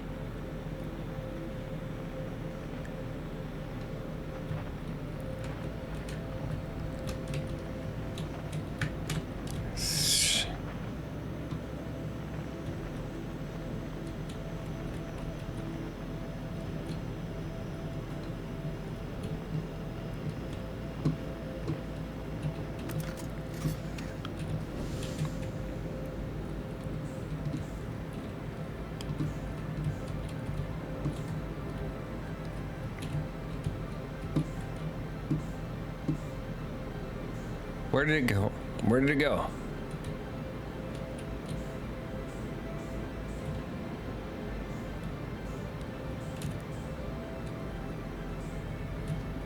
Ow.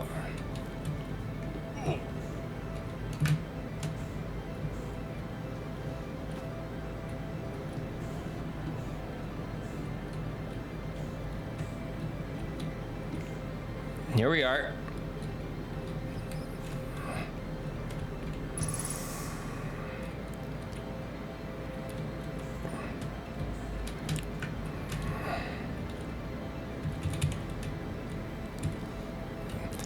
Already holding a warp core. Yeah, I want to put it in. Oh.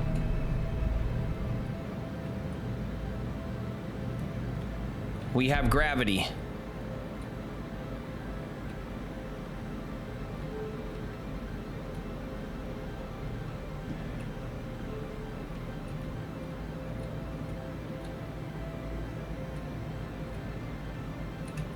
Does that mean the other doors are opened? Coordinates time.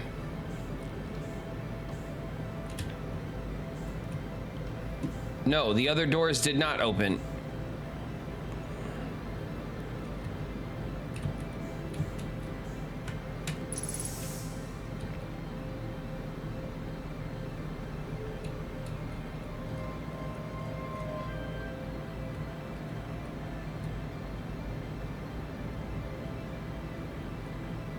There's nothing else to explore here. Don't we gotta put the coordinates in?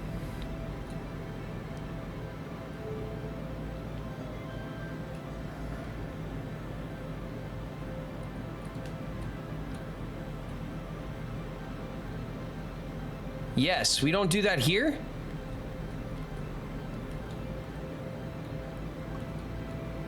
It's here. Ha ha ha. Oh, we're gonna draw the thing. Okay, it was L. Like this? No, that's not right.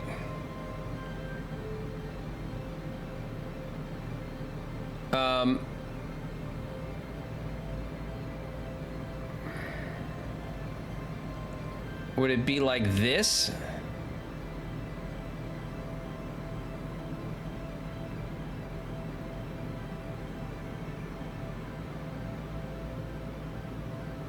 In the bottom left corner.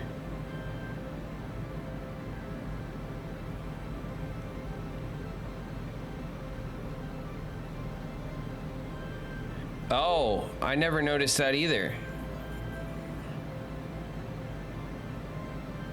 All right, that looks good.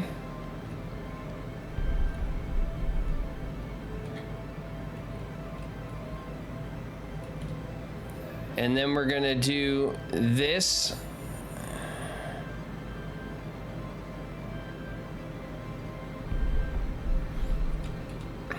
And then we're gonna do this.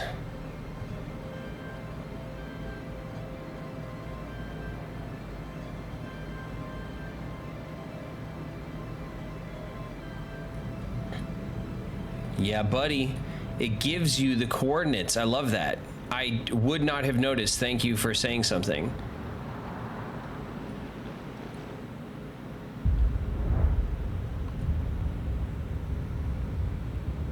Send it. Send it how? Send it here?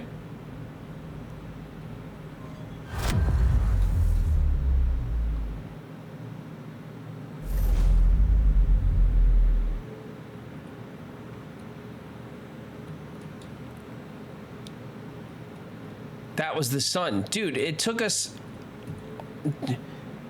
Now what? I just fly over there? Just jump? I'm terrified. What's going on?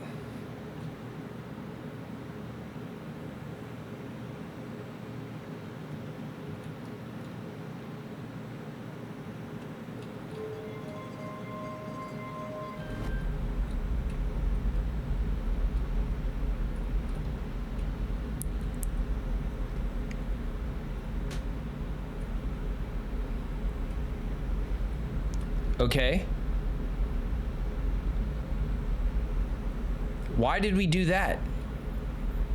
What does this mean? Now go through. So I'm gonna warp over to it? Oh, no, nobody told you to do that.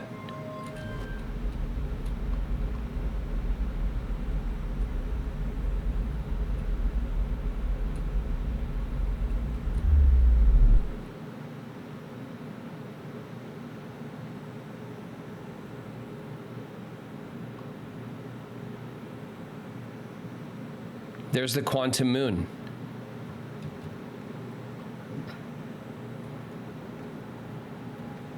All right, let's go poke the eye out of the universe.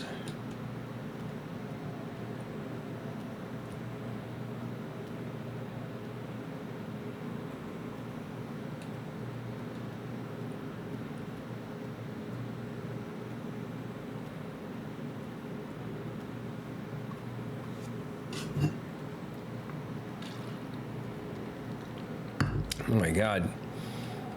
I need to put some whiskey in my Stanley. Jesus Christ.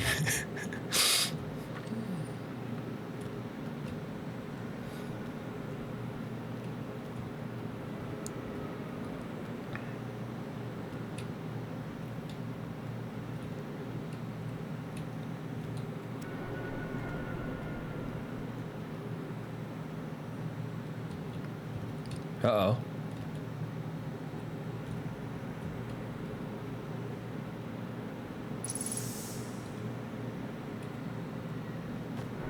It's okay. Whoa, it's messing with me.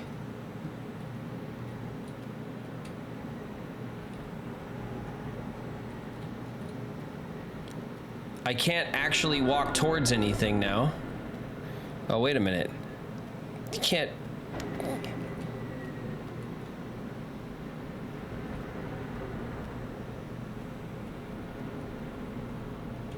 Flashlight. I figured it out, Squirrel. I did it. I remembered at least that I had a flashlight.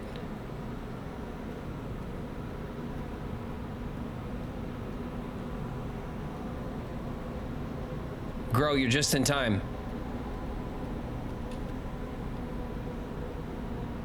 Oh my God, it's the eye.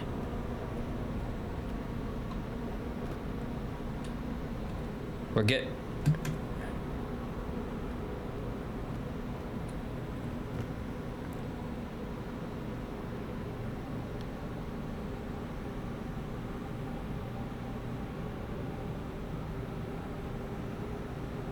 We're in the eye.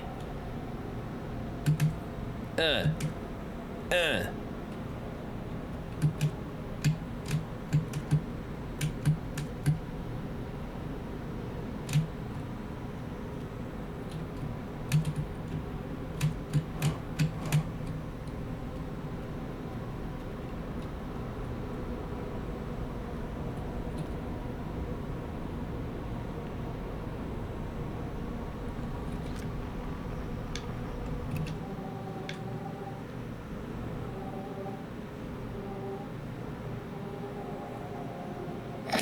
That's how we're going, huh?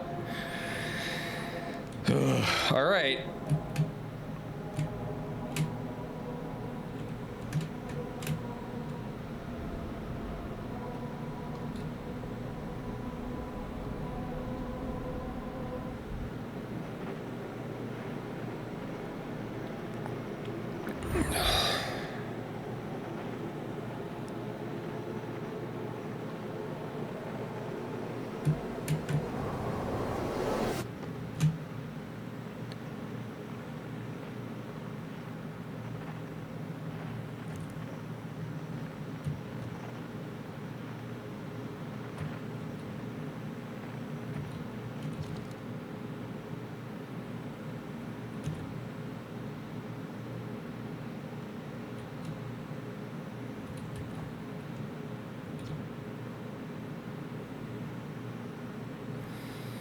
The Nomai never got to see it for themselves, but thanks to their efforts to technology, Harthian was able to reach the eye of the universe.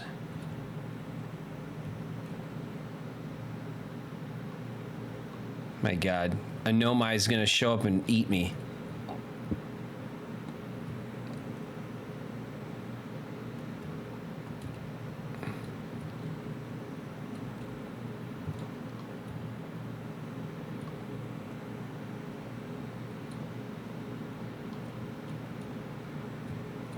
Observe.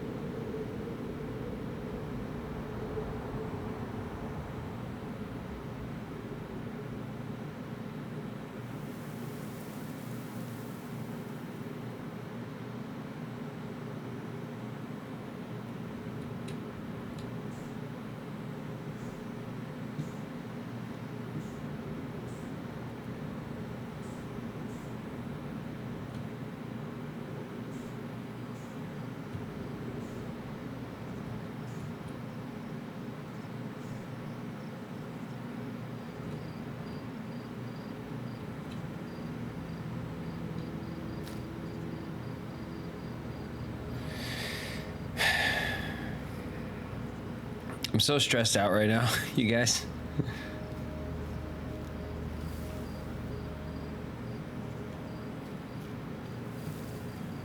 Destroyer of worlds. Look at that.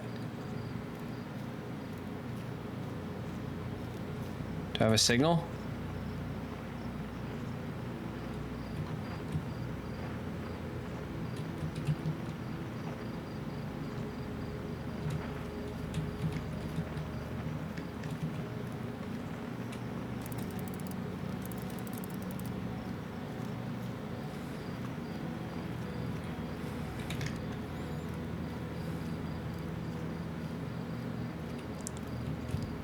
Oh no, they're all going out.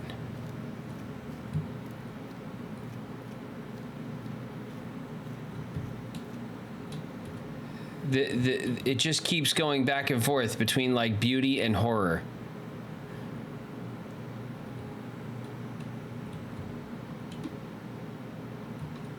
All right, now it's more of these quantum stones.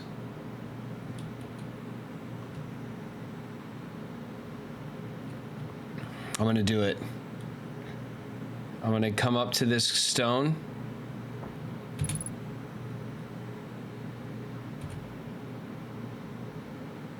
And I turn off my light.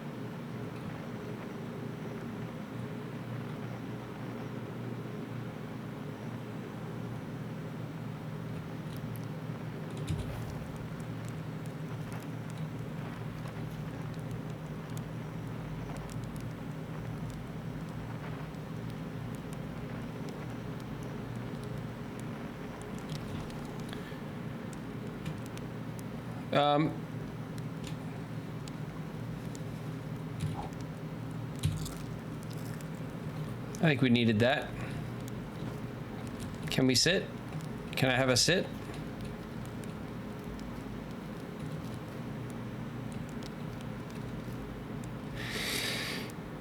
Esker, what are you doing here? Do you hear music? No, Esker, I do not hear music. It's a very odd question.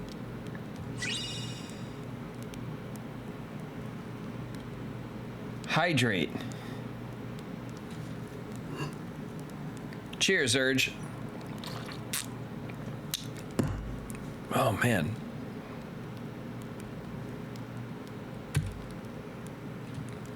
Esker?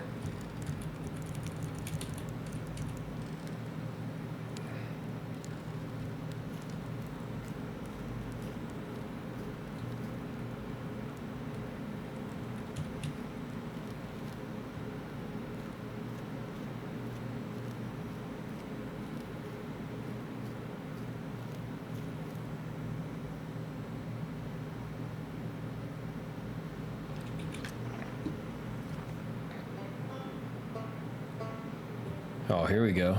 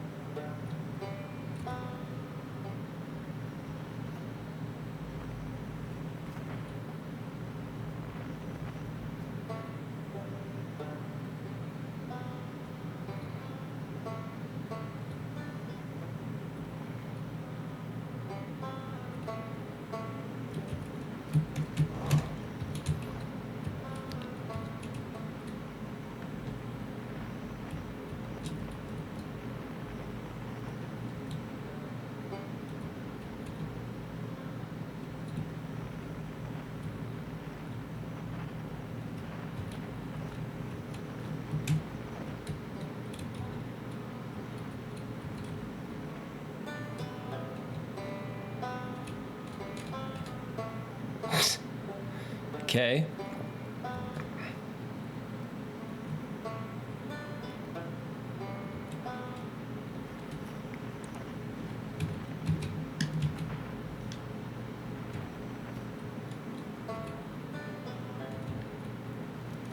Is there any other free? Oh. Okay. One more time. Let me in.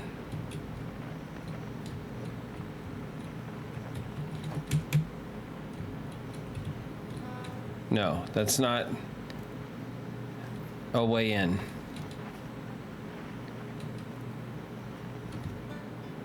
All right.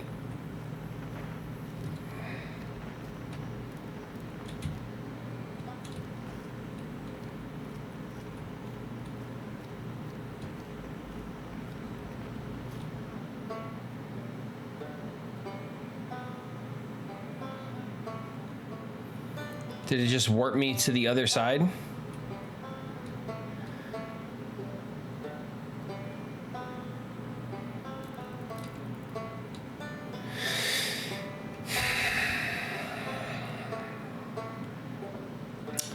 The banjo is like ever so slightly peaceful.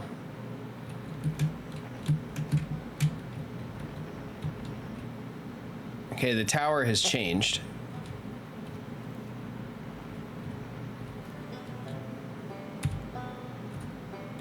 There we go.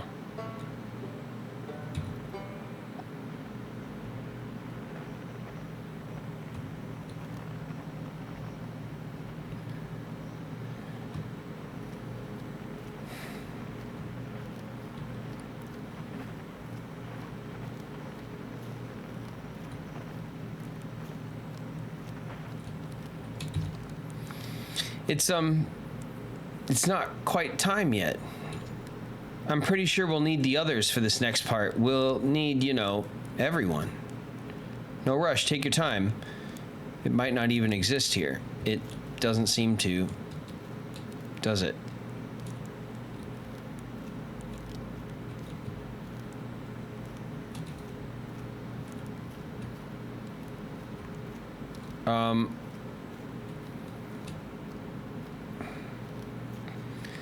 Oh, cool.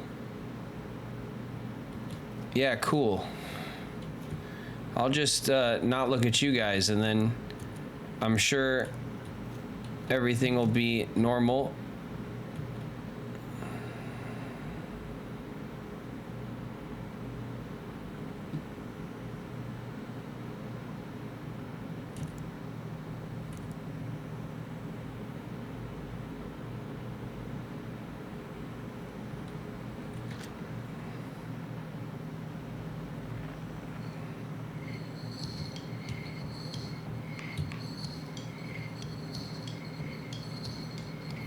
Well, let's gather the crew.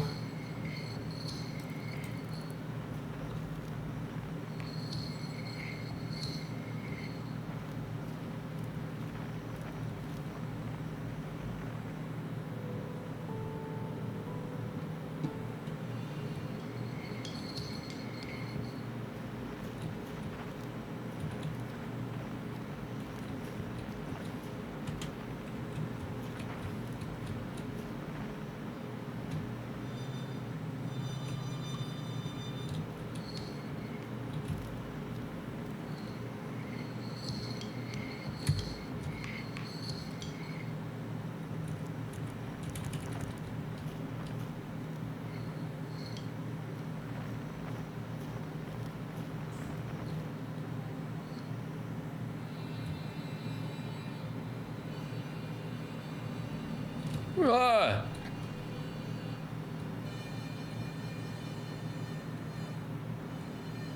Oh, I just gotta let it. Ugh.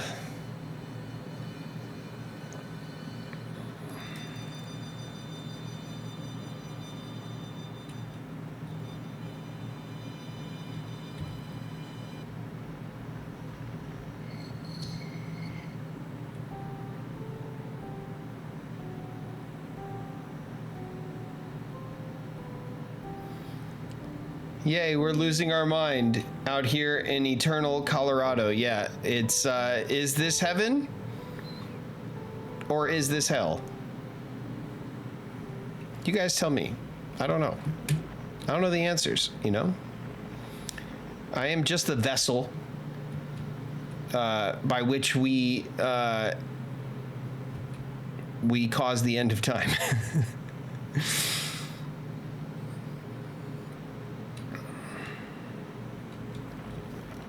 The quiet shade. Across old bark. In the ancient glade. It's always dark.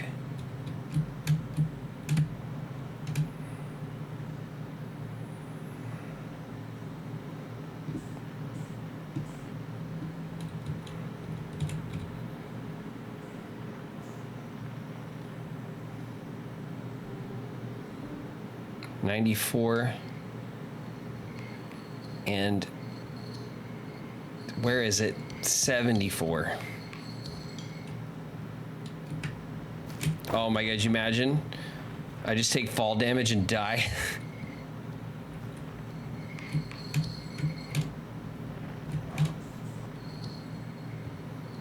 All right. It doesn't let me. All right.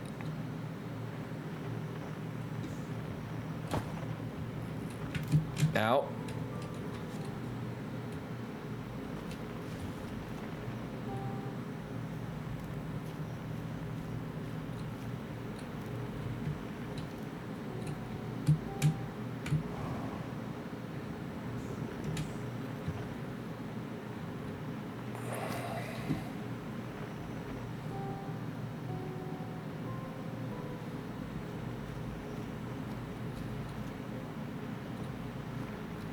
I finally realized that they're all pointing at...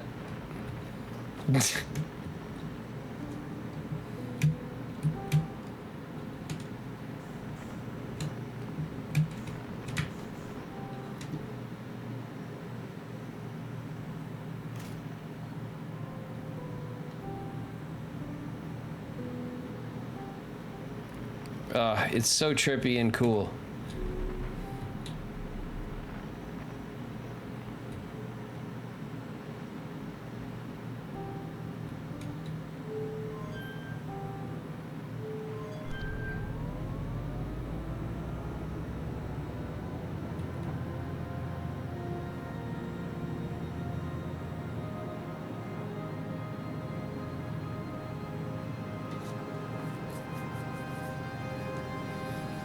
Was I supposed to do this last? God damn it, I was supposed to do it last. Wasn't I?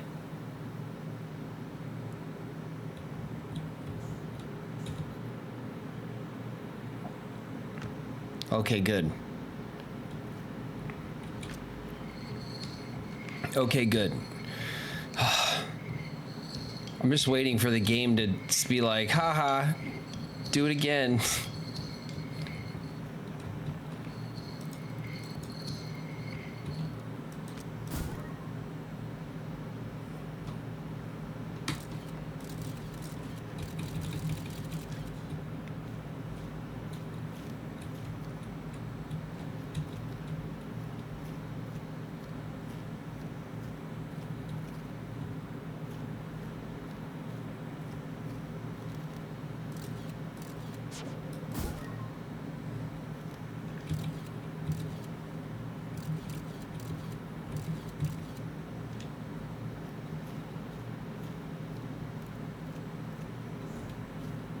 No?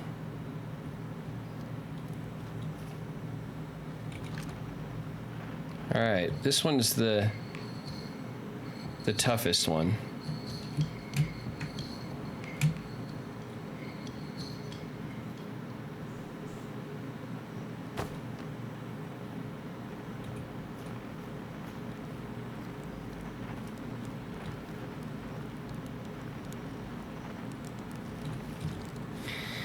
Hatchling, you found me. Nice to have company around a campfire, isn't it? Go on and get the others. Wouldn't want them to miss out. Hey, pal. Hey, time pal. So you're getting the band back together, huh? Go on, go find the others. I'll be here. You don't need me yet, but you will. Hypothesis. Everyone must be here before we can begin. Once they arrive, I believe we'll be ready for the next step. I'm glad you remembered me.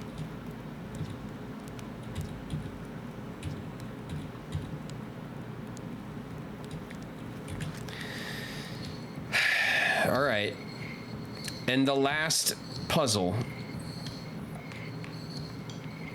is the telescope, which is looking at... Aha! Did I get it? I think I got it.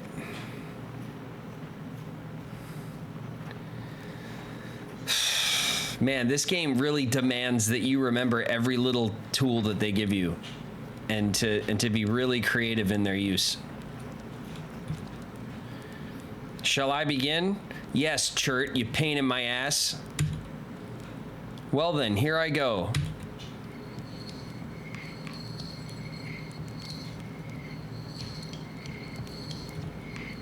Yes.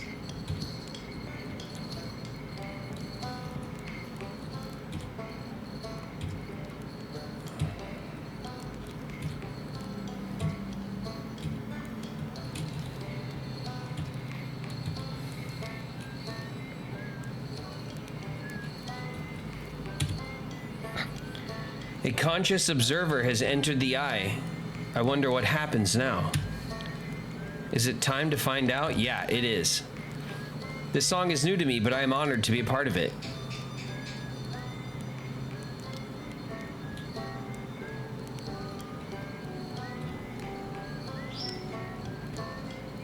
One for the road, everybody.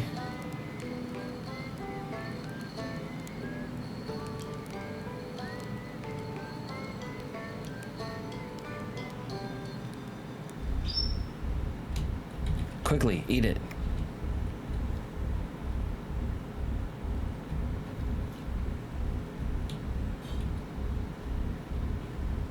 Oh my God.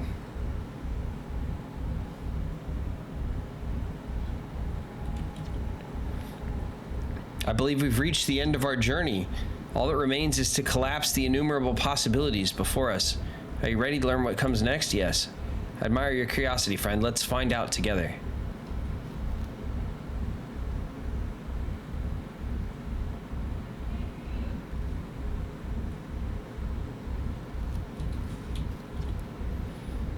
Cut it a little close, don't you think? It worked out in the end, I suppose. How long has it been since I got to make music with everyone around a campfire? I'm really happy we're all here.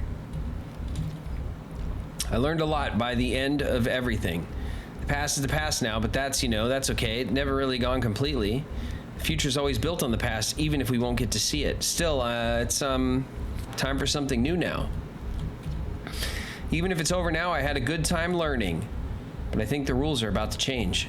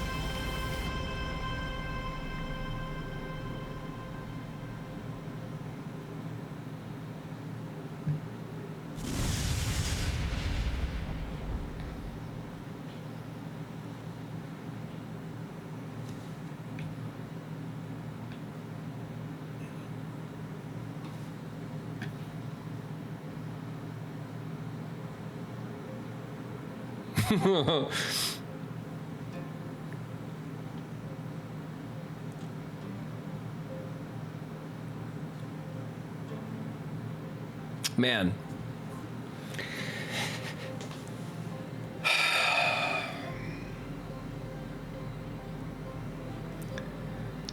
This game is nuts.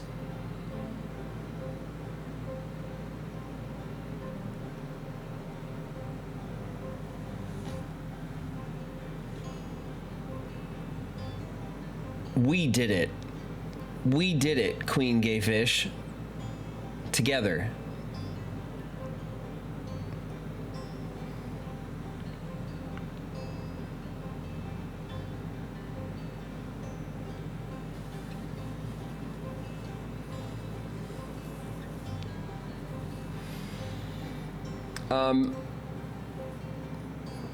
What a crazy game.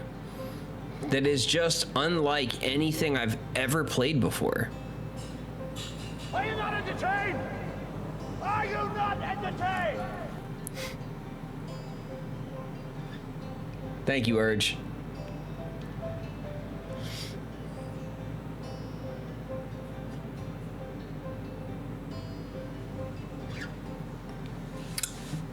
What a trip.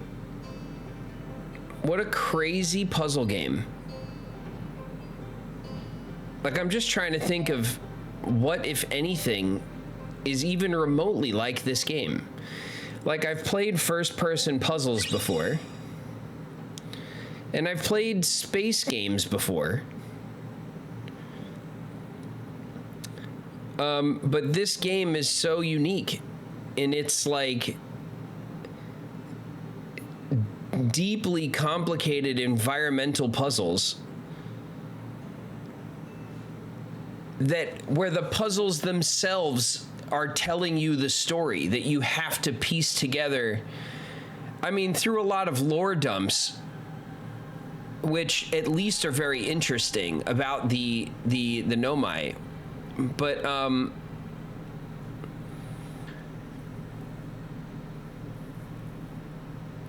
but man, it definitely would have took me a little longer without you guys helping out.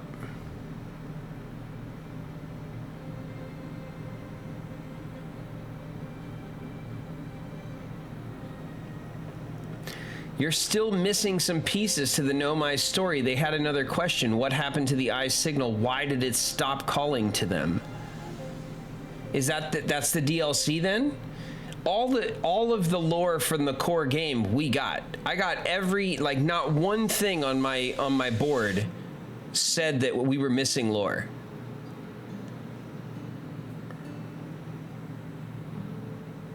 So that would be the DLC, right? The DLC, yeah. I mean, we gotta dive into that. So we'll give it a dive now. We'll definitely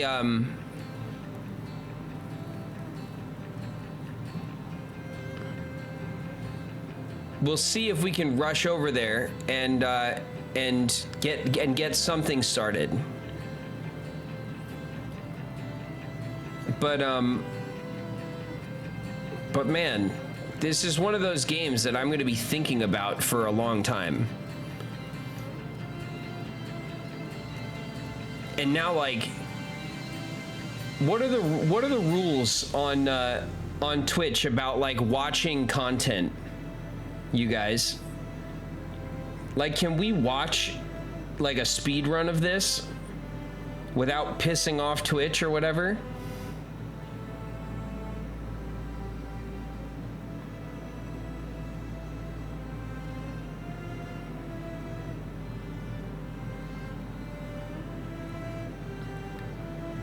Blade Kid Cat, thank you for joining.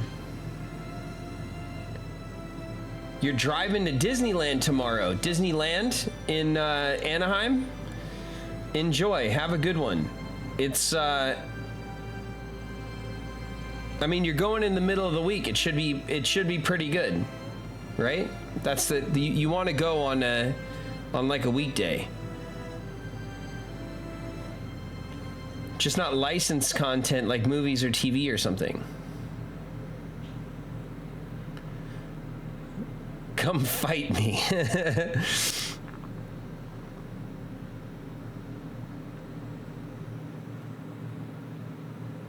Just not movies and TV shows.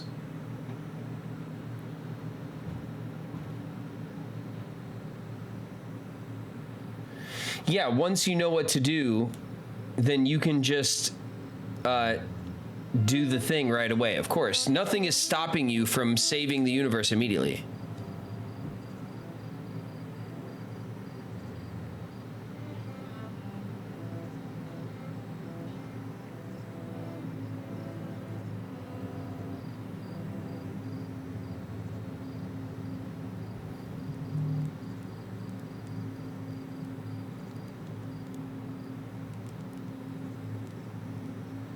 Oh, that was like the teaser for the DLC.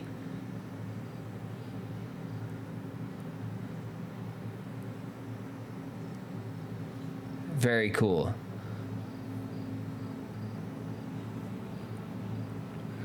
No, that was a base game. No, those aliens that were campfiring were from the DLC. They had the antlers and stuff.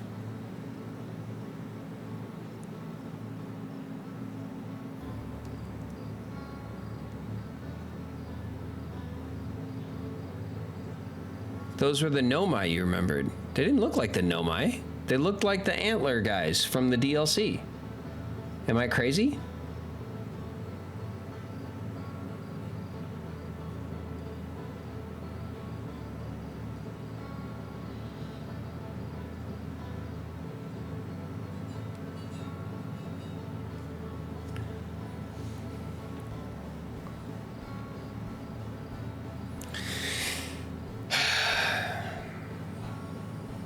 Man.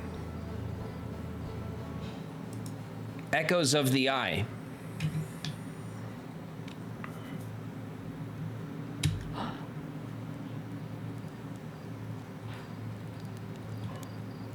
Slate, you'd never believe me if I told you.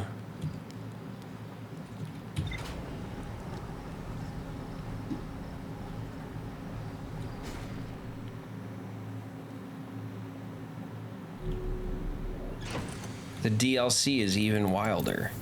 I'm afraid to not believe you.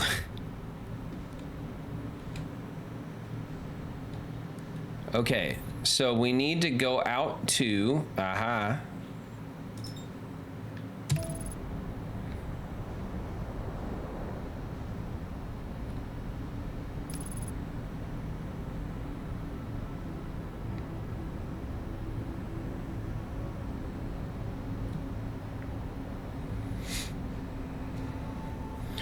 we need to go all the way out to the satellite.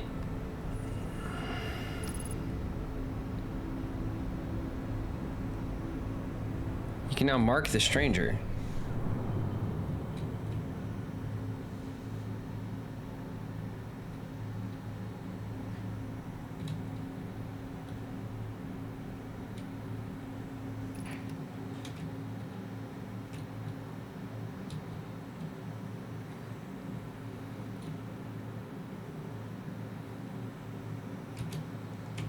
Nuh-uh.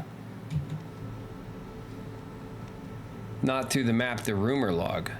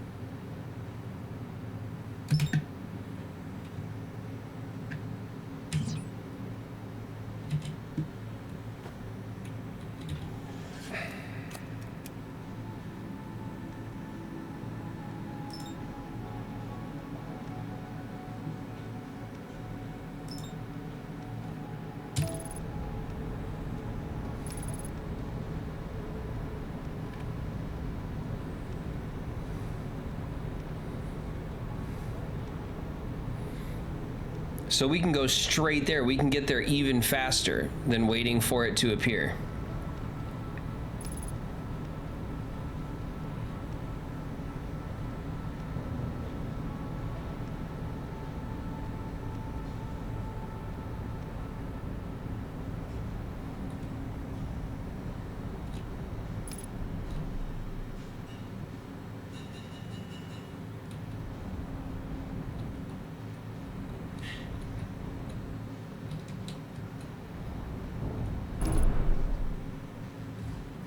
Nailed it.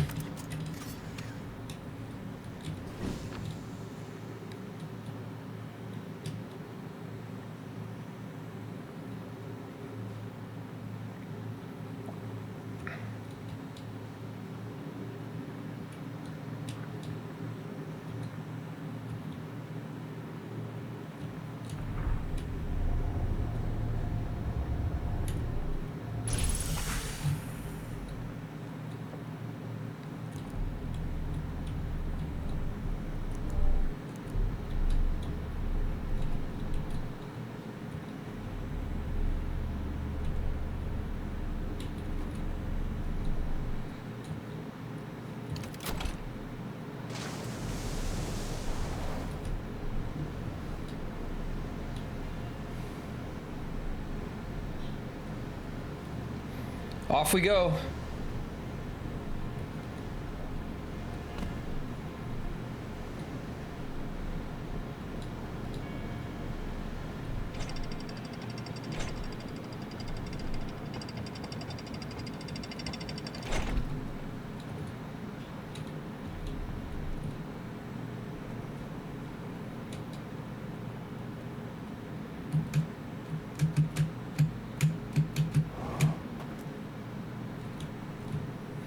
Okay, there wasn't any pieces to the thing in here, right? No, that was the broken light. Was the good light over here somewhere?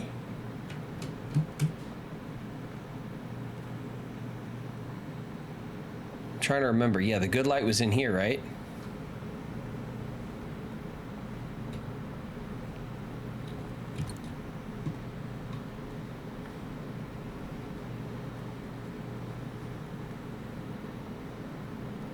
Mike Wife 85, good night. Get your butt to bed. Get some good rest. we'll be at it all week. We're gonna be streaming some more. I hope you come back and hang out if you got the time.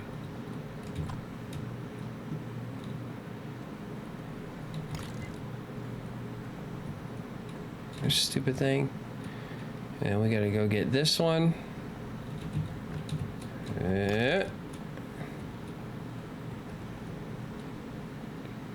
This one, put this one in there. And we're gonna do this. And it's giving us this.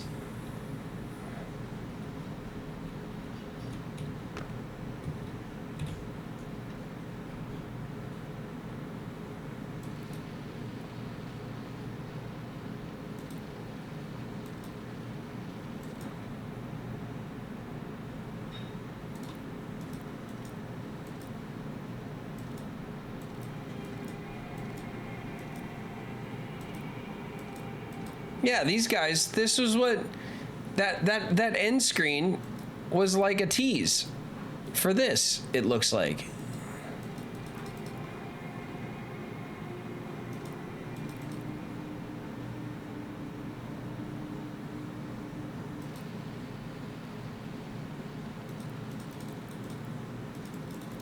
Okay, the thing closes, the dude shows up, he lights it up, it locks up,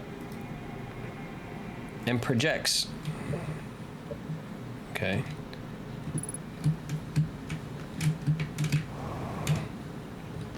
Okay.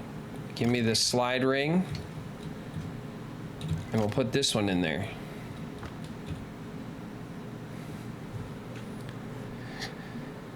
Let's see, that's like a Saturn-like planet with a moon. That's our solar system with the eye.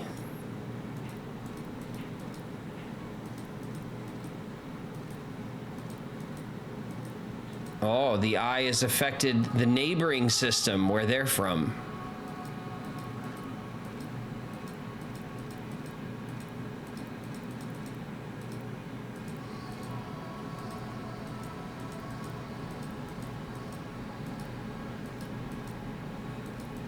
They are observing.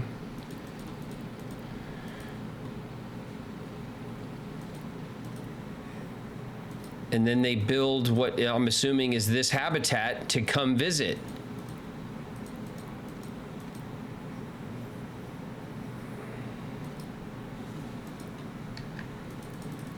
Cool. Very cool little, oh, I keep doing that. Very cool little, little lore dump story.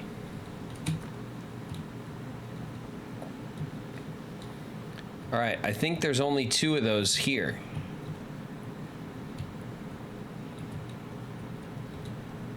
All right, the frickin' wall is gonna break like any second now.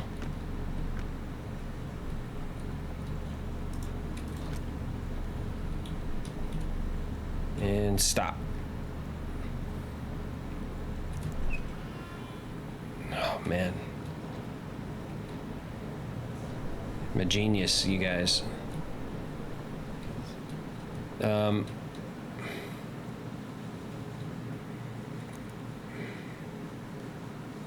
Is that one? No, that's not one. Okay, I think that's it here.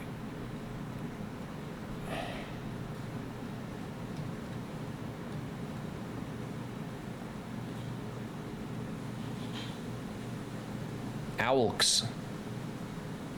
Yeah, I buy that. All right, so we got the light from there. Let's check out unknown language. Language unknown. Okay, this is another bay where we could pick up our raft.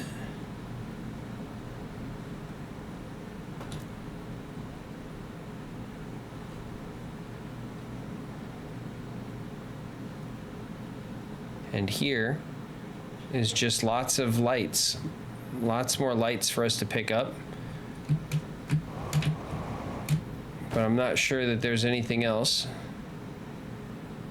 I'm just exploring now because I imagine that the The thing is gonna break like any second now. And then we'll have to like restart the run to get over here.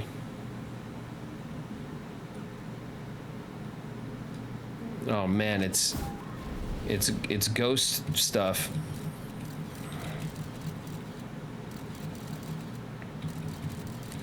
And the floor is dangerous.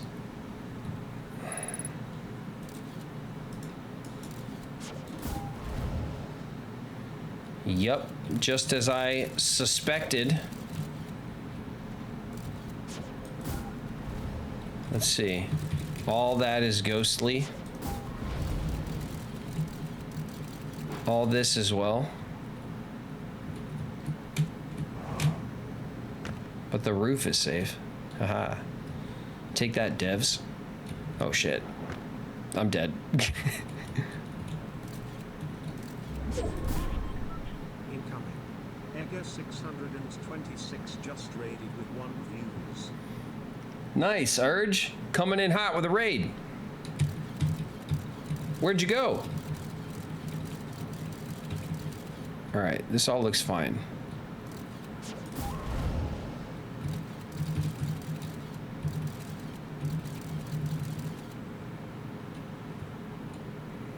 Okay. This is not fine. This is dangerous. Let's see. There's something in there.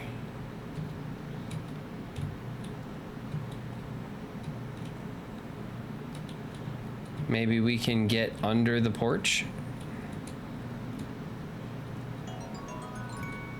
It's raining bits. Hallelujah. Ega 626 it's raining 100 bits. Urge, thank you for the 100 bits. Thank you, bro. We're still doing it. Pick up the artifact. Uh-oh.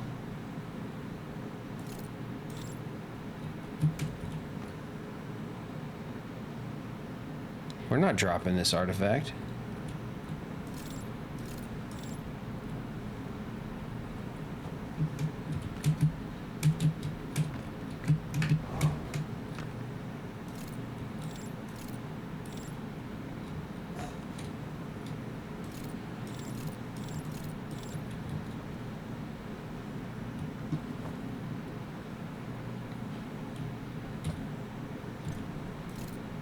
Okay, there's a couple of them in here. So now that I have this artifact, what do I do with it? I have no idea. Oh.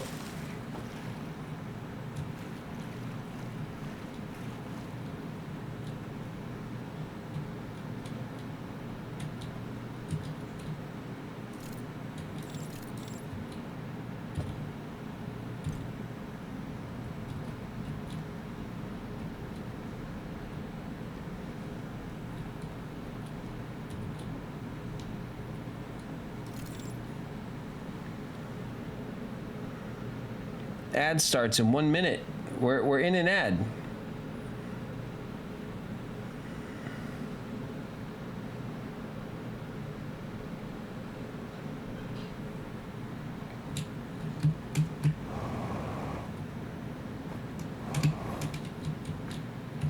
Oh!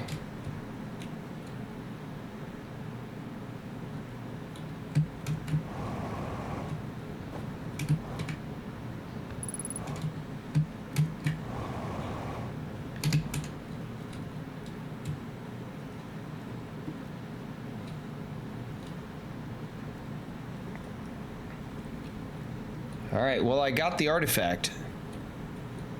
I extracted the artifact. Now maybe we could rush it back over to the other side to where the projector is or something.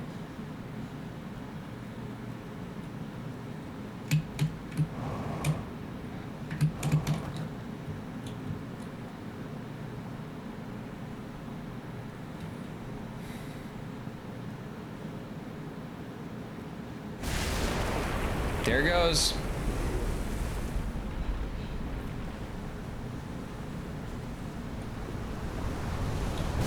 Whoa! God. Ugh, everything about this game just freaks me out.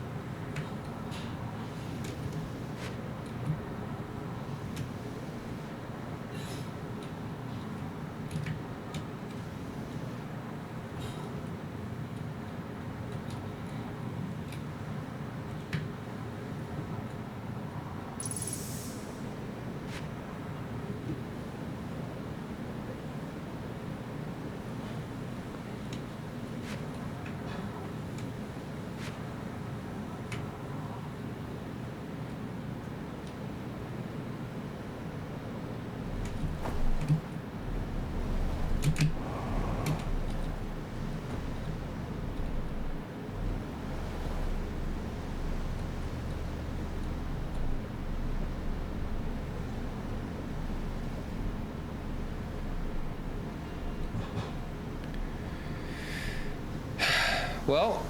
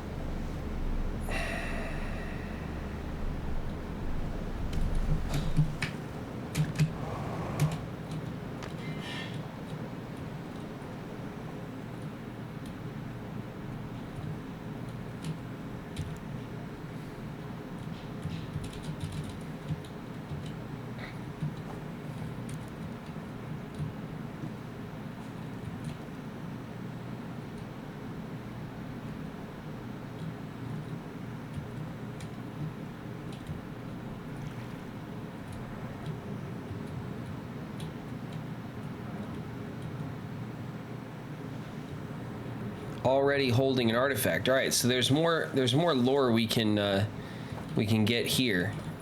So we'll put that artifact down. We'll get this slide ring.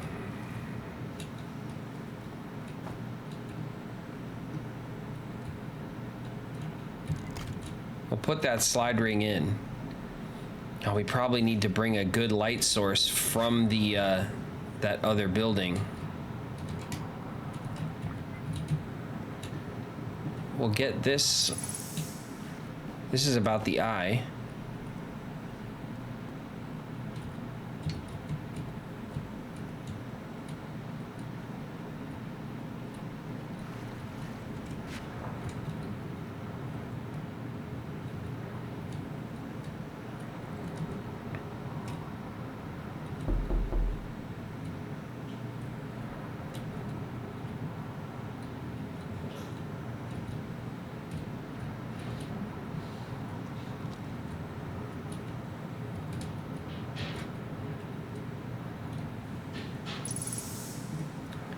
That's just gonna take us out.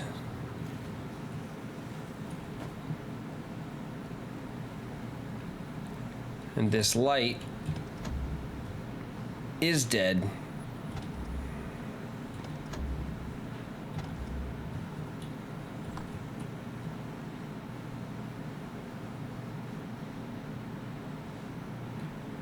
Oh, it's funny, our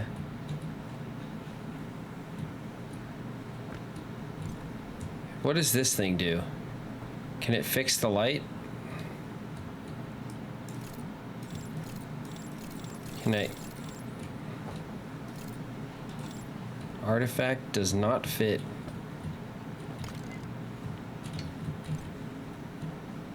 Nope. Okay, so we got to come back here with a light from that first place.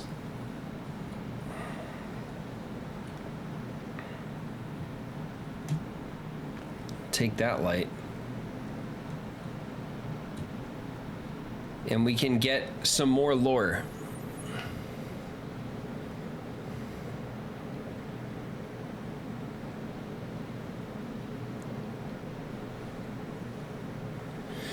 Urge, did you knock? I completely missed it. I'm sorry. I'm you know, this game is arrests my attention very aggressively because it's so oh wait,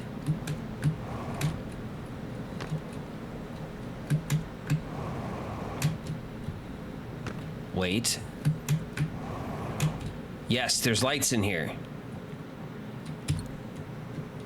See what I mean?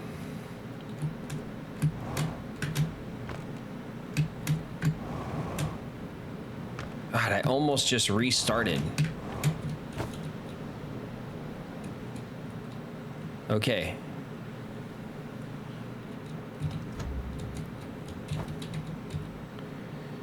All right. This is the second waveform. Here comes the owl deer. He turns on the light. It locks up the second lock.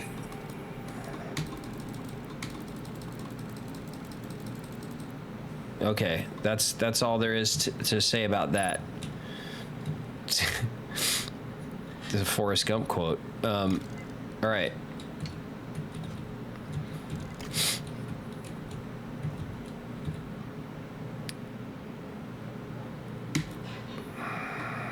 They are scanning the eye of the universe.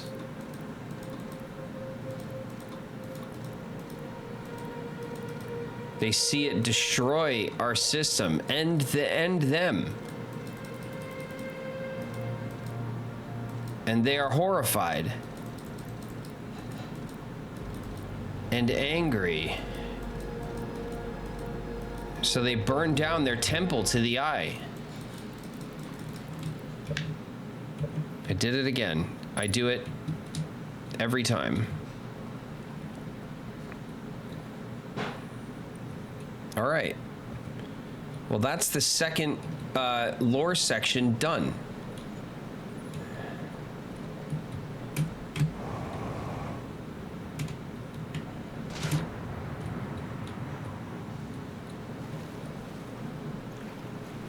Here's the temple.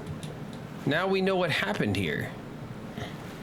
They were so angry about the eye of the universe, they felt betrayed. Oh shit, I left that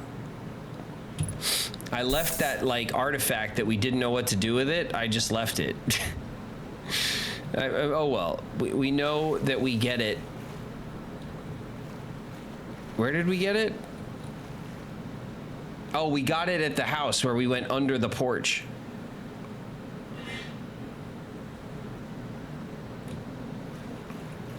All right. I feel like we're 2 for 2 on this lore adventure.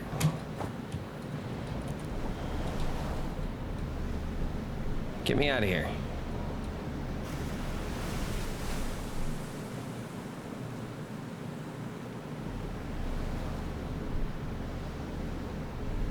Let's go this way. I don't know why. We're just winging it.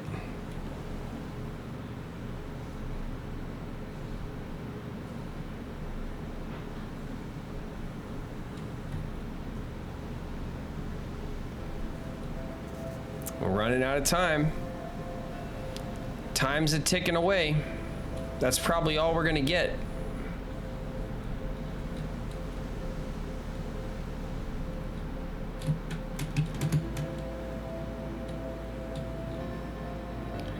What's this? Is this the spot with the bridge that's collapsed? We did come over here once, and I think this was the, yeah, right? Yeah. Okay, so this spot, and I can't clear this jump. So maybe the bridge is not collapsed when, like before the dam breaks?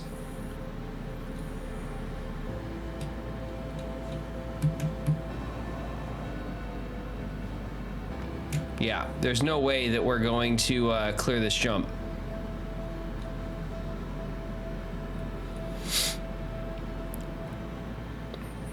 But look at this, the flame, the green flames. With some symbol in the middle. I have no idea what.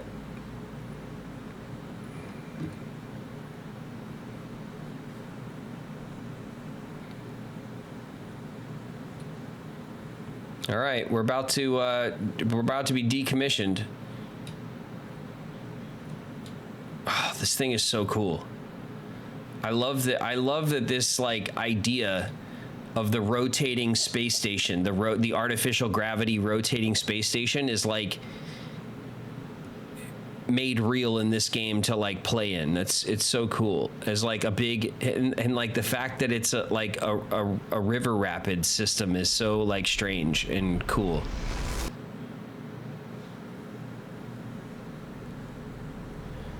The first time I saw it, it blew my mind. When we got here last time, I was just like, what? You know, like I was almost certain that I had seen all of the weird things this game had to offer, and then we like showed up at this thing, and Squirrel did not prepare me for what that was going to be like.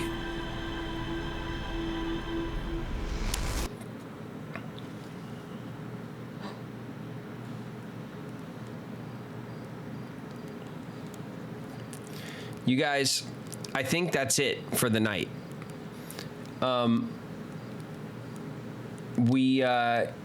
We did it. We finished Outer Wilds, the core game. We got some lore from the DLC.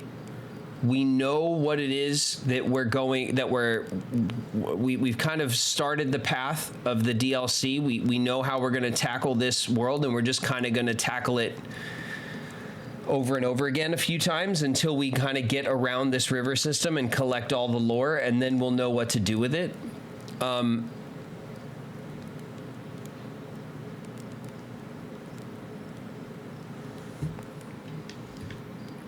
Is that like a firefly? Jeez.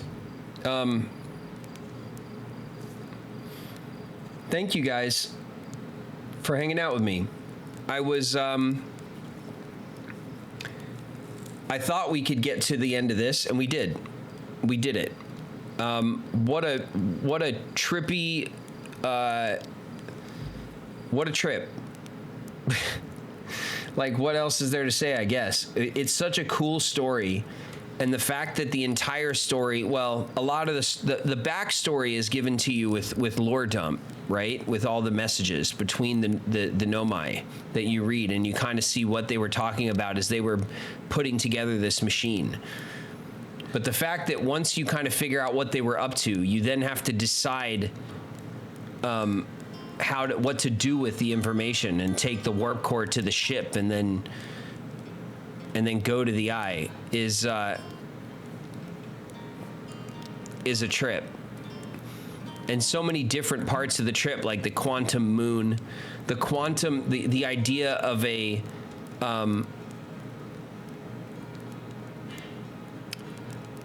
the idea of items, macroscopic quantum items, is just some weird science thing that has never crossed my brain. You know what I mean?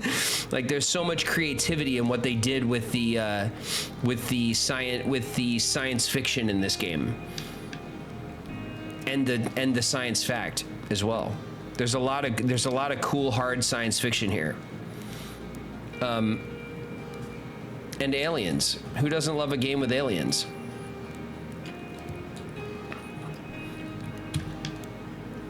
Let's have a marshmallow. A nice burnt one. We'll just shake it up a little bit. Perfect.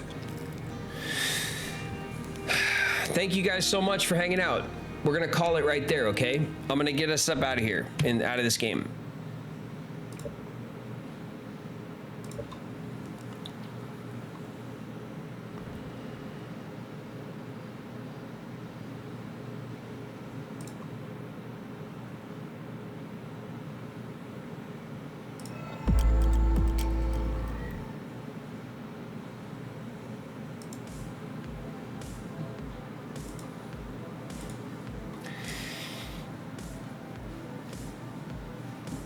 Wow.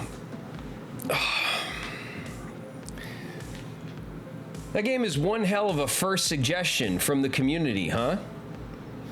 I hope you guys enjoyed the game. I know a lot of us have never played it before. A few of us have, and we're excited to watch me stumble around. You definitely got what you wanted. I hope everyone else enjoyed that cool, trippy sci-fi experience. We will come back to it and finish the DLC. We'll probably need another, few hours to run around the rotating habitat a few times to get all the lore and see what's up with it. But I don't know. We'll see what's up tomorrow. We'll come back and stream. Maybe we'll sell more drugs. Maybe we'll take a set sail and play some Dredge. I'll tell you what we're not going to play this week is Oblivion. We're going to leave that alone for a week. I'm going to wait for a major patch for it and see if they, I'll wait for the first big kind of stability patch on it. And then maybe I'll do a test run after that privately and see if the game runs a little better. It's hard to believe that my system would struggle with a game already. It's only a few years old, my system, and it should be powerful enough. But nothing else we have played has crashed OBS, and Oblivion crashed OBS three times on me. So it's definitely an issue with my system running Oblivion, and that's either Oblivion's fault or my system just isn't powerful enough for it, which I guess is still on the table, but I'm inclined to think that's not the problem. Urge, thank you for the 10 bits. Thank you for the bits and for all the blurps and the gigantifies and the celebrations. Thanks so much, Urge. I see you. You're dominating the activity feed right now with all the cool stuff that you use your bits for, and I appreciate you, man. Thank you guys so much. Thank you, dearly beloved, and Hash Brown. Thank you, Hash Brown, for gifting. KH Guides resubbed today. Squirrel resubbed. Thank you guys so much. We'll play some more stuff tomorrow. All right. We'll probably get back to slinging some drugs. We still got a lot to do in Schedule 1. Okay. It's the progress. I kind of blew some of our progress at the casino. I'm sorry about that. I just kind of, because what if we just hit? You know what I mean? Like, wouldn't that have been great? So I blew a couple of grand, hoping that maybe for the streams, it would be great, but it was not great. We just lost a couple of grand is all we did. But we made it back. So we'll, maybe what we'll do in Schedule 1 next is we'll reorganize our setup. I was thinking, because I think about Schedule 1 a lot, I was thinking maybe we can move our meth operation over to the apartment, because the apartment can have one worker, and all the meth operation needs is like a lab tech or whatever they're called, to cook us meth. And the meth is just the 2 tables, so we could just set up 2 tables, have a couple of shelves, stick a guy in there to cook up the Lauren. The golden Lauren, and then we'll turn out the neighborhood with it, and we won't have to spend our time doing it. And then we can take the bungalow and we could turn it out into a proper trap house, right? Just filled to the doors with weed. And we'll grow different strains there. Maybe all the base strains will grow there. And then maybe we can turn the motel room into a mixing house or something. So we'll grow all the weed in the trap house. We'll do the meth at the apartment, and we can do some mixes out of the motel maybe or something. I don't know. We'll see how it goes. Niku in the house. What's up, Niku? I was busy all day. I hope the stream has been good. We finished Outer Wilds. We finished the base game of Outer Wilds. What a trip. AKA, she is Earthbound. Watch your mouth, okay? Yes, that is true. So yeah, we'll get back to our illegal activities. That'll be fun. I will try to catch up with the VODs. Maybe tomorrow early, I will get on loading up the VODs. I kind of have to I want to upload our big fail VOD of Oblivion, but I'll have to take the 2 or 3 VODs that failed and cut them together and maybe cut out some of the stuttering so that it's not as painful to watch. I don't know. I have to kind of mess with that and see if I can get that into a VOD state that's funny and not annoying. You know what I mean? And also, you guys, we have so many great clips from our adventures in Schedule 1. We gotta work on some awesome Schedule 1 clips, or maybe Schedule 1 is the game where we do a greatest hits, like a highlight reel. That would be fun for the YouTube channel. So I've been thinking about how to tackle stuff like that. I did a fun little doodle of John of John Bon Jovi. Hey, wait, watch it, okay? You don't want to get our stream in trouble with the Jovies. Don't send the Jovies after us, okay, Danliest? Yeah, we'll regroup in the sub club. Thank you everybody for the resubs. I know we're coming up on that time where everyone's got to double down and stick with us on the stream. I'm really happy that you guys are sticking with me, and I'm grateful for all of you. I really am. We'll have a good night, you guys. I know it's late for a lot of you. We'll do it again tomorrow. I will try to give you guys more of a heads up when I decide I'm going to be at the desk, okay?